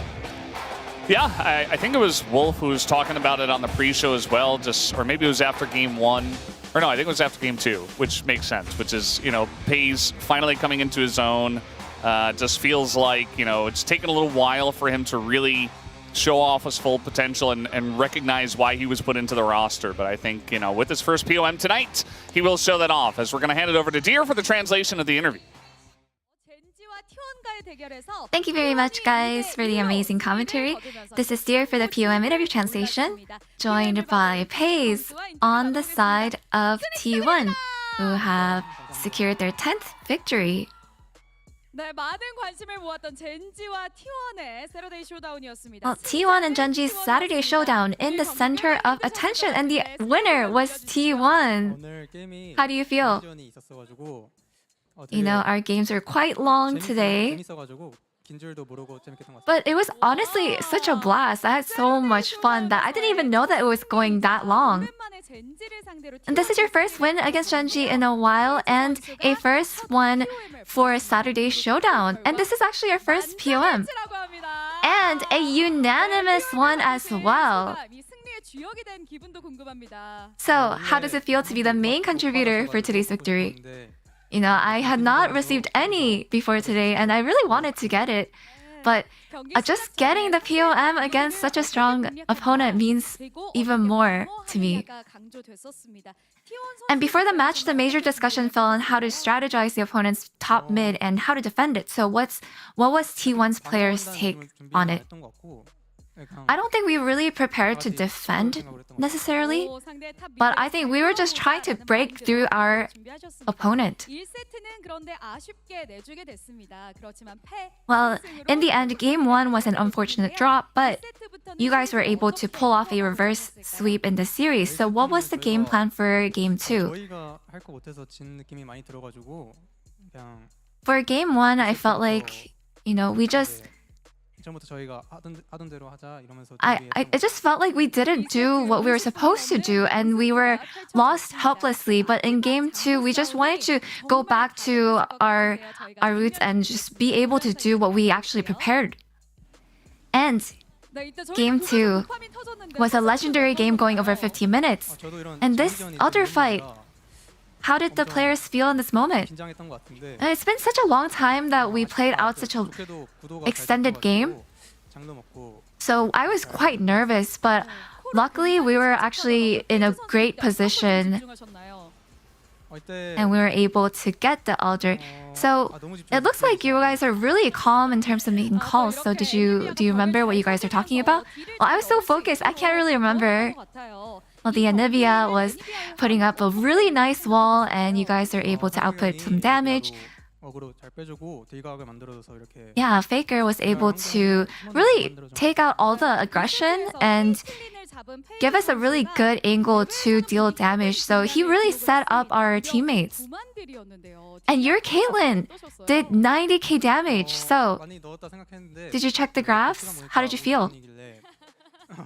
Yeah, I thought I did a lot of damage, and when I noticed the timer going above 50 minutes, I feel like if I did well, even better, I feel like I would have definitely exceeded 100,000 damage as well. And in game 3, we got your Mel, Camille, and Bot, a powerful combo. So walk us through how you landed this feisty comp. Well, I thought that this comp would be a really good Mel comp. And I was just really confident that we'll able to be taking the advantage with Mel, so I think that's why I just wanted to go ahead and play Mel. And just at 7 minutes, you guys created a 2,000 gold difference in bot alone. Just absolutely dominating. So any message to those Mel Camille doubters? Well, next time, since we were able to showcase today. Just please have faith in us. Don't worry. And another occasion to celebrate. Owner has reached 1,500 LCK kills. Would you like to say a word of congrats? Well, I guess congratulations on the 1,500 kills. I hope you reach 2,000 kills quickly. And now you reach 4 wins in a row to secure 3rd place. And with today's victory, how high are you aiming to go? I believe that as long as we're able to win the remaining matches, we can actually finish 2nd place. And I just want to make sure that we are able to secure 2nd place by winning the remaining matches. We'll prepare well. And let's give it up for Pace once again. And back to the space. Thank you. Thank you so much, dear Ayaya, as it is Pays picking up the POM. That was alliteration. And it is the first victory here on Saturday's Showdown for T1 against Gen G, dating back to 2023. That's right. I know they're not our top 2 teams in the standings. And right now, you know, Hanwha Esports have been on top ever since they dethroned T1, and Gen G takes a big hit dropping down after this direct matchup. But with what we saw with our eyes, it kind of feels like these teams are heading to be potentially our best 2 teams. Like Hanwha Esports still holds that crown right now, but there are some threats coming. And we've been talking all this time, especially about this matchup, who's going to go to MSI with Hanwha Life. Maybe we should have been asking the question, like, are both of these teams going to MSI? Because that was such a high-level, amazing series. Yeah, for sure. And also, especially after that first game, like Gen G literally just smashed T1. Like they were just styling on them. And then the game 2, the longest game of LCK happened in this year. And the game 3 was just literally them having a great time with their pocket picks in the bot lane. Until Ruler got picked by Faker in that specific moment, it felt like it's crazy that T1 were able to keep their heads on straight, like with how much momentum was against them. Gen G could not do the same after they lost game 2. They could not play out game 3 very well, and obviously the Pantheon didn't work out for Canyon, and the bottom lane was a disaster. They did have a 7,000 gold swing there, being down 10,000, then taking the fight, then getting Baron. So I do want to give some props to Gen G, but T1, the better team today. Both squads showing off unique drafts as well as we take a look at the POM votes. It does go 13 out of 13. Pays removing all doubt. And yes, we were gonna make fun of Wadid if it wasn't correct. And, I was kind of nervous, but I could definitely see that, 13 out of 13. Pays definitely deserve it for today's game, man. That Caitlyn game, like he flashing on Chovy, and the last one, the Mel, he just flashed on the... Not to mention the 90,000 damage. Oh, exactly, the 90,000 damage as well. Like, that's the damage graph where I can, like, normally see it from the Mayhem games, not the Rift. It's time to get on Pays' bus. He told Keria, you don't have to drive today. Wait. Actually, just sit right over there and relax. Wait, is it bus though? Like, I felt like it's some kind of like initial D car or whatever, because it was a lot of ups and downs right there. It definitely required a lot of stick shifts. Okay, all right. That makes sense then. Yeah, changing gears at full speed there was Pays. A T1 ADC needs to have clutch factor, another way to fit in the stick shift, and you showed that off completely today. You showed that off completely today. So showed that off completely today. Thanks, Ox. That was a good one there for Pays. Again, getting the shout out for the play from today. Great play, young man. Now it's my turn. What do you mean now it's my turn? Helios went back to being on brand. Now it's his turn, right? Like, it's not your turn, Helios. Like, your turn was quite a few years right? ago, actually. Yeah, it was a great turn. Interesting, Helios is announcing his return to pro player. I love that. As an AD carry as well. Okay, Helios. Go saying, Prince Pays pierces through the Keen's shield. And I like that too. In the draft, in game 3, we're like, ooh, Keen Sante. That's going to be tough. Also, the Scion. First loss on Scion. Earlier. Yeah. Exactly. Yeah. It was a good shout out there by Gogo on the storylines going into it. League is a bot lane game. Stop T1's bot duo if you can. After that 2 games, you can't really expect the Mel Camille bot lane, by the way. Like, I think it's really like, I think that's a high pressure onto them as like playing the Mel Camille for the last game. And they managed to execute it well. That's what a good Camille support game looks like. Exactly. When everything works. And we see it in LCK fail all the time because when it's behind, it does nothing, right? But also Mel. That's exactly how you want to play it. The Mel as well, you mentioned. Who wins the bot lane takes over the match. True? Yeah, true. Thank you, Pony, for the truth there. Truthers. That was why we had like about 15 teleports in game 1 towards the bottom lane.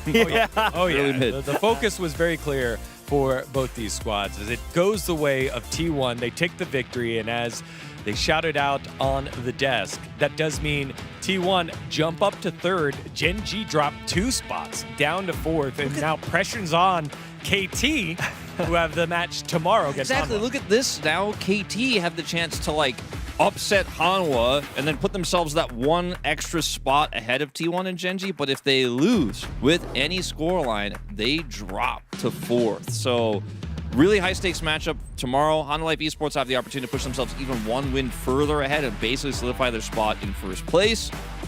Really, really epic what we have coming up. Yeah, especially what they had today between these 2 teams, like Gen G and T1. Even though Gen G lost today, it felt great. Like, I think the game quality-wise, it felt like we are having a best 2 teams in the LCK right now. And now it's all onto KT that if they can actually compete against these 3 strong teams in LCK right now, HLE, T1, Gen G, and I have a strong doubt on them, but we're gonna see more though. Interesting, there's only 1 win between BNK and Nongshim. Just 1 game difference. How close those 2 teams are right now. Well, how perfect of a transition there, Wolf. Because you came for Saturday Showdown, and you're staying for the Saturday Trade Down. This was the trade that shook up the league. Taeyun and Diablo swap in squads, and they will do battle for the first time right after this break here. What a way to do it. Taeyun and Diablo and their respective squads up next. A great Saturday showdown, a great second match coming up afterwards. Nongshim versus B&K FearX. You're watching the LCK.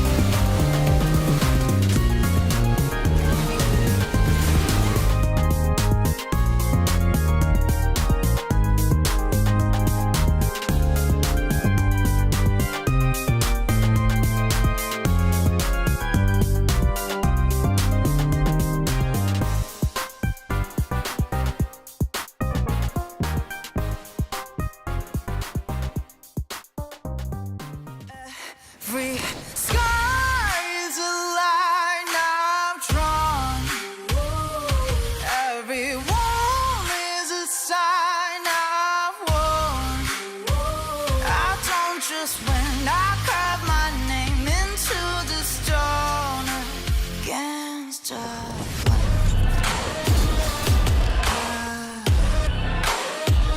I don't just win, I lift my mark into the stone.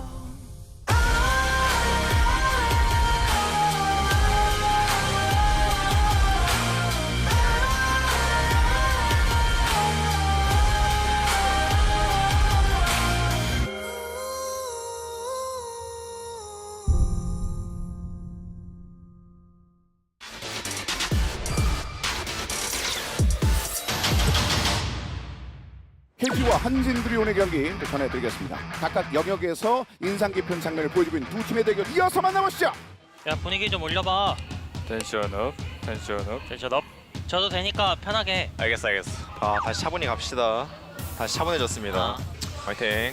파이팅. 오케이. 얘네 3렙 경쟁 해야 돼. 이거 먹고 가볼게. 기다려봐. 트래피. 오케이. 와봐. 이거 짜 오나 본데. 나 집 맞춰도 되나 라만? 아야 짜 왔다. 나 풀 있어. 나이스. 노플. 여기까지. 나이스. 아이고 까비. 죽긴 했고. 짜오 노플. 얘 용쳤다. 뭐 말만해? 바텀 좀 깔긴 한데. 바텀은 괜찮아. 야 룰루 쪽 보자 룰루 쪽. 쌈을 보자. 짜오도 노플. 짜오 보자. 짜오. 야 우리 봐줘야 돼. 진. 싸우자. 빼면서. 룰루 노플. 에시. 빼봐. 잘할게. 룰루 노플. 오로라 노플. 오로라 갈게. 오로라. 룰루 가자. 아 매웠구나. 매운 거 같다. 잡았어? 다 먹었네. 미안합니다. 짠. 트래피 이끼라 괜찮아. 확인. 지금 보따위 보는 거 우리? 보따위 보는 거 어때? 세게 할게 이번엔. 야궁 한번 쓸게 나. 오케이 좋아. 뒤 잡자. 해놓고 갈게 그냥. 뒤 잡자. 라인 미는 느낌으로도 쓸게. 뒤 잡자 형. 이걸 와볼래? 나 가는 중 기다려. 룰루 죽냐? 룰루 그 매치야. 봤자. 가볼게. 근데 아리도 안 돼. 아리도 내려가. 그냥 하고 있어. 천천히 해봐. 룰루 그냥 죽였어. 웬만하면 죽였고 아리 안 올 생각도 해. 안 갈게. 봤어? 간 거 아니야? 빼. 봐줄게 형. 잡았다. 공돌만해. 가볼게. 할만해. 해봐. 오케이. 나이스 볼게. 애쉬 노플이야. 천천히. 짜오 길게 하는 애들아 원중. 짜오 오고 있어 얘들아. 빼라. 위에 짜오 와 이제. 나 실수했다. 근데 이거 괜찮은 거 아니야? 나쁘진 않아. 전령 무조건 싸워야 돼. 싸우자. 오공진 노플이야. 그 피하긴 돼? 피하긴 기다려봐. 5천. 조금 이거 먹히긴 해. 짜오 바로 못 찾거든. 이거 나도 가니까 천천히 봐줄래? 틀리다 이거 상주가. 앞서. 아야. 얘부터 못 가. 가자. 인질 지나긴 했어. 짜오부터. 나 아래 각 좋아. 찜볼게. 아리. 나 살았어. 아 맞아. 맞아. 천천히 봐. 나 매우 맨부터. 따라가자. 따라가보자. 이거 여기서 한번 더 봐줘. 나 못 봐줘 얘들아. 나 끝이야. 오로라. 네? 야 미드. 야 더블 한번 볼게. 야 애쉬. 아 맞아. 이거 질. 괜찮아. 궁 돌리는 게 좋고 우리. 나 싸움 좋아. 나 아이템 너무 잘 떠서 싸움 하고 싶어. 확인. 얘 노플이야. 나 미드 날려면 포켓 한번 볼게. 나 있어. 봐줄게. 나 안 봐줘도 돼 이거. 용 꺼낼까? 어때? 길게 볼까? 정합 뺐어. 이젠 쳐도 돼. 이제 쳐볼게 얘들아. 크게 나가자 크게. 이거 걸 생각으로 나가볼게 이번에 그럼. 나가면 바로 돌아오도 돼. 나갈게. 스킵 빠졌어? 우리 위치 봐. 룰 앞라인부터. 공 빼먹. 오로라. 형 아래 봐줘. 야 진너플. 진 빠졌어. 아니. 미드 끝났다. 끝나야 돼.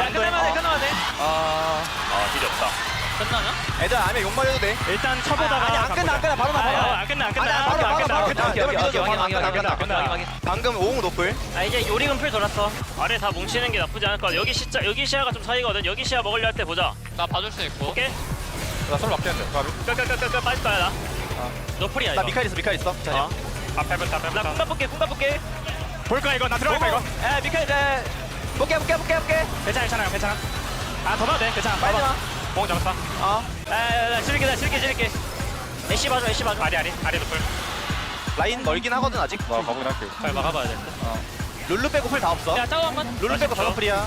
짜오 가인이랑 한번 박을 수 있어 얘네. 시원하게 그냥. 셋다 가인이야. 보자. 나 궁극기 이거. 민성이 형 소사사 굴려줘. 와. 가인이라도 빼면 좋아 이번에. 싸움부터. 아리 너무 그냥 타워 아리 쳐. 무빙 쳐줘 이거. 괜찮아. 나 아리 노플이야. 친구 볼게.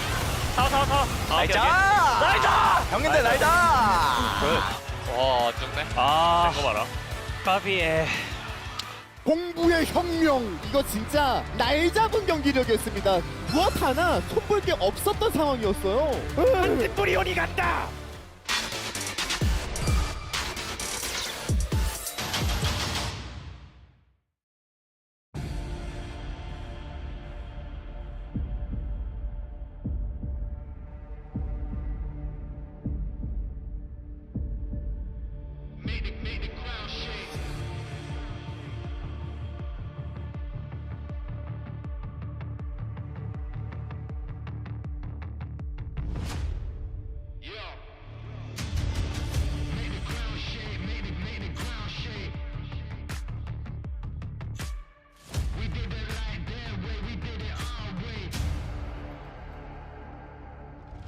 Part of the game, gunfire and flames. I hear echoes of my name being called in a Hall of Fame. You ever get the feeling your inner cause to be great? I want championship rings and a trophy cabinet display. To be H, I feel like TBE. If I'm mid, then I'm KDB. Rookie, but somehow I still end up as the MVP. My kick game like Fredo, or better yet, MVP. Champion at MP3, that's why they all envy me. Make the ground shake, make the ground shake. We did it like that way, we did it our way. Make the sound wave, make the sound wave. Hall of Fame, feel music like we don't play. Make the ground shake, make the ground shake. We did it like that way, we did it our way. Make the sound wave, make the sound wave. Hall of Fame, feel music like we don't play.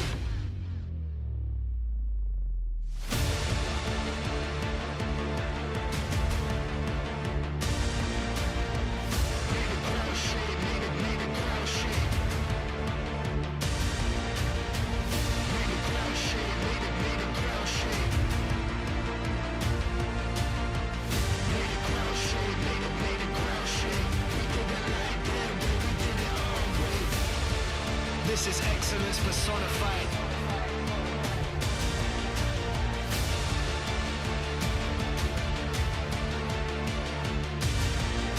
Tell coach put me in, call my number, I'ma show up. And they ain't no stopping all the shots that I'ma throw up. Been the man since the boy, but now the boy is all grown up.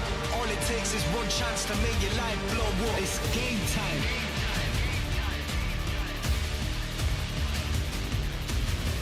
Make the ground shake, make the ground shake. Make the ground shake, make the ground shake.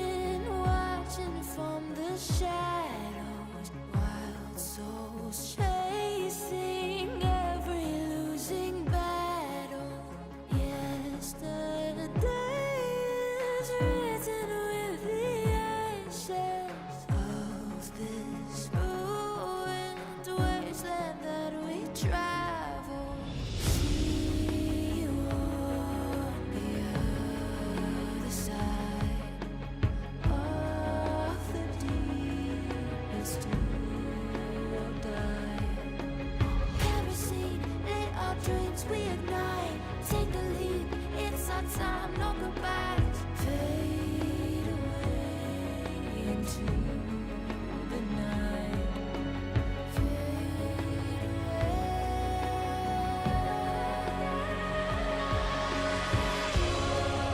I see you on the other side. Gonna meet you at the great divide. The legends call our names. They say they see you on the other side. I see you on the other side. But no, there's never time to say goodbye.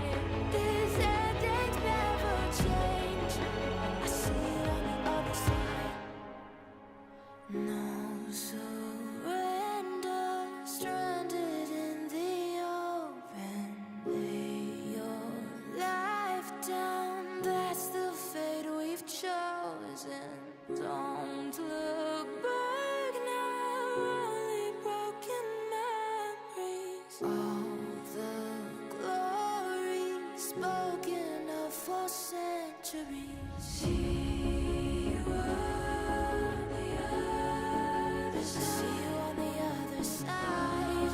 The deep is true or die. It's true or die. See you on the other side. I see you on the other side. Fade away, I'll fade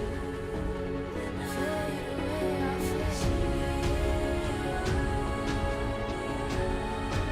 See you on the other side. There's no time.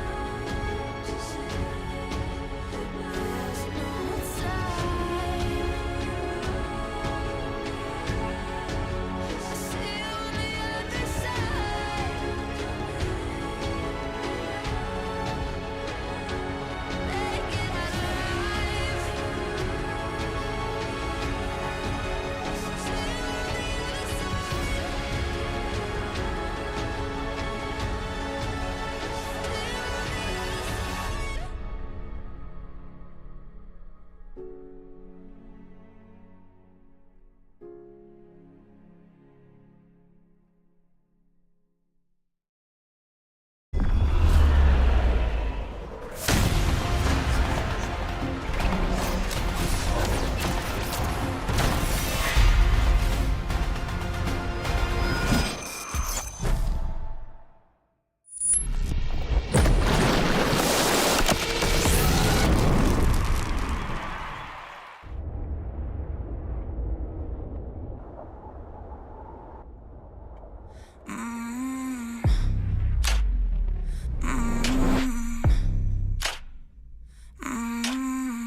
I walked where no one dared to go. No map, no light, just scars to show. Each fall curves something deep. The center of the world lead the way. Everyone was mine to make. Every sky's a line I've drawn. Every wall is a sign I've worn. I don't just win, I carve my name into the stone against a flame.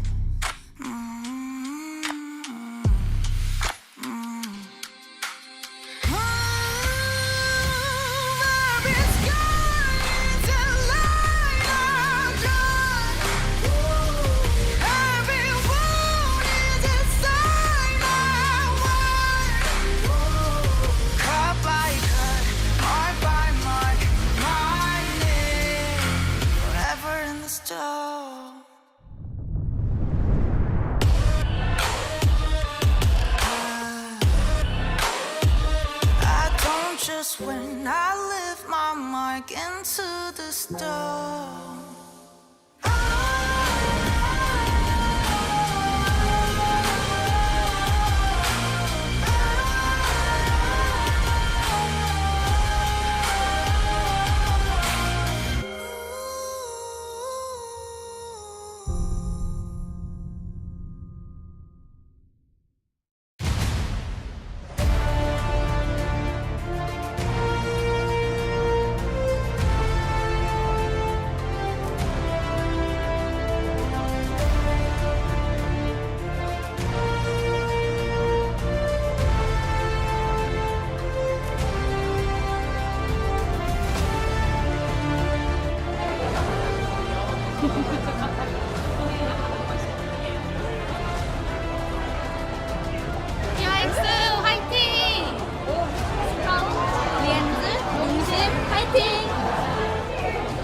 농심 화이팅!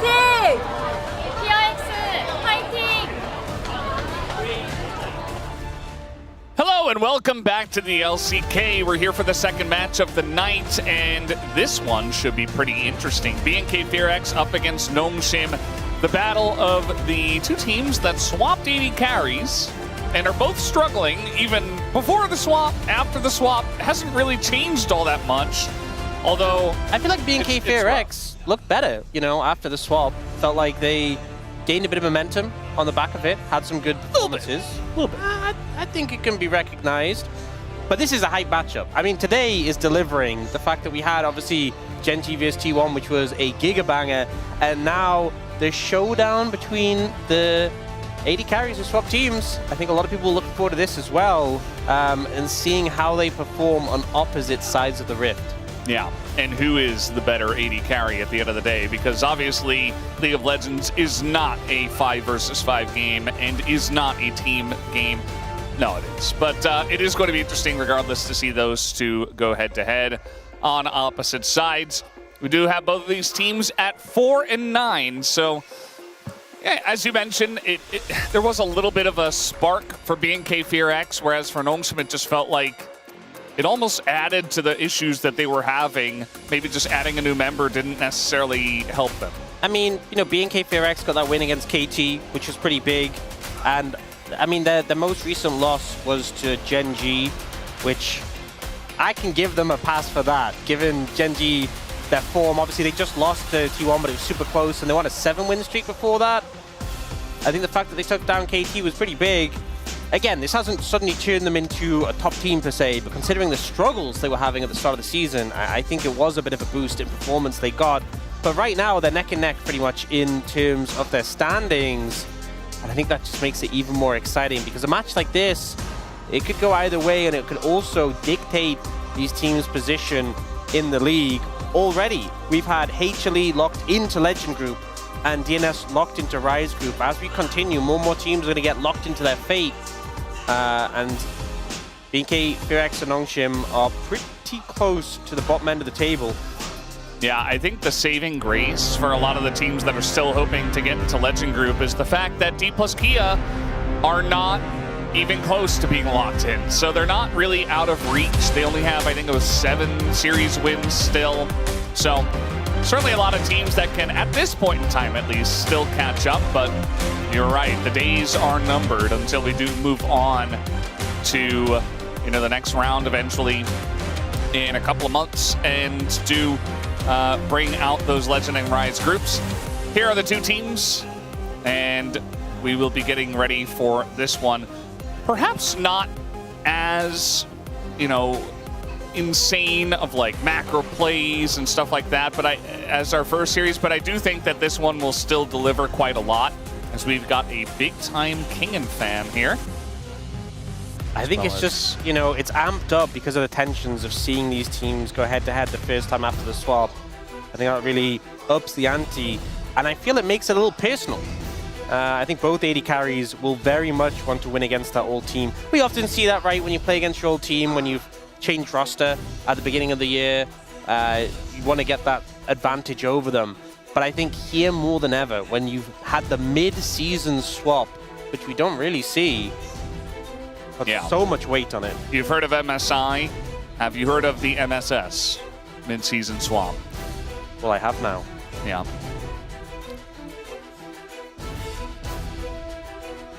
And I think some of the good games we saw from BFX were when Kellen could kind of do his thing to set up Taeyun. Skarner support.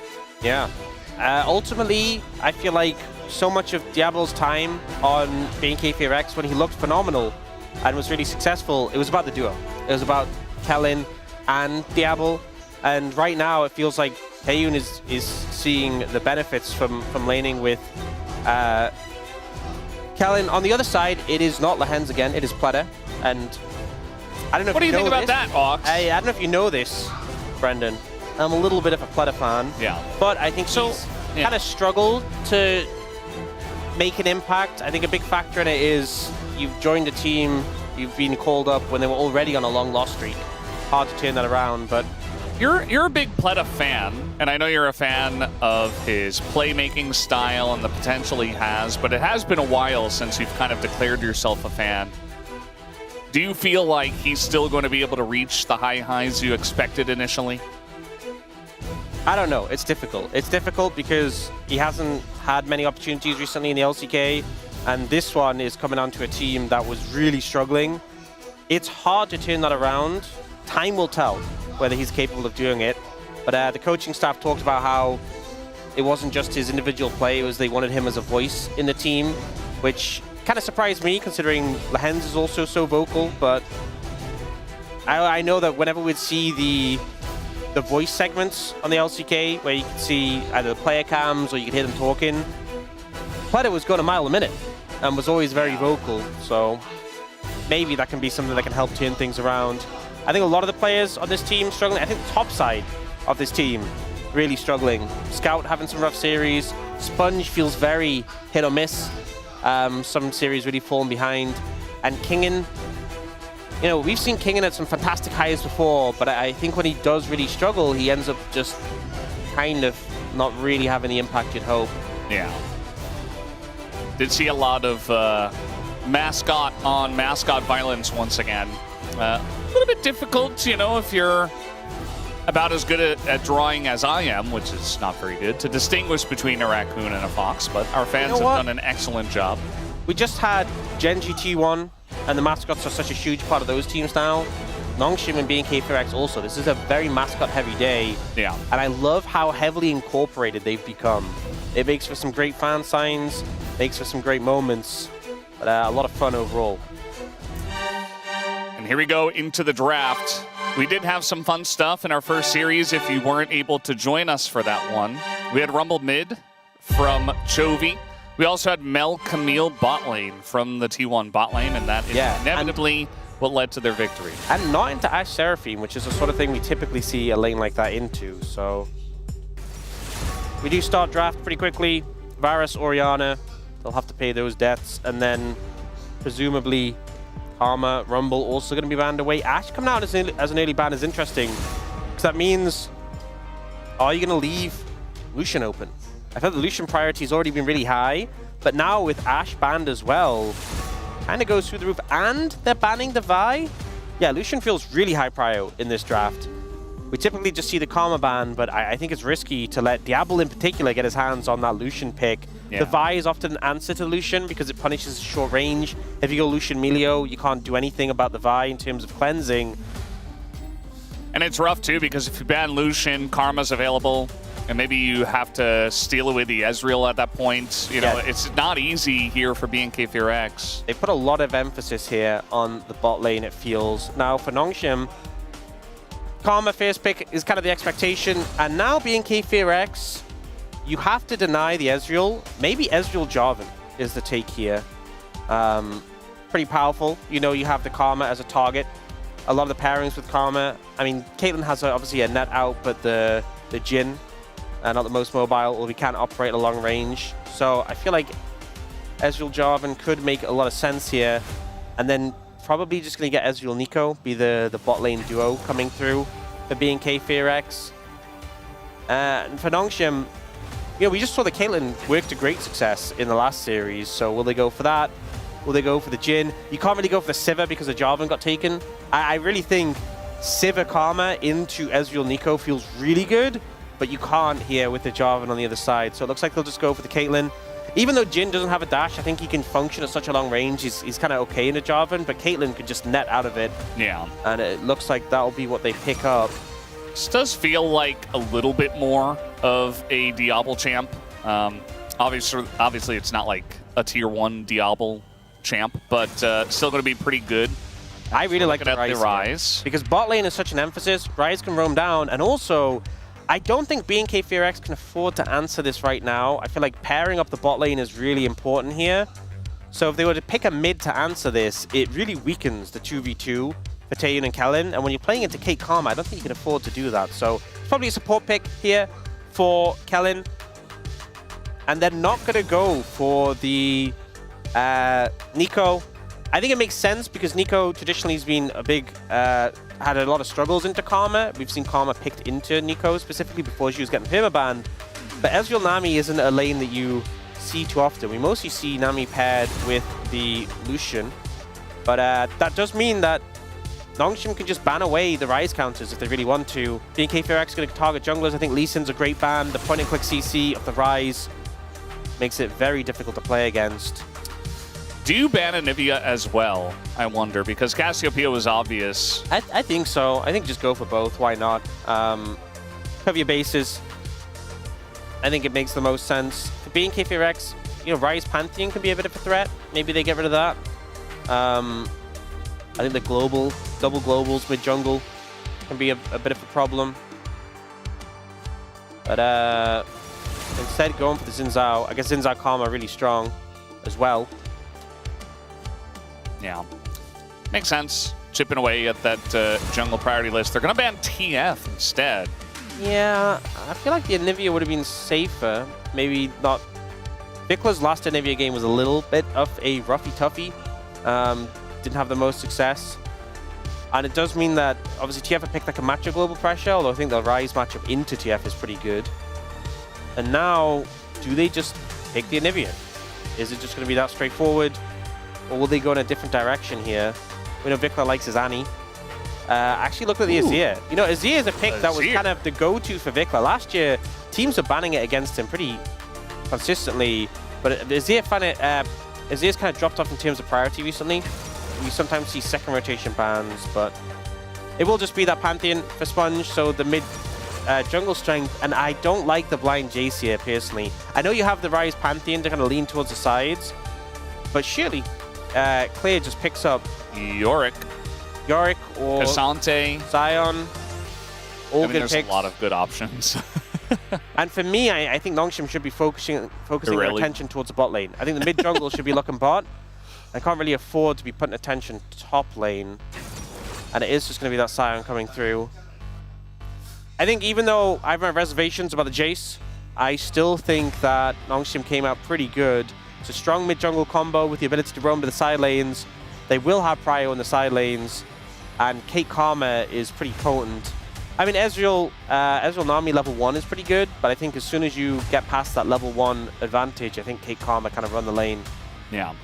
I mean, the draft is what it is. I really want to see what's going to happen when we actually hit the Rift and the form of the two teams, because we talked a little bit about how BNK4X have been on the up and up a little bit. You know, they got that win over KT. That was good. Then they had to face Gen G, whereas Nongshim have been on a long losing streak. And we're definitely, you know, we like the draft from Nongshim, but you got to be able to pilot it. You can't be falling behind super hard in the solo lane specifically. That's the one place I want to see them find some sort of success. And also the Pantheon is a pick where, you know, for a time it was just running the league, and then it's fallen off in terms of priority. And we've seen it be very feast or famine. Some games it feels like you're unkillable, you control the map, you can do anything you want. And then some games it just feels like you're the first target to die. And you get focused down before anything else. So we'll see if they're able to pull it off. I think the mid-jungle, that Ryze Pantheon, is the crux of the Nongshim composition. Can you set up your side lanes to be successful? Can you move and cover them from any ganks from the other side? Yeah, got to be proactive. We'll see if they can do it as we're going to hit the Rift for game number 1.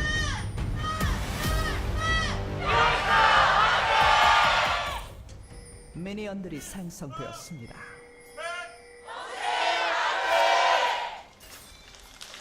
Here we go, game number 1 of match 6-8. Doesn't quite hit the same.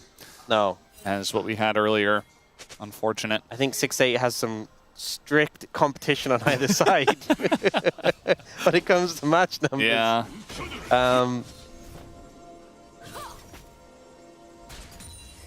Ladder with the level 1 sweeper, so trying to get control of this mid-brush. Now I was saying how Ezreal Nami is pretty strong level 1. You know, you can double bounce the W. You have the Mystic shots from the Ezreal. But if Nongshim's bot lane gets control here, first and foremost, it's going to be a bad time. We do actually see Sponge going for an invade. Trying to take Raptors. That should be illegal, I think. You know what that means to him? Quite a lot. I mean, yeah, Sponge. Okay, the smite is good, though, for Raptor. And now Sponge in a precarious spot. But Scout going to move over first. Sponge is still level 1, though. You can just flag and drag, and he has to flash, I think. Or you go for Scout instead? Okay, he'll just poke him out. Just poke him, yeah. But now you can push into his jungle, and he cannot contest you at all. And if the laners move, they sacrifice themselves. Yeah, he's getting in there. And all he has to do is hit those abilities. He does miss the Q. Still up a level, though. So you have double the abilities. And Sponge doesn't... I mean, he's trying to get this Wolf Flow. Might be able to smite it here as in goes Raptor. The smite is good for Sponge. As level 2 is going to be hit, and Sponge is hanging on. And now Raptor, behind enemy lines, going to avoid the spear as he goes around the bend.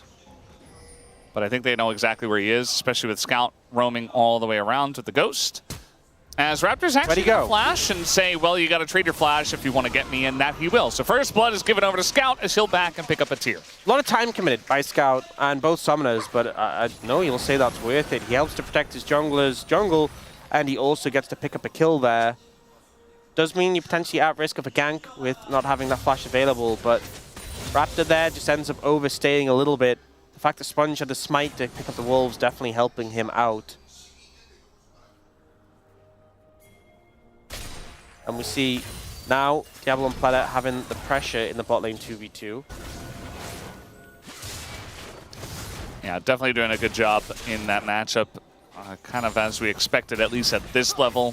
One of the things with a scenario like that coming out between the two junglers is it means both of them are delayed in their pathing and their jungle clear and just down in levels. Like the fact that Raptor's still level 2 when all the bot lane is level 3, it means that there's less likely to be any influence on the laners, at least in the short term. So Diablo and Plata can be pretty aggressive now, knowing that Raptor has to clear through his jungle before he can really do anything. We're not getting, you know, normally at this timing, the full clear is completed and they're doing Scuttle and then looking for a gank. That's not really a thing right now. Yeah, they're just going to push in the wave and go for a back on that timing. Kellen also backed away, so he picks up a Fairy Charm. Clear. Picking the Scion here in a Jace, this has been a pretty common response from some of our players, especially guys like Keen. Yeah. Instead of the Yorick. Yorick is kind of the one you expect more often than not. So far, at least early days, but this is how it should be going. The Jace should have pressure, should be chunking the Scion out, should be getting plates, should be ahead in farm. The trade-off for the Scion is that later on, you become such a monster, even if you're a bit behind. What you don't want to happen is we've seen sometimes the Scion remains even and even finds solo kill angles. If that's happening, you messed up. You made a mistake by picking the Jace, and you potentially doomed your team. But so far, Kingan's doing pretty good. But it is still early days, and when the ult comes through for Scion, that can be where there's some big threat. And if you burn the Jace's flash, it's a pretty easy gank for the Jarvan post 6. I wonder how many other teams would be confident enough to try to like swap their mid lane into top lane to deal with like a Jace counter pick, bait it out the way that Gen.G did. I feel like it's very specific in that game because we saw Rumble, and Rumble's really strong. He can play mid very nicely. We've seen Chovy play it a lot, as our space talked about. But not sure about the rise in New York, if that were going to happen. Clear's just going to ult Kingan and run away. Meanwhile, we got a root here. Vikla just going to sweep Sponge away. We don't see Azir all that much nowadays, but that's just what he does. Now Raptor's getting in onto Sponge. Has that red buff ticking. Bit of damage over the wall here from Vikla, just poking them. And Scout is actually going to ghost and is looking to continue here. And Vikla will respect it and just dash away. Yeah, a lot of damage coming out from Scout. Vikla have no ult and already been chunked out. Didn't really offer too much. Kellen also almost hit the double bubble there. That'd have been crazy. Wouldn't have been meaningful at all. Wouldn't have made any difference, but it would have been cool to look at visually. It would have been like plus 10 confidence score. Yeah. So that could have made a difference. That's another bubble hit here by Kellen. This one actually just leads to Taeyun taking more damage. Yeah, that's the danger of engaging into the Caitlyn. The net obviously setting up the headshot. On the back foot, the Nami obviously offers a lot of sustain, so they're not getting pushed out of lane too heavily, but they are losing plates and losing in terms of pressure. And that kind of feels pretty consistent for the side laners of Longship. Haven't seen the junglers, as I said, you know, when you get put behind in tempo for these junglers, it really doesn't allow you to make too much impact. You're playing catch-up. There's now a level 6 for Raptor. Level 6 for Sponge is coming soon. And that's when they can really start to impact the map. Sponge actually down a level here, just going to get Cataclysm. Doesn't want to have to flash out of this. And does a bit of damage to Raptor. Flashes into the bush just to die. Just flash out the Cataclysm. Yeah. Like, you're holding on to the flash only to have to flash anyway and then just die. It's just like you could have made the easy exchange. It was, I think, a little bit silly from Sponge to do that. And now gives a kill over to Vikla on the Azir, so you can close the distance with Scout. But yeah. I'd rather not watch this. Just flash. You flash, you live. You flash late, you die anyway. Scout's like, wait, what? Yeah, the flash angle was really weird as well. I mean, I know he was trying to get away from where the soldiers were, but that's just never working. I think at that point, when he did flash, he should have realized he was already dead and just accepted his fate. Yeah. Oh, they might look for an engage here. The bubble's going to go... That's some big poke. Very wide. Pretty difficult to hit that onto the Karma with the shield up. And yeah, Kellen is basically just out of the lane. So perhaps Sponge, even after all of that weirdness in the mid lane, he's just going to go ahead and take a Drake with the pressure he has in bot. As in they go on a Scout, and here is the Jarvan once again, and Sponge actually is roaming up from the river. Raptor getting pretty low himself, as even from downtown gonna force him into an awkward spot, and that allows Scout actually to pick up the kill. Yeah, I think Death by Touch finished him off, I assume, with the burn, but you know, moving up for the ult from Diablo to help didn't help obviously with Raptor, but forced him into an uncomfortable spot, and Sponge being there to back up his mid laner. Scout had flash, didn't even need it there. You know, they burned their engage onto him and didn't have to follow up, didn't have Cataclysm. And a nice kill in return. Helen stepping up very aggressively here, just gets shot in the face by Diablo. That's kind of been a consistent theme. That is getting a little bit low, and Taeyun does have ultimate. There's wards in the brushes though, so he can't just ult for free. Kellen's still not level 6 as well. Taeyun up on the level. I suppose he got some solo XP. It's Kellen at the back. Barrier burnt there by Taeyun.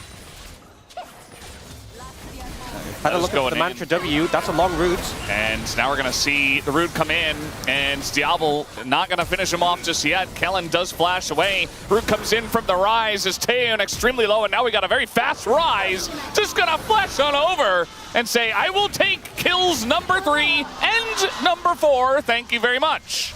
I honestly wasn't sure about Scout's initial play because he focused Taeyun when it felt like Kellen was a free kill, but he uses the summoners to just wrap round, cut off the escape, and he gets both kills. He was confident to secure them and manages to pick up both of these. So Vlad is low, but he goes for the Mantra W, which not only gives him a heal, but also this super long route. If you look how long the duration is, guarantees a trap follow-up. And then here, Scout, I was thinking, do you not just kill Kellen? No. He gets the damage down on Taeyun, the Peacemaker hits, he wraps round, he flashes as well to clean up the kills, dodges the bubble as well. This was pretty brilliantly played by the mid laner off Nongshim. Yeah, I mean, this is like ideal scenario for a Rise as well. I mean, this is before he even gets his Rod of Ages. Like, he goes Catalyst, he goes Tier, he's scaling up, and yet he has 4 kills already. Yeah, honestly, Rise is one of those champions where a little bit later, Rod of Ages can be huge because you get the level up from like 15 to 16, which is a massive level in terms of experience and in terms of how strong the level 16 is. So he's going to be very strong later in this game. 4-0 over he is, to be honest. Yeah, it just feels like oftentimes we have our Rises just like sitting in mid, farming it out, waiting until they get, 2-3 items to make a big impact on the game. But the fact that he's already done so much with so little, it just feels excellent. Vikla has a kill himself, but obviously not going to be nearly as strong as Scout at this point. Yeah, King going for the Serpent's Fang. We've seen a lot when you're playing the Jason to Sion. I mean, we've seen how big those shields become, so it's a lot of value, a lot of effective HP dealt with in the matchup. Still yet to see the Pantheon ult come out so far this game. Sponge hasn't really found an angle yet. But I think the threat of it can often be a big thing. Just having the coverage limits the aggressive plays to come out from a Jarvan if you know Pantheon's going to follow up. And the side lanes are ahead for Nongshim, so if you can just stay in a position where you're covering them, you can match Raptor, then it's definitely a good way to approach it. Yeah. It's feeling pretty good so far just to have that threat. We do see that Raptor is in mid once again. Still don't have this first streak taken.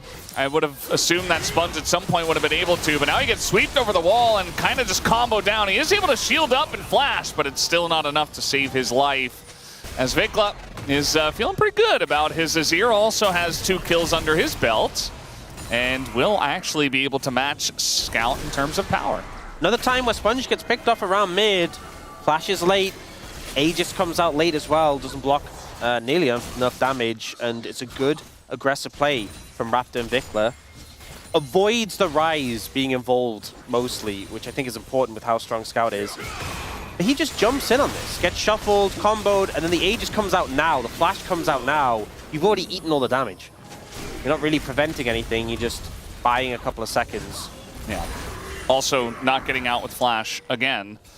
So pretty unfortunate. You know, that flash, we talked a lot about Pantheon's ult and what he can do with that, but if he has flash, it's even just that extra bit of security when you're going for a gank. But just not being able to be proactive on Pantheon, especially with the Ryze that's in this position, just feels really rough. As now we have a TP coming in and the Pantheon, so eventually Clear will die. They're using quite a lot to take him down. They're going to give this kill over to Diablo as he picks up his first. Yeah. I also like the fact they went for the tower first to make the kill really easy. And Pleda keeps going for the Mantra W, which, I mean, for Karma players seems like a no-brainer. But the amount of Karmas I feel like in the LCK who don't do this and will go W into Mantra Q, the Mantra W route is so long. It's so long. It's like a Morgana binding level CC. So just making sure that Clear is locked in place for the maximum amount of time allows you to very easily pick up that kill onto the Scion. Yeah. As Kingen kind of in an awkward spot here. He's going to be Cataclysm down, but he has flash. You know what? This is how you use it. That's how you do it. You get Cataclysmed, you go, okay. Say, whoops, oh, I was out of position. Let me use my flash. You've in my flash. There you go. Are you looking for the ability name? Because I was just thinking, remember when we learned that the Mantra ability names have different names? Yeah. No, I was looking for how long exactly the root duration increases. What's the name of Mantra W? Renewal, based around the healing. Well, there you go. Yeah, but I feel like that glosses over the whole extended root thing, you know? It also, like, if I said renewal during play-by-play, I feel like maybe 0.01% would know what I'm talking about. Kingen doesn't have flash, and now he's just dead. And Vikla and Raptor have just been playing together this whole game. They're like, no, we're a duo, actually. This is like solo queue where it's like, okay, I'll go mid, and you go jungle, and you just shadow me the whole game. Yeah, and it's working so far. I mean, obviously, the earlier play from Scout got him very accelerated, but I'm liking Vikla and Raptor's plays, punishing Kingen who lost his flash a little bit earlier. Scout doing so much damage. This is an armor-only Scion right now, and he's feeling the pain of the Ryze. The very strong Ryze with the upgraded Sork shoes. Not what you want to be up against when you only have armor in this situation. Yeah, it does not feel very good. Sponge is going to start up this objective. Did get that very late Hextech Drake. Next one is Mountain, so we'll see what the soul is. Not huge chance to get a great one, but we'll see. BFX looking like they want to contest, but Taeyun's still miles away right now. Your AD carry is going to be very late. Yeah, I mean, Bubble also going to miss. Kellen gets poked out a bit. TP flank coming in. Sion's right behind them. Yeah, we have the tidal wave as well. Looking to catch the two of them, and that he does into the bubble. BFX set up nicely as, what was that? They realm warped right into their death, at least for Sponge. They realm warp in, and they're like, here, take my jungler. Goodbye. Super confusing plays from Nongshim, if I'm being honest. I'm a little bit puzzled at that, but BFX don't miss a beat. Clear ends up right behind them and cuts off their retreat. They get 2 kills, and I guess it was 2+1.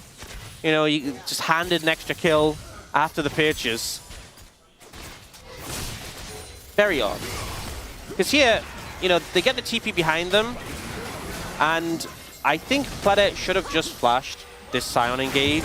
Kingen doesn't have flash, he's just kind of doomed. But he definitely could have flashed now, but doesn't and dies. And then the Realm Warp comes in. Hello. Obviously to back up the team, but it's just a delivery. It's Uber Eats. Yeah. Hey guys, we're here to, oh God. Oh, please no. Yeah, Sponge has not had the most fun game number 1. I'll say that. By his own hand and also by the hand of his teammates. Yeah, Scout just threw him away on that one. Oh, King in trouble. Yeah, and this time it's Raptor finding his friend Clear, actually.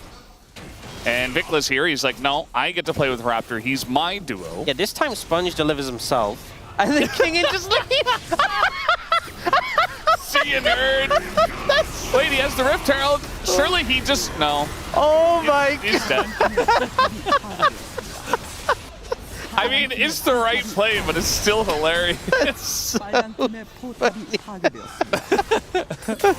the solo laners are doing Sponge dirty. Like, Sponge has not had a good game, but they are doing him dirty right now.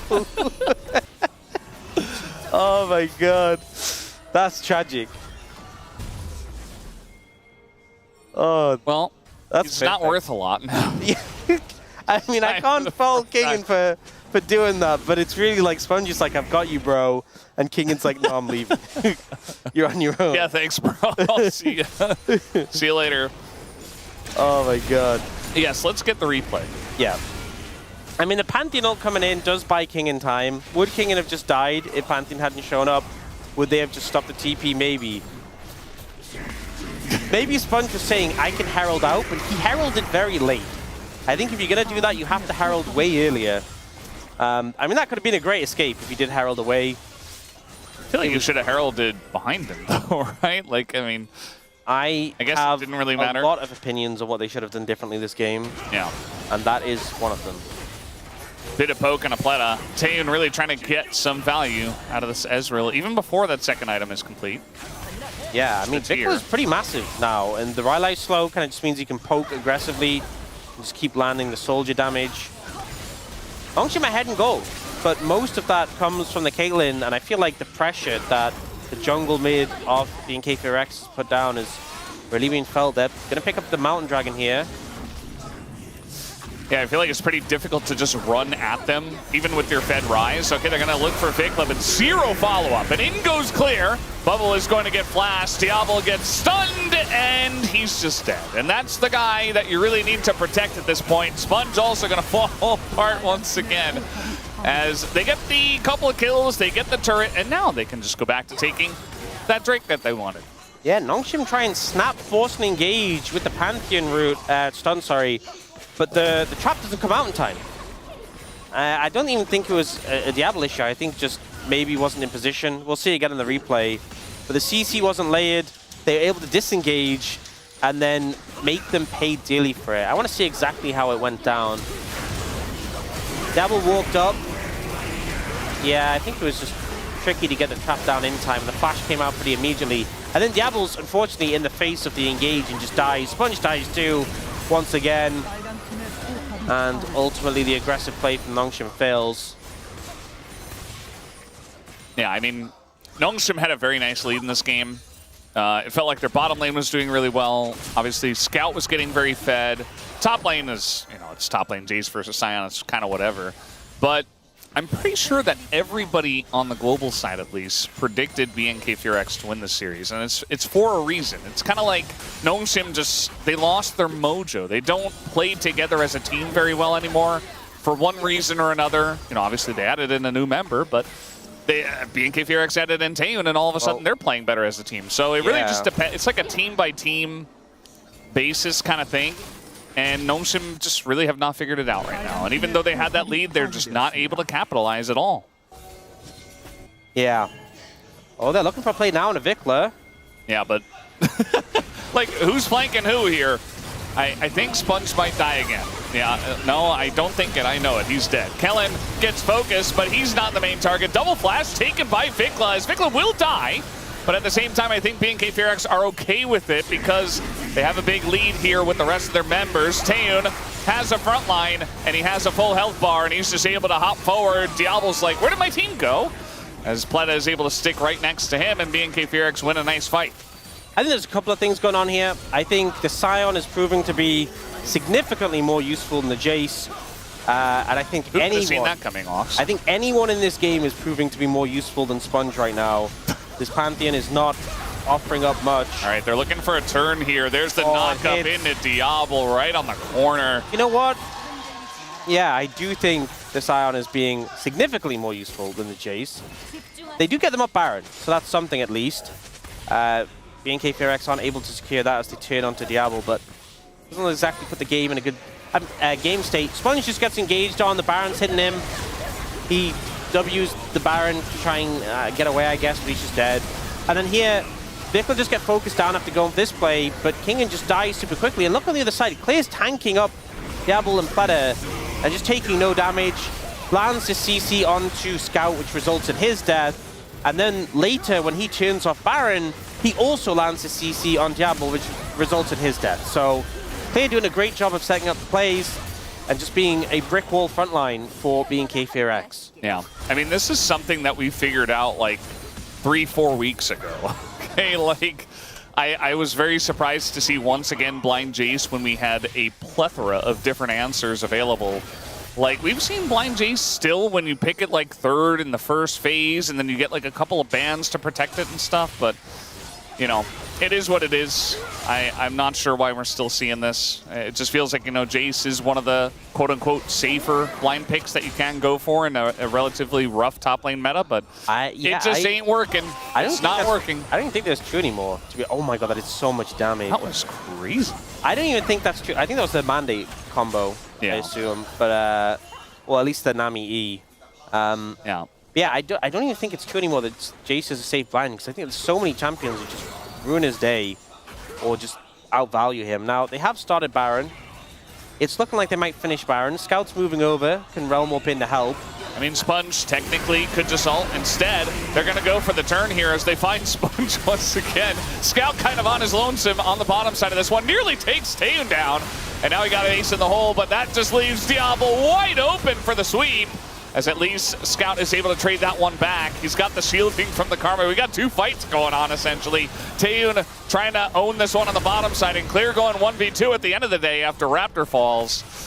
And it's messy, but I suppose BNK Fearax just barely get the better end of that one. I mean, it ends up being a 2-for-2 in terms of kills. And given that BNK Fearax have those big shutdowns and had the Baron pretty low, I think Nongshim can be happy with that. Pleta goes very aggressive here.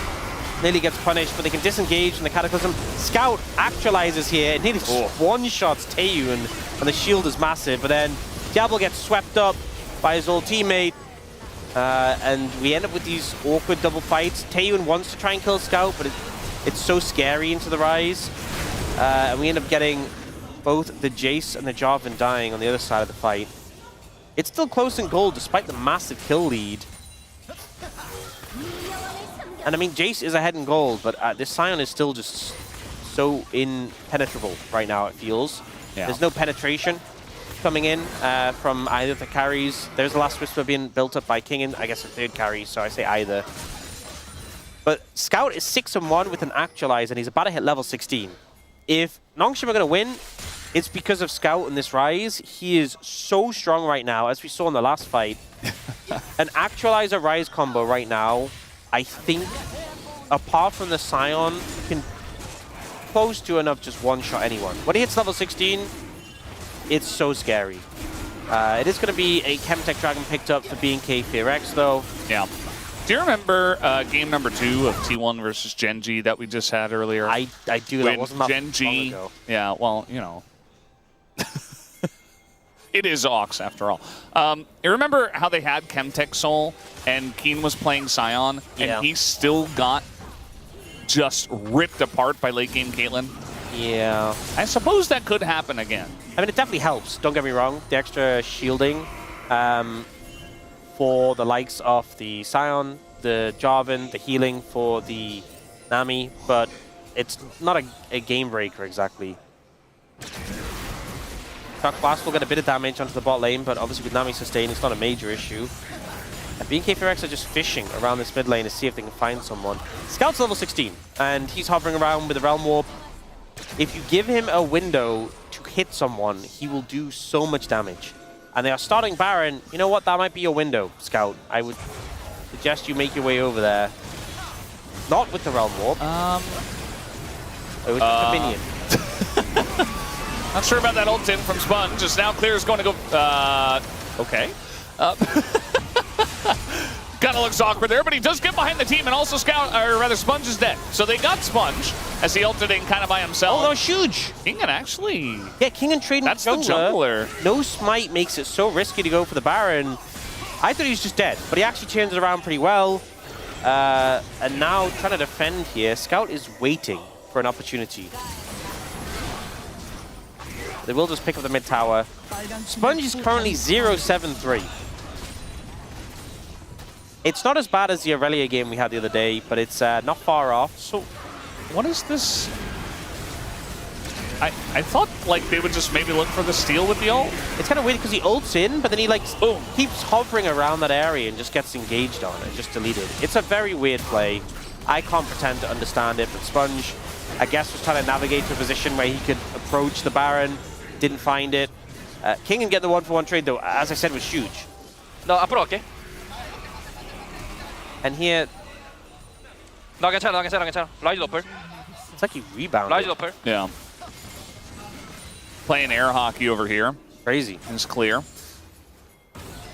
But him just ulting through the enemy team so he doesn't get locked up and killed, just buying a lot of space and threatening on the backline was pretty big. Yeah, the poke won't do much if you're hitting the Scion Shield. They almost got through it. Here it is. It's going down. Okay. You can press it again. Yeah. And I feel like for Scout, you know, he's very fed. He can't just run at them. I feel like he needs someone to either run into him or for Sponge to they're send going. it. And speaking of which, he is going to send it. And the bubble is going to hit immediately. So Sponge just kind of has to get out of there immediately. As now they're going to turn in. This sweep catches both, and that's the one carry you were trying to play around. Although they did finally kill Clear. Did Gnome on the top side of this fight. Yes, Scout just throws it all out before he goes down. Vikla ends up dying as a result. And Clear does finally get caught up. Oh, Diablo could be in trouble. They're trying to enable Taeyun to get in there, but they're down a member. I mean, Sponge is coming back. Diablo trying to frontline here with the shields from the Karma, too. Big headshots there. Okay. Damn. They now have... They've routed them towards the mid lane tower, so they should be able to threaten that. Taeyun's trying to get poked down. Not a ton he can do in a 4 members. And overall, a relatively successful play for Nongshim there. They're ahead in gold still. It doesn't feel like it with the kill deficit they're at and the fact they have a 0-7-4 Pantheon. But they are ahead in gold. Sponge jumps in to get bubbled immediately. And then we see the shuffle from Vikla. But he doesn't get to live through this. We see Scout gets the combo as he gets shuffled and then finishes him off. Kind of similar to Kingen in the last fight when he died but took Raptor with him. Both solo laners of Nongshim doing good at trading their lives. Even if the circumstances aren't ideal, they do take one with them. Yeah, they've really done a good job of mixing this game up and not making it straightforward. Like, if BNK4X won like one clean fight off of any of these turns, they get a Baron into some inhibitor damage, Dragon, you know, they begin to snowball. But we haven't seen either side snowball at all. Yeah, I mean, the Dragons were really late. 30 minutes, there's only 3 being taken, and it's a Chemtech soul. So I feel like that's what's made it such an awkward game. If there were earlier Dragons, a more impactful soul, the pace of this game could have been pushed a lot quicker. But right now, BNK4X trying to hold pressure in mid around this Azir tower. And wanting to move towards the Dragon. A little bit concerned about the Baron, but they've not actually got much vision in that vicinity. But I don't think Nongshim can move over there easily. I think that's why they're trying to hold up pressure around mid. Trying to keep Clear around. It's not really going to work, but Scout just walks up through the lack of vision, nearly takes Vikla down. Just like that, as Sponge goes in, puts up the Aegis, and dies. They got a flank, though. They're able to get in behind Taeyun, who says, okay, I'll take you down with me. Double kill here for Vikla, and nobody is able to take down Taeyun at the end of the day. A very broken engage from Nongshim that started off well, but FearX take them down. Scout tries to snipe Vikla there, but unfortunately, him and Taeyun are just too strong right now, able to turn it around. Realm Warp attempt was pretty cute, but unfortunately, they just don't really have a front line to offer any resistance. The 0-8-4 Pantheon not doing so hot, and BNK FearX will take first blood in this matchup and start the series 1-0. Taeyun 8-1-8, feeling pretty good. I think BNK FearX are about that trade right now. At least here for game number 1, you can see that Sponge very frustrated there on the camera. We know what he can do, it's just not going well nowadays, and BNK FearX, a messy game, very back and forth. There were times where they were really not able to get a snowball going, but all it took was one big team fight around the, confusingly enough, third Chemtech drink. And eventually it was enough. You know, they were able to get the sweep. Vikla was also relatively fed, even though he was behind Scout. He was only like 800 gold behind, and at that point in the game, I mean, Vikla had like 3-4 items himself, so able to pick up a double and kind of take some heat off of Taeyun to allow him to clean up the rest of the fight. And a lot of damage coming out from King and Scout, but you know, that's a way, especially the Jays can just kind of go. A rough game from Sponge, and whatever happens in the rest of the series, Sponge needs to lock in and step up, because he was kind of just dead weight in that game, if we're being real. And Nongshim need their jungler to offer a bit more if they're going to be able to take this series to game 3. Yeah, and you know, to play better together as well. You know, him and Scout could have potentially gotten stuff done on the Rise Pantheon. It wasn't meant to be. BNK FearX up 1-0 as we head into the break.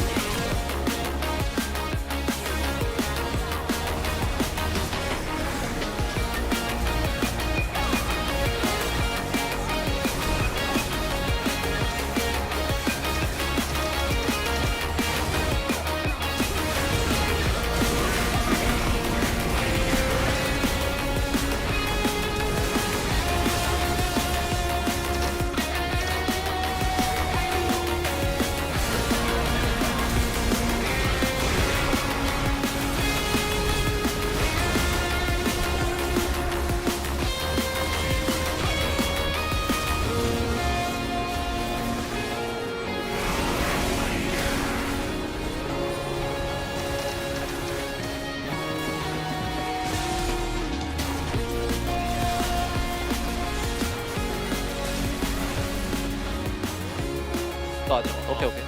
라인 끝내고 해. 나 봐줄게. 야 판테 공 쓴 거 같다. 확인. 썼다. 오케이. 맞아. 야 아들 봐줘. 살긴 했어 이거. 나 집 갔다 텔로 올게. 판테 공사. 판테 한번 볼게. 판테 많이 빠졌다. 판테 많이 빠졌다. 앞으로 가. 야얘 둘 다 높여. 라이즈 노플. 앞으로 가봐. 캐슬 로컬. 좋아. 파이팅. 왔어. 아 미드 가자. 미드 가자. 끝났다. 지러운디? 40초야. 나이스. 나이스요.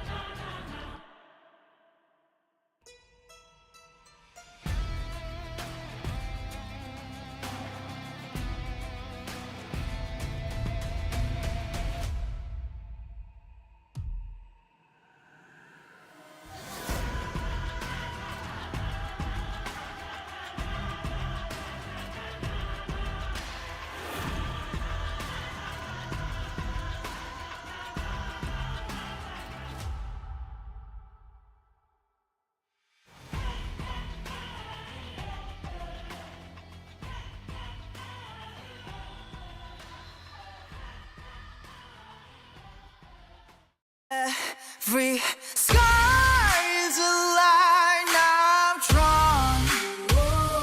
Cut by cut, mark by mark, mining forever in the stone.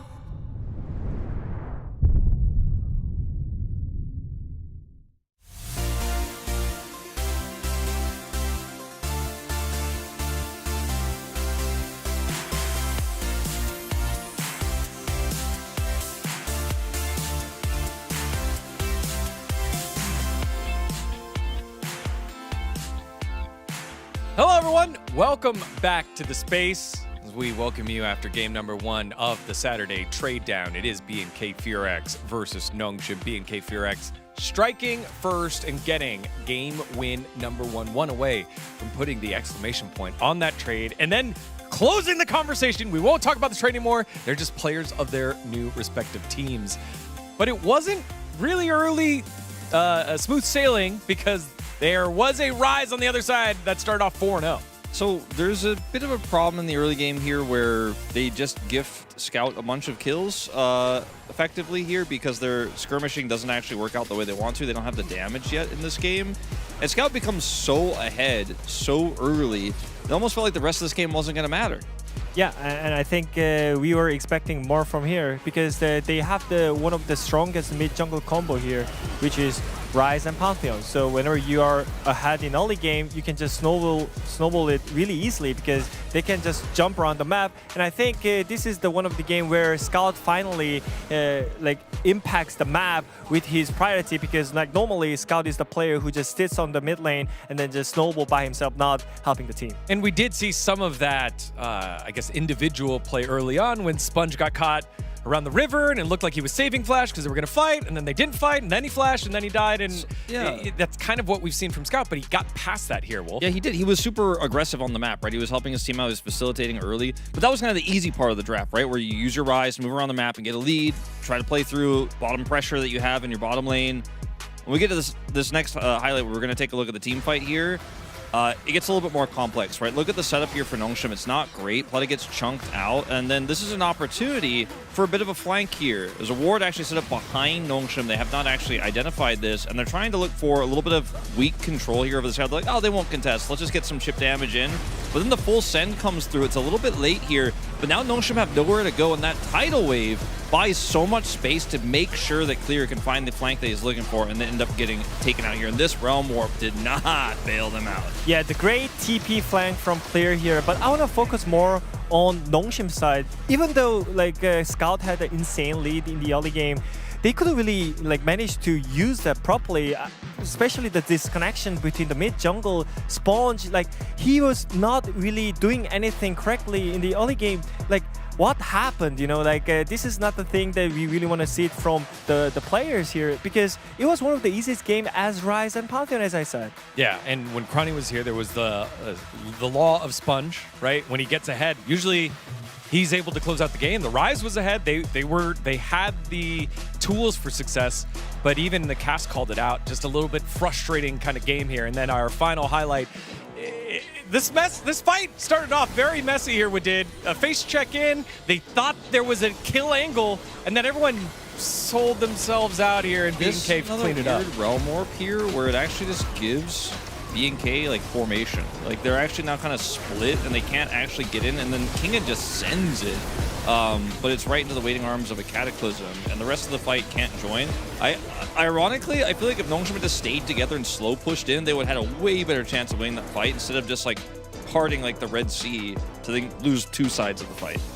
Yeah, to try and get into it. Double flashes into a Cataclysm. That's not gonna go well for you if you're Nongshim.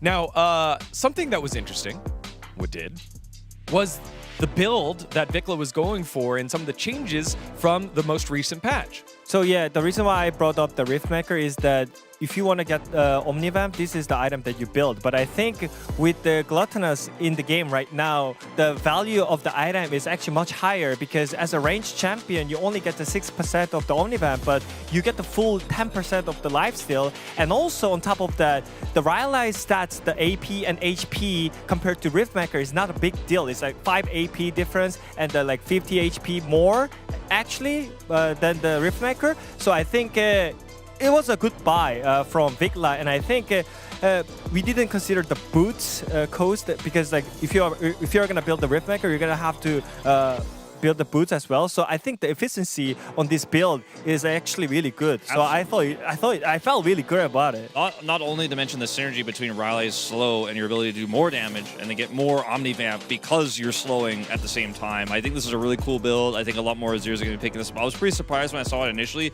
but then watching it in practice, it was like, wow, this actually did work. Yeah, I wanted to ask here, Wadid, just what's impressed you the most here from BNK FuryX, who are trying to find some stability here. The trade, obviously part of it. Vikla building well, didn't feel like he was forcing too many fights early on. What jumped out at you? I mean, I think the individual-wise, Nongshim had some momentum there, but I think BNK FuryX now, they work as a team. Finally, we can see why Vikla was the key for BNK FuryX because he is the player uses the mid pressure into the other lane, mainly the bot lane. I think Taeyun felt really comfortable playing his lane, even though he couldn't really manage to win the laning phase by himself. But we could see him positioning well around the Vikla as well. I think that's the power of the BNK FuryX right now. They are the team. They're on the same page. On the other side of things, I feel like Nongshim are starting to figure out they need to play through Diablo. We're seeing Scout put his resources down in that bottom lane, but that's not the main problem. It's the side lane collapses, it's side lane pressure in general that isn't there for Nongshim, and their team fight setups are incredibly weak right now. They need to be able to take Diablo's hands and apply that to 5v5 fights. 1-0 BNK FuryX over Nongshim, and y'all, it has been 35 weeks since the last time we had a 6-game day. The first series brought us a 2-1. Will Nongshim push us to a 6-game day? Let's find out as we send it back on over to Valdez and Ox. Thanks, y'all, as we're getting ready for game number 2, and we'll have to wait and see if we do get that coveted 6-gamer.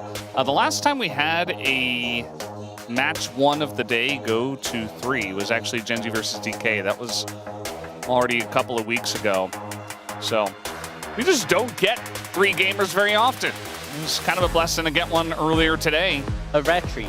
And I think obviously Series 1, we very much enjoyed having that go to Game 3. Series 2, I need Nongshim to step up. They need to if they want to go to Game 3. But yeah, I don't know if I can stomach another game like that. Sponge needs to step up. If I'm being real, I don't want to, drag us to a Game 3 if Sponge perform like this. He needs to lock in. He needs to take it, turn it, lock it in, right? Because he did not look locked in. And I think Scout was having a good Rise game, but things just kind of fell apart. We've seen Nongshim play so much better than this. So much better than this. And they need to break out of this slump quickly, or they are just going to keep dropping down the standings. Remember the start of the season? They were undefeated. Well, they beat D plus Kia, and then they beat DNS. But they were top of the table with KT, and I know, yes, DNS aren't the hardest opponent, but they looked good. And we had a lot of high hopes. We were like, is this a new top 2, KT and Nongshim? And they've just plummeted down the standings since then. It's rough to see. And even if they don't win the series, I just want to see them look competitive and look a bit more cohesive. Yeah, I feel like those are issues you can't really solve immediately, to be honest. But Brendan, I said they should just lock in. If they lock in, surely just lock in. Okay, yeah, that easy. Sit forward in your seat, lean forward, and really focus. That's how it works, right? I think that guy in that meme is holding a controller, though. So I don't think anyone else. I don't think anyone here is playing with a controller that we know of. Maybe they're hiding it under the under the table. We haven't seen. Yeah. So Seraphine banned to deny the Ashe Seraphine, and a lot of bot lane picks taken away. I feel like the Lulu, Yunara Lulu, rises in priority here because that's available. And you can't really go Ezreal Nami in response. I imagine Corki Nami will be, I was going to say Ezreal Nico you can't go in response. I imagine you'd go Corki Nami in response to this is what we often see into the Yunara Lulu. I do feel like Yunara Lulu often gets... Actually, forget that Nami's banned as well. Yes. So they can't even do that. Limited options into the Yunara Lulu, if we're being real. Cassiopeia has really risen in priority. It's kind of crazy. I mean, Rise has already played. It doesn't matter. They're just like, no, Cassiopeia's strong. Deathfire Touch, baby. Yeah, she sings so well with that rune. So no Lucian Emilio, no Ashe Seraphine, no Corki Nami, no Ezreal Nico, no Caitlyn. A lot of the options you would take into this Yunara Lulu have been taken away. They're going to... If they steal away the Yunara, I'm really hoping Longstream slam Kog'Maw. Slam Kog'Maw. Slam Kog'Maw. Alternatively, you could go Ashe, because we've seen Ashe Lulu be pretty successful. No. But I prefer the Kog'Maw. Will they do it? That's the question. I feel like it's also a good pick in a Cass. Pia. Looking for the Nocturne first. Nocturne Lulu. We've seen that combo work to pretty good success so far. Yeah. And also a bit of dive threat onto the Yunara. And then they're gonna pick Kog'Maw. Surely. I think if you've already taken Lulu, I mean, they could go mid here, which is kind of the discussion. I mean, but I feel like whether you go Ashe or Kog'Maw, I don't mind either way. Even Sivir is playable, but I don't like them picking a non-AD carry because now your options are going to get thinned. You could have picked an AD carry who syncs up with Lulu, and instead you've just allowed them to ban away those options. So whether it's going to be Ashe or Lulu, they might just be banned before we go through the next rotation. Maybe you think, oh, well, we could still bring out, like, Aphelios, maybe Zeri. Maybe you think there's enough options. We'll see. We'll see if they're able to navigate this. BNK4X going for the Milio, though. Not a combo we often see with the Yunara, but a pick we know Kellen can play quite comfortably. Decent peel as well. And now BNK4X are going to ban 80 carries. Yeah. And I suppose Noshim are going to ban top lanes, but, like, I don't know. I just don't see a huge amount of value. They could have gotten a lot of value either by picking your mid laner or picking your AD carry, as you were saying, Lonks. But instead, it's like, we're really going to get this Gnar into a very comfortable spot, which just doesn't feel as good in terms of draft priority. I don't really understand the Carly ban when you're playing Cassio. We've seen a lot of Cassios just kind of run the lane, and it's difficult to dive into. I guess they're worried about the threat of, like, the Nocturne Akali, but this does free up Longstream to pick whatever AD carry they want if they're not going to ban them, which is surprising to me. I thought that would have been a pretty straightforward play to go for. Xin Zhao ban makes sense, considering you have the Milio to back it up, and just working through the junglers that are left available.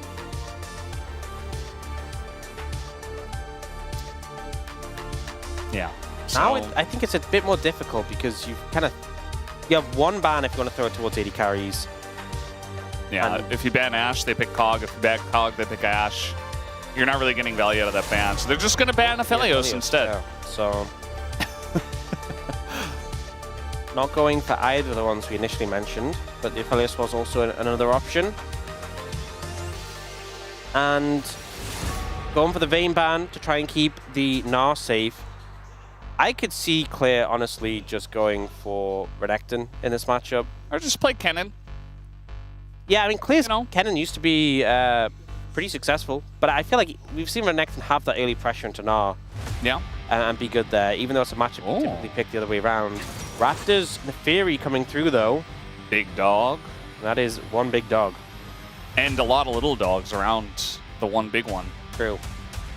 Now, seeing what options they're going to select for AD carry and for mid. Cassiopeia, pretty strong in terms of lane pressure right now with the added power of the Blackfire. Ox, who could have seen this coming? Even. Wow, yeah, they can just pick Kog'Maw. It's crazy they left that through the second rotation and they just get away with it. You know, that BNK4X just don't ban the Kog'Maw. That's insane to me. I'm glad they picked it, but it's insane that they didn't ban it. And Scout comes out with a Galio, which I feel like is a little risky into the Cassiopeia. You're obviously looking to have that roam pressure, but you can just get melted down in lane. I think you're kind of hoping the Cassio runs out of mana before you run out of health, in the early levels at least. Yeah, and then obviously there's a lot of synergy with the Nocturne and the Kog'Maw. even the Gnar as well. Thinking about an Olaf. Oh, looking for something more interesting than just the Renekton. You know what? Fair play. I'm so used to just these trade-offs in the LCK where it's like, oh, you pick this, I must pick this. This is the meta. Yeah. We don't branch out. But BMK FairX saying no, we'll actually pick the Olaf. There's a lot of CC on the enemy team. He does not care for it. The Milio buff as well syncs up well with him. And this might be an orange buff game. Neferi Olaf, if I'm playing those, I'm going to try kill that Gnar as much as possible. Especially if you can pull it off without Sponge and Scout moving over. To me, this feels like Nongshim going for the global mid-jungle to try and really play around that bot lane and ensure Diablo and Plata have a great time on pressure by the jungle. And the Gnar just felt like, yeah, we'll just pick a safe blind, but now you've been put in a position where you're pressured. You might get targeted, and we'll see if they're able to pull that off. Yeah. I mean, you weren't going to get last pick anyway, so I suppose that's why they do go for that safe blind, but it just feels very ineffective. And, you know, the thing about this composition from Nongshim is that it really needs everybody to be on the same page. It's not a difficult one to play, but everybody needs to kind of be playing, you know, using their ultimates in tandem with each other. The Nocturne goes in, the Galio goes in, everybody's on the same page. Nongshim haven't shown that as a team, so we really need to see them do that here as we hop onto the Rift for game number 2.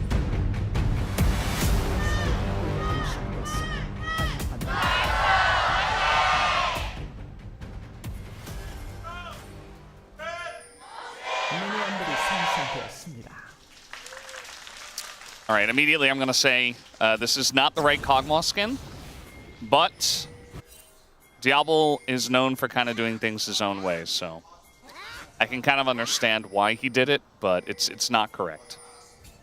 I don't know, I kind of like the Monarch skin. It's a bit of a classic. This was the OG Kog'Maw skin we used to see quite a lot back in the day when Kog Lulu was very popular. Yeah, and then Pugmon came out, and there was no other option. As they are going to go in and do a bunch of damage. Just normal level 1 things we see nowadays. Yeah, they kind of started the trade, and then Taeyun finished the trade. And that might happen again. Flash forward. Diablo, in a bunch of trouble, is going to have to flash away from Taeyun, who flashed on him. And immediately, Diablo and Plata do not have much pressure in this lane. Yeah, I think overestimating their power at level 1. The big thing here is that they don't have the shield from the Lulu. They have the Glitter Lance, and a lot of the power of Kog Lulu, I don't know if you know this, but it comes from shielding the Kog'Maw so he gets picks to back up his auto attacks. They didn't do that, and obviously struggled massively in these trades. Taeyun and Cullen fishing. We definitely backed. Yeah, there's a ward in the third brush. Oh, Plata. Oh, Plata. Yeah, he is going to get hit by that one, be forced to flash away, and now Diablo's like, well, I was going to back, but now I can't. And he's going to try to back again, but this is just going to get interrupted, I think. Okay, he's got shields. But that's barrier down now, and this bottom lane already is not looking very good for Nongshim. Yeah. I'll be honest, just misplaying it. Just not playing the lane how it should be. You need a shield onto the Kog'Maw, and you should really be waiting for level 2. Level 3 as well is super strong for the Kog Lulu. You know, you get access to Polymorph, you have the Glitter Lance slow, and you have the shield. But definitely level 2 they should have waited for before going so aggressive. Yeah, not having a good time already, and they're down barrier compared to Taeyun, so a lot of pressure there. Mid lane going about how you would expect. The Galio getting chunked out by the Cassiopeia, but Raptor survived. Yeah, they have no flashes, by the way. Yeah, Slurkle's going to come out, though, and immediately Diablo and Plata are kind of already put on the back foot. And obviously no ults yet for Raptor, so it's going to be hard to kind of get on top of those two. So he's just going to back. Just kidding, he's going to stay. I mean, are they expecting Sponge to gank here? Because, I mean, maybe you can set something up. Plata is still level 2. Slurkle not going to land. This is just one of those timings where I feel like a jungler can spend however long here. You know, the camps are respawning on the top side. You don't have anything really to do, so offering the cover for his bot lane, and if something happened, then could potentially set up a play. not the end of the world. Looks like top lane's going just about as you would expect it. Although Kingen hasn't been ganked yet, so we'll have to wait and see when that does happen. I guess there's potential in the future. Clear doesn't have TP, and he was backing, but he's going to stick around in the lane now. And they're still pushing forward into this. I mean, eventually your W runs out as well. This Lurkle is there, and Diablo and Pleta both still don't have flash. Yeah, gotta respect the fact that Taeyeon has barrier advantage, but also, you know, the cooldown of the Milio W is pretty long. I think once you force that, you can kind of disengage. There's a lot of trading power back to Taeyeon. And it feels like things not going so hot for the Nongshim bot lane here. Yeah, and they really need their Kog'Maw to be doing things, to be somewhat fed in this game. Can't fall too far behind because really is the crux of the composition. It's not exactly like protect the Kog'Maw and he's the only source of damage, but he will be the main source, obviously.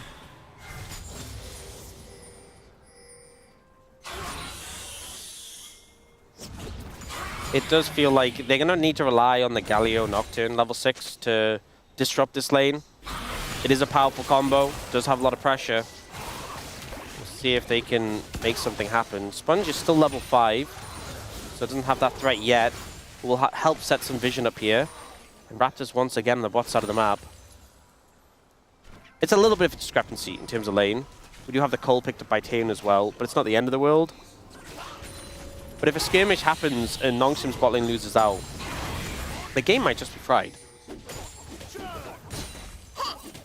Yeah, you can't really afford to fall too far behind. I mean, Kingen is being pushed in on repeat, mid lane is being pushed in on repeat, and bot lane is losing. So, as Nongshim, I mean, if they get this Drake, this is a nice timing for them to say, okay, we'll get this Drake, back away, and hopefully not have to fight for the objective the next time around. At least they get that stacking. Much earlier than the Drake's last game, which were pretty late in coming through. Chemtech Dragon seconds, no Chemtech Soul.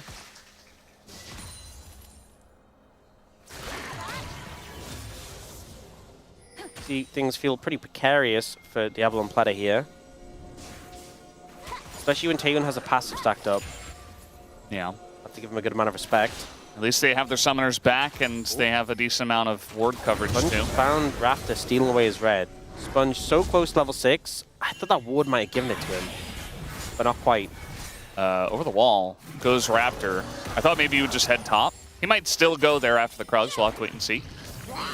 As, yeah, going very aggressive here as Kingen is about to hit that Meganar, and now Sponge is level 6, looking to come on over here. Clear going to have to pull the trigger on this one. Has his Nefiri nearby, but that is Meganar, as now the flash away. In he goes again, back to his Nefiri, as now Raptor is in the thick of things, but the Galio comes in, gets interrupted, but it does not matter, as Raptor will fall. It's 2 kills to Sponge just like that. Already, this game is going far, far better for Sponge than game 1. Managing to pick up 2 kills there in the play, the global pressure of the Nocturne being felt, was a little bit dicey at times, but BK Fearax not able to deal with the threat of the Nocturne in those extended fights. And we see Kingen has Boots of Swiftness, so are able to chase Clear down, able to provide that threat. They dive in on him, but you know, some abilities missed there. Sponge not getting the value of the spell shield. But Raptor commits his damage on a Kingen super close to taking him down, but not getting the reset on the Fury is so big, because the second ult charge gives you a big shield as well. And as soon as Kingen survives with the flash away, Raptor just knows he's cooked. Yeah, Clear, I mean, you're talking about abilities miss. He missed a couple of those undertows. And I guess he threw them under their toes. I guess he did. You know, Nocturne kind of just floats around. Yeah. Gnar, though, is very much like... Doesn't really have toes, to be honest. Yeah. I mean, he might. Is Nocturne like a ghost? In that one skin, he is. Kind of like a specter. Yeah. I don't really know what he is, but I do know if the MMO ever does come out that all the edgy kids will play. He's a spooky guy, that's what we know. Will play the Nocturne thing. But do you think in the MMO you'll be able to play as a champion? No, I mean, you know, maybe something like Nocturne might be playable. Maybe it's a little bit... It'll be like a Nocturne class. Yeah, well... Okay, this is definitely the ghost skin, though. If we're talking about Nocturne being a ghost, this is the ghost skin. The spooky Halloween one. Yeah. With the bed sheet. Yeah, I mean, that kind of indicates he's not a real ghost. But I don't know. All right, Ghost Police. Okay, they're going to go in. There's the combo as the Wild Growth is going to get in on a Taehoon who is just being hounded down by, funnily enough, not the Hound, just the Nocturne. Here comes Scout as he says hello. It doesn't really do a whole lot as there's the combo from Nongshim, and I mean, they're getting a lot of work done here in this early game. Yeah, this is the pressure we need. This is Nongshim using those globals. I mean, at least one of them, and then the TP. Just apply pressure to the bot lane. 3-0 now for Sponge. Feels really good. Already has that Hex play online. We'll have a bunch of Ultima Hunter stacks as well, so that ult's going to be very short cooldown. They're just going for the play. Raptor's here. Ends up moving in, but doesn't really contribute much to the fight. He goes for Sponge here. I mean, Diablo has summoners, but he was like the lower health target. But I think he just kind of wanted to disengage from the play. They were already on the back foot. Scout coming in. Ensure they weren't able to make anything off it.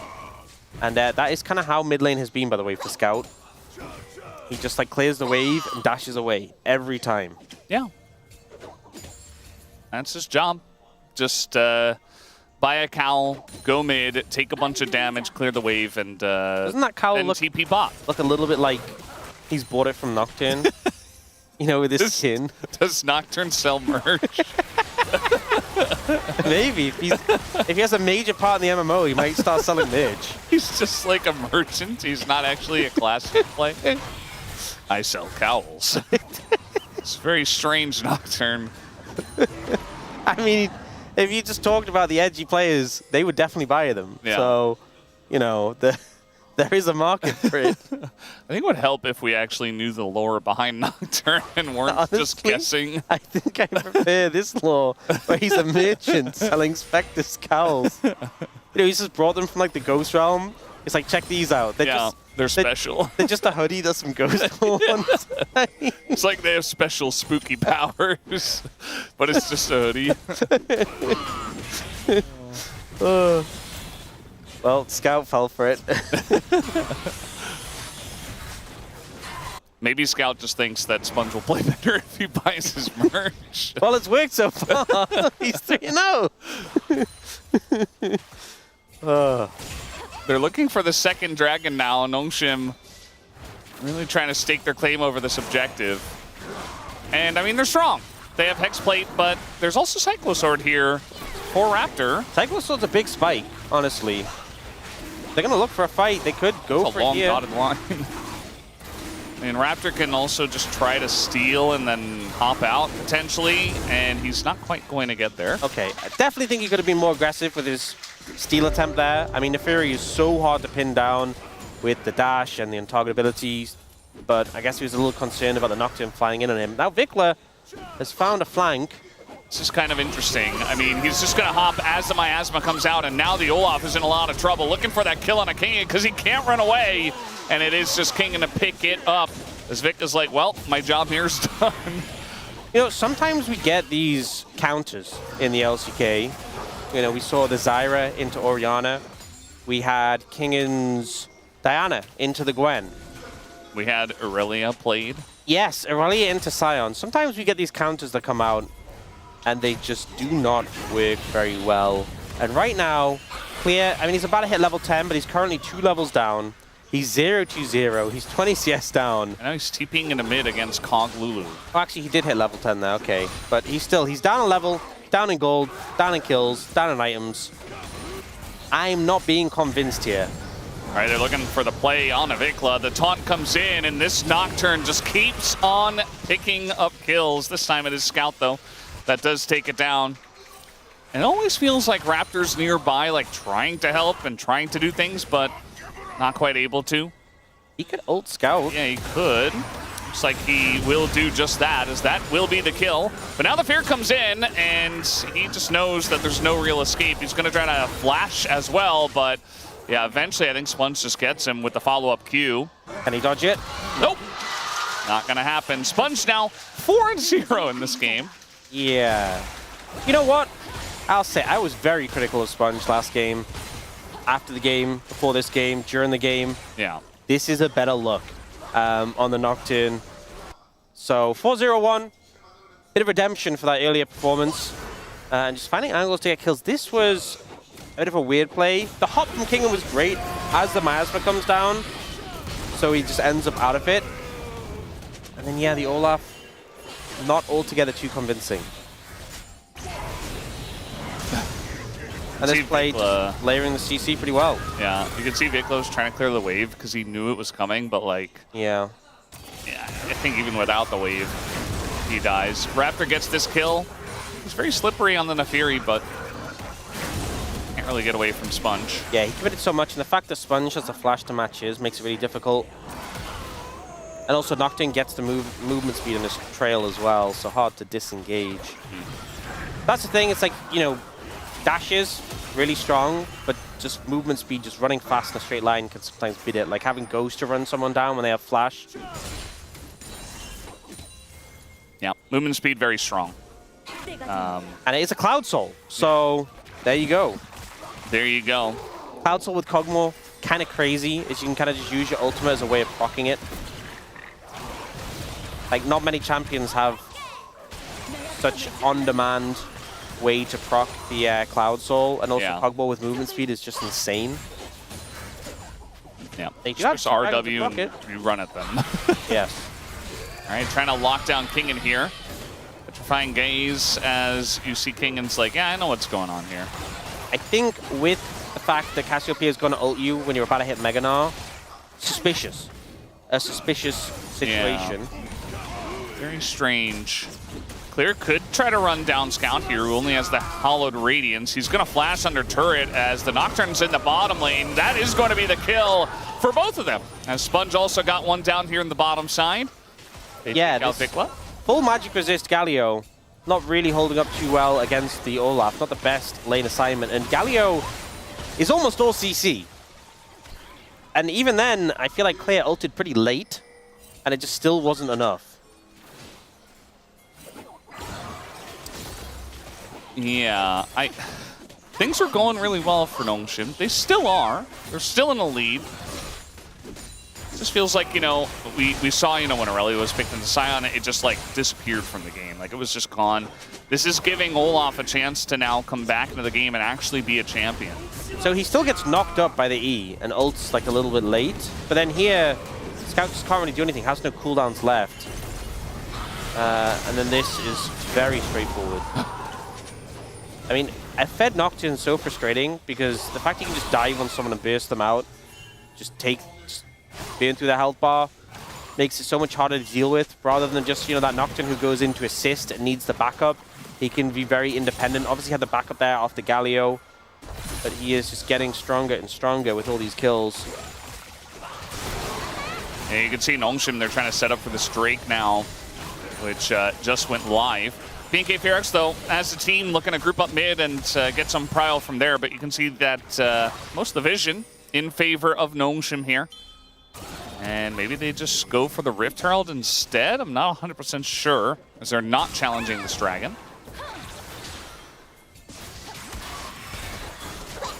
They're just going to all hang out mid and have some tea. Sounds like a good time. Yeah. Herald up and available. They want to lean towards it. Don't think Nongshim desperately need to prioritize it. I mean, getting the third dragon puts them in a really great spot. They can kind of just slow play this game from here and lean towards the soul. But still having all that agency from Sponge being fed in this Nocturne means BNK Ferox have to be a little bit hesitant when they make plays. They're the ones moving over to the Herald and starting this. Sponge just reset and picked up his second item. That's a Nocturne, so he can get back here pretty quickly. Not sure he'll be in time for the Herald, but I think Nongshim are kind of a little bit whatever about it. Diablo and Pleta just pushing mid, and it doesn't look like they're going to be punished really at all. And much like Nongshim just kind of took the Drake for free, it does look like BNK Ferox are just able to get that objective for free, the Rift Heralds. Yeah, do you see King getting some pressure on the bot side in return? Picks up that tower. And I think we'll see what BNK4X can do with the Herald. You really need to win this next Dragon fight, so maybe it ends up being a combat Herald. Although they did take it quite a bit before the Dragon. Most gold in the game goes to Sponge. And it really does feel like the chronicler adage of Sponge, where either he's totally useless or he's taking over the game, is really coming true, at least in this series. I wouldn't say that it's come true recently, but in this one it is very apparent, especially from game 1 to game 2. So really a lot does hinge on Sponge for now. He's very powerful. It's going to kind of bridge the gap for Diablo to pick up his next couple of items, just the strength of the Nocturne and the fact that they were able to utilize it to get a lot of these early Drakes. Yeah, I think they're probably just going to throw the Herald down mid because, unfortunately, the Eye is going to, I believe, time out before the Dragon even spawns in. So, kind of hard to force a fight to make the Combat Herald get used. So a lot of keeps putting up pressure in these side lanes. You know, we saw Scout obviously struggling against the Olaf, but Kingen is pretty far ahead. Having a good time. Yeah. Yeah, Kingen and Mininar with no rage built up, and Claire walks up to him and just knows he can't do anything. Not a good spot to be in for the Olaf. That's another tower picked up by the Gnar. Pretty sizable lead right now. I think it's going to come down to the next team fight in 2 minutes. We have 2-item spike from Taeyun with the Kraken Slayer and the Fiendish Bolts. So a good spike for this Yanara. Yeah, he's going to be spiking. Our junglers both already have a couple of items. Got the Serpent's Fang here from Raptor. I mean, pretty good value into the Lulu. There's also Sterak's from Kingen.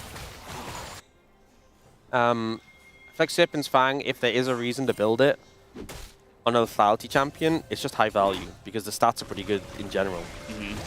And the shielding it can reduce is crazy. There's kind of freezing the wave up in the top lane, where he was for a moment there. Kind of difficult to do with the Strikebreaker as Olaf, but he was keeping it in front of his turret for just a moment. And Raptor's like, man, I gotta try to help you get through your lane against the Gnar, but also the rest of the team needs me. Because at this moment, it really feels like he's, you know, even though Raptor's very far behind Sponge, he's like kind of the one guy who's got a couple items and can make things happen.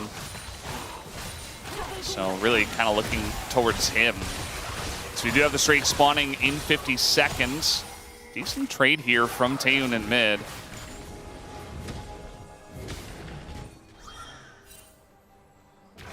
$40. Diablo taking some heavy trades on the losing end of that, to be honest. And the Oblivion Orb from the Emilio helping to apply the Grievous Runes. Not a ton of healing on Diablo, but yeah, 27 seconds. Both AD carriers capable of pumping out a ton of damage, but I think Sponge is the major threat right now. Can BNK4X deal with him, peel him? We just had 2 items picked up. The Seraphs picked up the Cassiopeia, fully stacked. The Hex play for Olaf, a big spike as well. Both teams heavily contesting this mid-prio. And Kingen getting chunked pretty hard by the Neferi. Oh, they're just going. Okay. They're going to get the flash out of Cassiopeia, but I mean, the Paranoia is going to be down. Yeah, this is a good trade for BNK4X. Even though the flash is longer cooldown, when we think about this singular fight, Paranoia is higher value than the Cassiopeia flash. That being said, the Paranoia is pretty short cooldown. It's not going to be up in time, though. Yeah. So but the Combat Herald actually lasted long enough. I thought it was less time than Lasts pretty long. And you can see some chunking out already happening. Scout just getting ready to ult into the fight. As Raptor's like, here I go. Not the highest value. Yeah, he went, and now he has to flash over the wall to try to get the smite, and he will be able to as the Miasma gonna zone Sponge out pretty well. The Galio ult does come in. By the way, Kingen is dead. He is the first one to go down. Also Sponge very low. Taunt going to be used. Doesn't hit anyone, and now Raptors looking to get in there. But has to be a little bit careful. 4 members of Gnome all grouped up. But maybe looking for Sponge, that would be a very excellent shutdown. As he gets in, he gets out, as the big dog does. But that is going to be the flash away from Sponge. Bit of a weird one, I'll be honest. The Dragon's picked up by BFX, which is huge. We see Kingen getting kind of shredded by Vikla. But the... yeah, I think he... okay, 1 hit. Okay. He's dead. This has certainly been a bit of a strange game.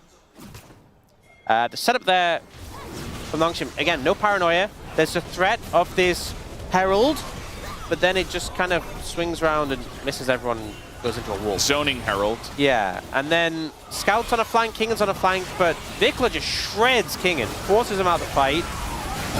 Scout kind of just leaves, then ults in, but it wasn't ulting in on an engage, it was just ulting in on a retreat, so... Yeah. And now they're starting Baron.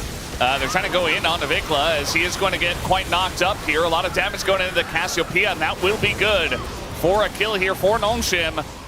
Taeyun is trying to frontline, but Diablo does a good job of trading that back. Diablo pretty low himself, but he has barrier. Scout now on the flank.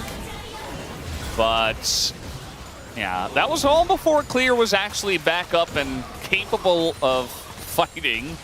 Now we're kind of seeing the long-term payoff of burning the flash on Vikla. You know, in the short term, not having the paranoia for that previous fight definitely hit Nongshim pretty hard. But here, Vikla not having the flash makes him a vulnerable target. But you see Raptor secure in the Scuttle Crab, so limited vision from Nongshim in the area. He's looking for more, though. Yeah, this is the thing about Raptor. Again, he was down versus Sponge. But he still has the capability to make waves on this Nefiri, especially before the AD carries really take over the game in terms of damage. As this is pressing all their buttons on Vikla. Yep, able to pick him apart here. Not much you can do to escape the Nocturne into the Lulu combo with the ultimate, and then Scout buys time for the rest of them to follow up.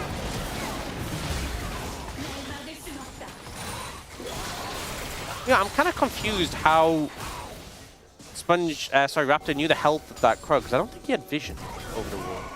I didn't think he had vision. Yeah. It didn't look like he did. Yeah, just a crazy guess. Who knows? Anyway, see Nongshim trying to push up in the mid lane. Cassiopeia still down flash, but keeping this mid tower alive gives her so much as play around, being in a defensive position. After doing a lot of damage with that Q. Yeah.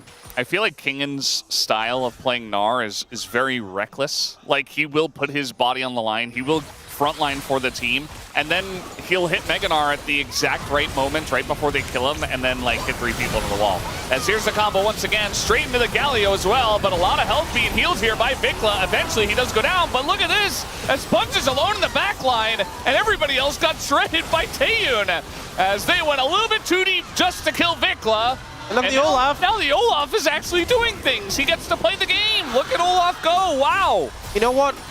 Perhaps I judged too soon on the Olaf. Claire bouncing back in a big way in this team fight. And Nongshim, a game that looked like they had everything in their hands, suddenly falls apart. A big factor here is the tower being available behind them. So they engage like this onto the Cassiopeia. The layered CC doesn't give much chance for Vikla to function. But the problem is Sponge then goes aggressive on Taeyun, and Taeyun just retreats to the tower, and Sponge can't chase any further, ends up getting shredded down. The Olaf just runs through. A Lulu and a Galio into Olaf is a nightmare scenario. Yeah. Like, you offer CC, and he does not care.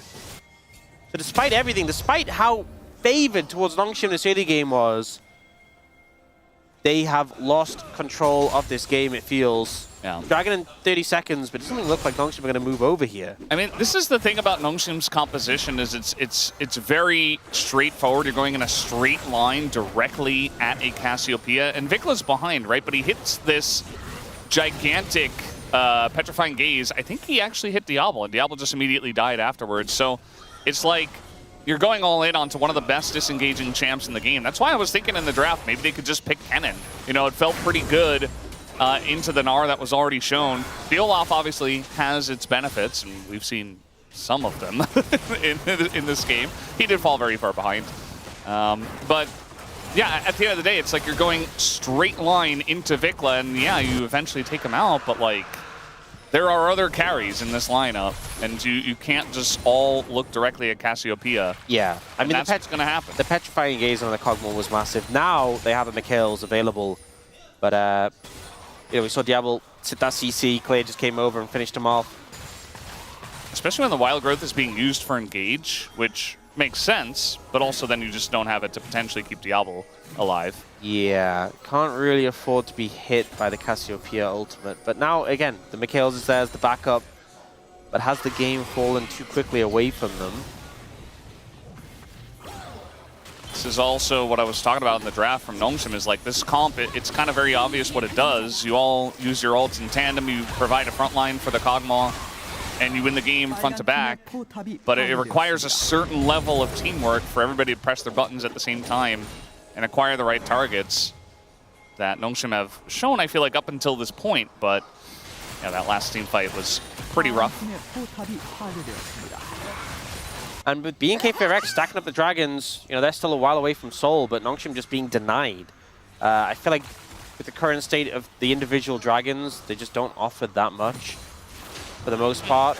Oh, nice Wild Growth from Pleta will disrupt Raptor's ultimate, so he's not a threat. But yeah, I feel like the individual dragons just don't offer too much, so being 3 out of 4, it only matters if you get the 4. Yeah, it's very true. The individual Drakes themselves not going to be a huge difference maker. And all of a sudden, just like that, I mean, one big team fight into a Baron. BNK FairX mainly in the lead here. There are definitely still ways for Nongshim to press their buttons even from behind. But definitely not going to be as easy as it may have been. We're going to try to siege this turret with the last dying seconds. King's got Mega, they might just go. Gotta try something. Well, maybe not that. As he went, but nobody followed, and he went out. When I said they might just go, I did think it would be Nongshim as a whole, not just Kingen. Another problem is they don't have any deep wards behind them, so I feel like a Galio TP flank would be pretty good. But that's not an option. You can't just manifest a ward behind them. Yeah. It feels like sometimes when teams are in slumps, it feels like when you're very far ahead and you want to all dive the fountain at once, and it's all a joke, and like maybe one guy goes and he gets kind of baited out. But actually this is in the bad way where, yeah, Kingen like kind of gets baited out into going in, but nobody follows because the teamwork just isn't there. Yeah. You don't have that belief in your teammates that everybody's going to be on the same page. And kind of that trust issue, not being able to make those trust falls, can really hurt the team. Gotta be decisive. I think that's what our top teams do far more and far better than some of our weaker teams, is just being decisive about the plays they make. Even like a bad call, I mean, I don't know about a bad call, but even like a mediocre call done as a team and done decisively can just outdo trying to figure out what the best case scenario is and then not actually doing anything. Yeah. And I think Nongshim patiently waiting for that chance. But if the game keeps going in this direction, you might just not get a chance. You have to make something happen. It's a minute 20 on both Dragon and Baron. Once again, going to be a potential soul for Nongshim, but a big team fight win could lead to the Baron as well. Will they make something happen? Will they start the fight, find the angle? Yeah, it feels pretty difficult to do so. I mean, I feel like Kingen's always been present with a Narbar ready to go, but actually have to go together. I think that BNK FairX are doing a good job of just pushing all the waves in and making sure they have a lot of map control and utilize this lead that they have right before the objectives spawn. 45 seconds. No wards at all really towards the Dragon Pit. Pleta gets one down in that brush, but very difficult for him to push in solo. It looks like they've just given it again. At some point, they need to find a fight. I mean, maybe at least they can push in as a team and take some Baron vision as this is happening. I mean, one individual Drake isn't going to be the end of the world, but you are right. They do have to do something, and they have pushed in towards the Baron area. Yeah, I agree with the one individual Drake not being that meaningful, but they have given over the last two. This will be a third. Yes, true. Eventually, dragons do become relevant. All right, they've heard you. Okay, they're moving over. Nongshim are ready to go. Diablo's frontlining takes a big chunk of damage. Yeah, the Cassiopeia is so scary to deal with. I mean, that was like 1 Q and 1 E. It wasn't even like a crazy rotation. Diablo does have a lot of shields and stuff like that, so surely he'll be okay, right? He's already taken a lot of damage. Sponge goes in, he's got the Galio, and there's the follow-up. We do not have an R-bar right now, so the timing not exactly ideal. Going down should be Diablo at this point, as in goes the Olaf, and out goes the Olaf. Zoning Olaf, good job, Olaf. Taeyu now, he's got that front line, he's pushing forward. They took out Sponge, and now the rest of the Nongshim is just on the escape. Raptor here on the side, they get the taunt down onto Taeyu, who gets extremely low but still stays alive, as nobody's really able to follow up after the fact. And Scout's like, wow. Wait, Clear's back. Yeah, Clear actually TP's back into the play with that long TP timer that he's got, and he's able to get the kill on the Scout. They just get cleaned up. Dragon secured by BNK FearX, and now even in kills, 5,000 gold up. Nongshim with a pretty half-hearted attempt at that fight, and BNK FearX just cut them into pieces. The Diablo's trying to get poked down, but he's against an 80 carry and a Cassiopeia. Very hard to win that. And then Sponge ults in at like 20% HP. Raptor just hops over and finishes him off. Vikla flashes out of the CC from the Galio. And it's like, okay. Diablo's getting chunked and run down by Olaf. Sponge is alone in the middle of 4. And then it just comes to the chase down, and that's Baron. Okay, well, nice try by Sponge. Honestly, I think you do kind of have to send this, especially because there's no, other objective that they can get while he's down. Yeah, a little bit late, unfortunately. Yeah. Contest that one. Game 1, there was definitely some frustrations, and it's a pretty poor jungle performance, but this game started so well for Nongshim. It's almost more frustrating because of that. Yeah. They've really struggled to maintain any sort of semblance of lead they've had earlier. Now are just firmly out of the driver's seat. Not even in the car anymore. They've been left on the roadside. Yeah. In the dust. Nobody and nothing in sight. Yeah, it just feels like this is one of the frustrations you run into when you're a slumping team, where it just feels like nothing is going right. We know that the individual parts and even the parts together are better than this. We've seen it. But we're not seeing it currently. So BNK FearX, some struggles for them. Wasn't the cleanness way to make their way to a potential victory here if they end up cleaning up this game. But a win's a win, I suppose, if they do get it. Clear's on the flank. He's looking to be zoning Olaf again. It's been very fun to watch him try to have an impact on this game. Bit of poke being traded between the two of them. And I feel like Diablo's realized that, okay, I can't quite position as aggressively as I was before. Or I thought he realized it, and now he's going to position aggressively once again. Trying to get those autos in, but so far behind. Oh, going in. Going in and going out. He dies like so quickly now. It's kind of incredible. I think the Nocturne is kind of expired in this game, unfortunately. I think the game might have expired. Yeah. It is what it is, as they say. It was us thinking this might be a 6-game day. Nongshim really made the early game competitive, this one, but oh, there's a TP behind them. King in with GA and Megadar to come in. He's going to get chunked out big time. Doesn't do a whole lot. Lands a stun on a Vikla, and that's about it. And Vikla and Clear, actually, just going to run forward and actually get a bunch of damage done onto Diablo. Zone him away as they look to try to end this game.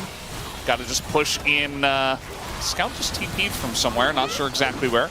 Diablo trying to get in there, not even able to take out Vikla, and that is going to be the end of this series. BNK FearX do pick up the 2-0 tonight over Nongshim.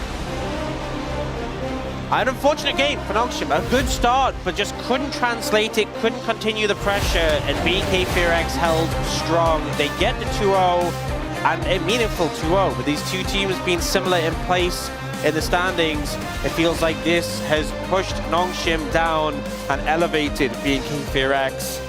The fact that it's +2 game score for one team, -2 for the other, really just expands that advantage over them. And Nongshim, bit of a struggle, not seeing the results they wanted. Yeah, it really does hurt to watch them continue kind of, stumbling here and there. BNK FearX, though, able to pick up their 5th victory after this one. Both teams were 4-9. As we get the muscles, the guns are out once again for Vikla. Big Cassiopeia game here. He started off 0-2, really struggled early on. Oh, throws out the Nongshim, brings in the BNK FearX, scratches the head. He's like, huh? You what? You know what? Hell yeah. Taeyun said, we won the trade. And I feel like, we often talk about the sentiment behind series. I think that says it all. Yeah. I mean, he had a great series. His Ezreal was excellent, ended, I think, like 8-1 and 8. And then obviously the Yunara was a lot more effective in this game than Diablo was able to be for one reason or another. And, he's feeling good about the way things have played out recently. And this is what I mean, the switch over, I feel like BNK FearX just look in a much better position than they were before. This was a team who just struggled extensively during the regular season. And, I'm not sure how much one player can make all the difference, but they just look so much more cohesive now. Even when things fell apart early in this game, able to bounce back in a big way. And Nongshim, honestly, just look disconnected, it feels. You can see them trying. I think Scout this series really tried. Really tried to make things happen, really tried to back up the plays of his teammates. Yeah. But it just felt like it was a real struggle here. Yeah, I mean, what more can you really do as Scout? I mean, he did his job excellently on the Galio, and obviously had a great Rice performance, 4 kills in the early game. But it was not enough individually. This is my favorite Olaf play. So Zane goes out. Shouts to Marcian, runs away. Yeah, Spanish just got one shot. Yeah. Planet was trying to move up to ult him and he just died before he could even blink. Yeah.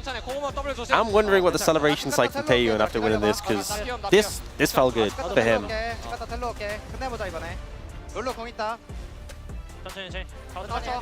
So a lot of the shot calling is actually Vikla.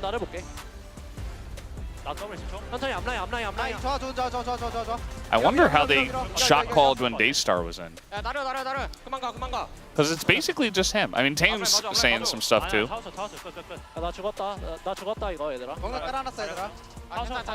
Yeah, being very vocal here. And that moment, taking down Diablo, surviving on such low HP. Does die to the passive, but the job's done. Taeyun with the biggest fist bump out of all of them. Yeah. And by far the most damage as well. I think there's some decent shouts out on BNK FearX, but Taeyun might just be him for POM. We'll see. Yeah, I feel like it's probably him. I would say, yeah, it's going to be him. Yeah, I think pretty deserved. I personally went for Vikla. I think he had a pretty great game 1. Almost solved the Cassiopeia, but I think Taeyun, they were winning out in the lane, bot lane. The Ezreal game was massive as well. And you know what? The celebration was fire. Give him some points for that too. Yeah. Taeyun now 3rd in POM standings. A team revitalized, I think, is what we're seeing here. One change, and they look back in form. And I think this series illustrated it more than any other. Yeah. BNK FearX, they even got that win over KT in the road to EWC. They lost to Gen G, but besides that, I mean, things are just looking up. They got the win against KT here at the LCK as well. So, yeah, still not the best record. I think they're at 5-9 right now, but, you can start off slow and then begin to build up. There have been other seasons where other teams have done that. If they keep picking up wins, they're definitely in contention to go for the road to MSI slot. The Legend Group spot might be a bit trickier, but still possible. They just got to keep trying. And again, the score carries over to the Legend and Rise group. So even if you don't make it to where you want to be, every win is contributing towards the end of season, seeding into the playoffs. So these wins are a pretty big deal. Yeah, just a lot of momentum behind the team right now, and really feels good to see them performing where we expected them to perform. Even when they did have Diablo, we expected more out of the team as well. And it just wasn't meant to be, I suppose. As Taeyoon comes in, and here he is again. I think this is his third POM since becoming a BNK FearX player. Kind of crazy. Which is just crazy. Yeah. I think every time they've won since he came in, he has been the POM. So this is the Taeyoon we've always been looking for. It's the one they had over in the LPL, and we were like, oh, we're getting Taeyoon back. He's great now. Took a little while, but here he is. As we are going to hand it over to Deer for the translation of the interview. Thank you very much, guys. This is Deer for the POM interview translation, joined by Taeyoon on the side of BNK FearX. 정말 소중하게 생각하고 있는데 뭐 손으로 들고 계셔도 좋을 것 같고요. 네, You can just go ahead and hold your mascot with your hand. 상대로 2대0 완승을 거두게 됐고요. It was such a clean 2-0 against Nongshim, and you actually got 3 POMs in a row. How do you feel? Of course, I came here with the mindset that I will win no matter what. And I mean, yeah, given the opponent, I just had to win. And I was just too busy thinking of what to do for my ceremony. You know, with the mid-season trade, so many people were excited for today's match. So against Nongshim, what mindset did you prepare with? I think I had a clear concept today. So I think the mindset was, let me show you who you abandoned. You know, I feel like the results are showing. I feel like we're going up and Nongshim is on a downward trajectory. So I just feel like it was just time to show them and give them a taste of their own medicine. 네, 1세트 한번 경기를 되돌아보겠습니다. Let's talk about game 1. And we're really curious about the Nami pick. This is actually the first time Kellen played her. So with that Ezreal Nami comp, what role were you responsible for in the comp? Yeah, I didn't know that Kellen was playing Nami for the first time, and it just felt like it was really going well when we tried to sync up with him. I just expected the laning phase to be a little difficult, but it went a lot smoothly than I expected. Honestly, it was really good because I feel like we were just on the same page, and we have such good chemistry by far. And with the Yunara versus Kog'Maw matchup, it looks like you ended up going with the Gluttonous Boots. So what are your thoughts on the matchup? I think we were definitely looking forward to actually expecting this matchup to come up, but I think because we were so well prepared and really seeing it coming, it was actually a lot easier than I thought it would go. And in game 2, with the Nocturne getting fed and becoming a threat, it wasn't an easy game, but what was the tipping point here? Yeah, the top jungle in the early 2v2, we lost, and then it followed up with the 3v3 in the bot lane when we lost, so it just, you know, maybe a little bit of a taunt to say this, but I know that Nongshim isn't exactly going to do well during the late game, so I just knew that as long as we play it out slowly, we would be able to win in the end. And with today's victory, BFX will be on Lolly Night. And Clear and Vikla will be featured. Honestly, to be speaking, you know, after winning against Nongshim, I wanted to be on Lonely Night instead. But I'm sure there's a lot that you can look forward to. I mean, maybe you can just come out. Well, actually, tomorrow's my break. Oh, maybe we should review this and check it out to see if we can invite you instead. There are so many fans on site. Did you hear your fans shouting for you? Yeah, they were really loud. And especially your mother says she wasn't able to sleep since yesterday. So any word for your mother and your fans? Well, actually, for myself, I slept really well, so I'm not sure why my mom was not able to. So I hope that she gets good sleep tonight. Honestly, I just want to say nice. And since you transferred to FearX, you have gotten all 3 POMs. We're really looking forward to your continued success. Anything you would like to say to yourself? And there's going to be Legend and Rise group, but there's also Road to MSI waiting for us.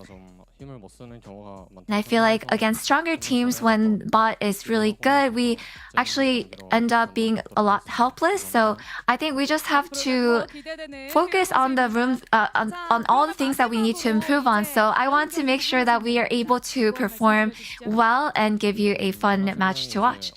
And your next opponent is HLE. So what would you like to say about that? HLE is honestly on a really good momentum with their win streak, and they're really good. So I think I just have to keep up my mindset. I just want to go ahead and continue having my POM interviews. I'll do my best. And that's all from Taeyoon, and back to the desk. Thank you. Thank you very much, dear. As what a ceremony. There was one big storyline that came through. Maybe there were players that played better, but there was only going to be one person winning the POM if it was BNK FearX. It is Taeyoon, and he's already got my vote for celebration of the week, the best ceremony of the first half of the season of the spring. It's 8 out of 13 thanks to the help of the bottom line voters. But there it is. Like, oh my God! This is how you... I mean, this is how you do showmanship. This is it right here. That's how you do it. I'm full of dopamine right now. Like, it started from Genji T1 and now here. I don't know if I've ever, like, from this room, because we're not in the audience in this room. We're actually in a separate location, which you can actually come and see us if you're down at Lowell Park. I don't know if I've ever felt like a roar from the arena from here, which is, again, significantly far away, like I heard when he did that. That was like... Because not only are BNK fans losing it, but also Nongshim fans were like, "What? You can't do that!" It was intense. Yeah, there's delay, right? So if people that are outside, they watch on a delay, and there was a second scream when it finally showed up on the stream because of how epic that moment was. Taeyoon again getting the POM, BNK FearX getting the 2-0. Let's take a look at the comments here on how it all shook on up. Which one of y'all are going first? There it is. What did? What can I say? Like, you know, we all know what happened. We all know what happened. I don't need to explain. I'm just so happy that he got the POM. He deserves it. He deserves it. He deserves it. New home, same hyper carry. Taeyoon popping off has had such a great year. And I think even in some of his low points, I personally was saying, those who remember were telling me, no, you're wrong, Wolf. It's going to be way better this way for Nongshim. I think Nongshim had serious problems that were not his fault that he got blamed for. You send him to another squad, he gets unleashed. And he's looking so good right now here on BNK. Yeah, and again, in a back and forth game where it wasn't smooth sailing. Another game for game 1 where the Rise gets fed, game 2, the Nocturne gets fed. They're still able to rely on him. After a brief hiatus, the year of Vikla is back. A nice shout out here for Ox as, again, Vikla in terms of the gameplay. Maybe storyline coming into it, not as big. Gameplay, great game. Talked about his build. Also pumping out a lot of damage on the Cassiopeia in game 2. I got petrified when I saw Vikla in the eye. His petrifying gaze. Yeah. Shouldn't do that when he's playing Cass, Helios. That's not going to bode well for your return to pro play. Gogo saying in the top side of the map for clear, the lumberjack who destroyed Noodle Boy's house. Again, Sion just being so dominant here. Yeah, the TP flank, especially in the game 1, it was really impactful. And also the second game, Olaf. I think he kind of used the champion till the limit, and I think that was the reason why. My most favorite part about this comment, and this might just be some translator's license, but is that he said Noodle Boys. I don't know if we've ever heard the Korean side use our Noodle Boys moniker before.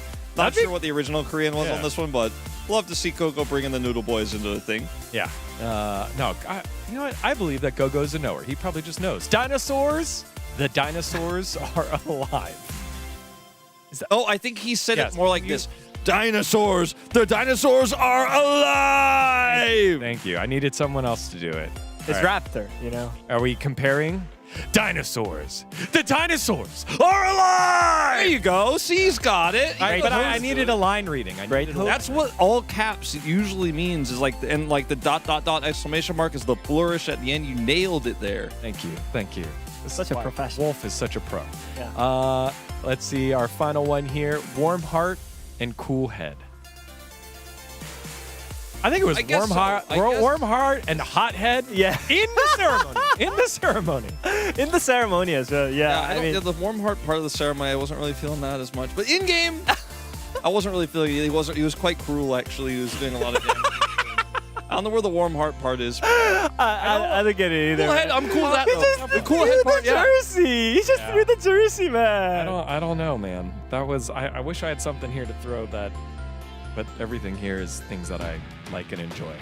As we take a look at the standings, Nongshim, they continue to fall a little bit further behind after their hot start. Remember, Meanwhile, bro's coming for Legend Group. Bro gonna be legends, Dion.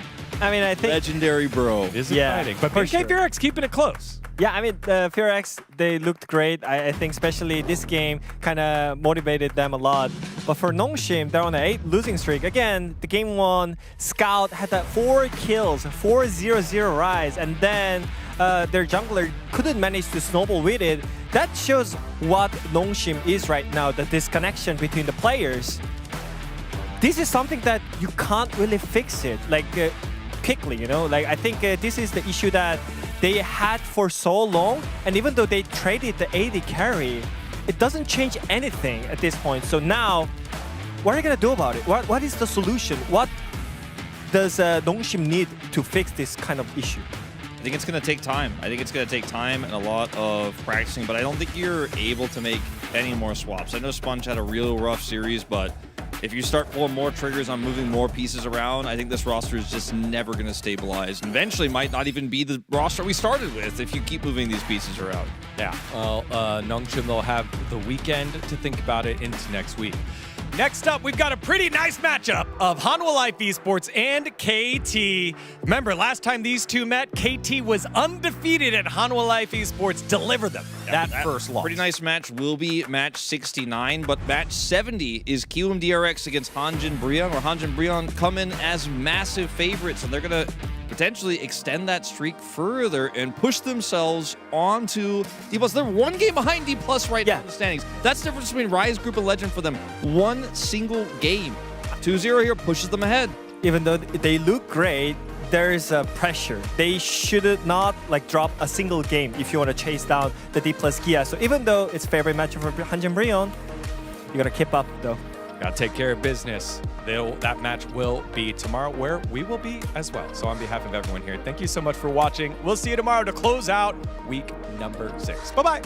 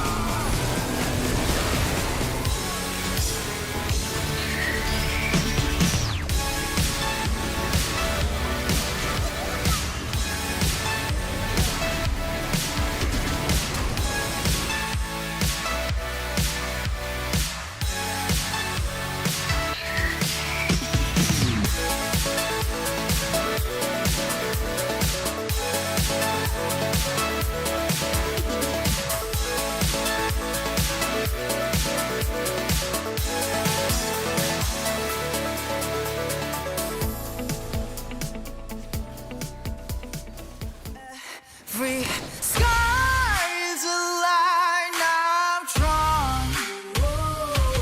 Every wall is a sign I've worn. I don't just win, I carve my name into the stone against a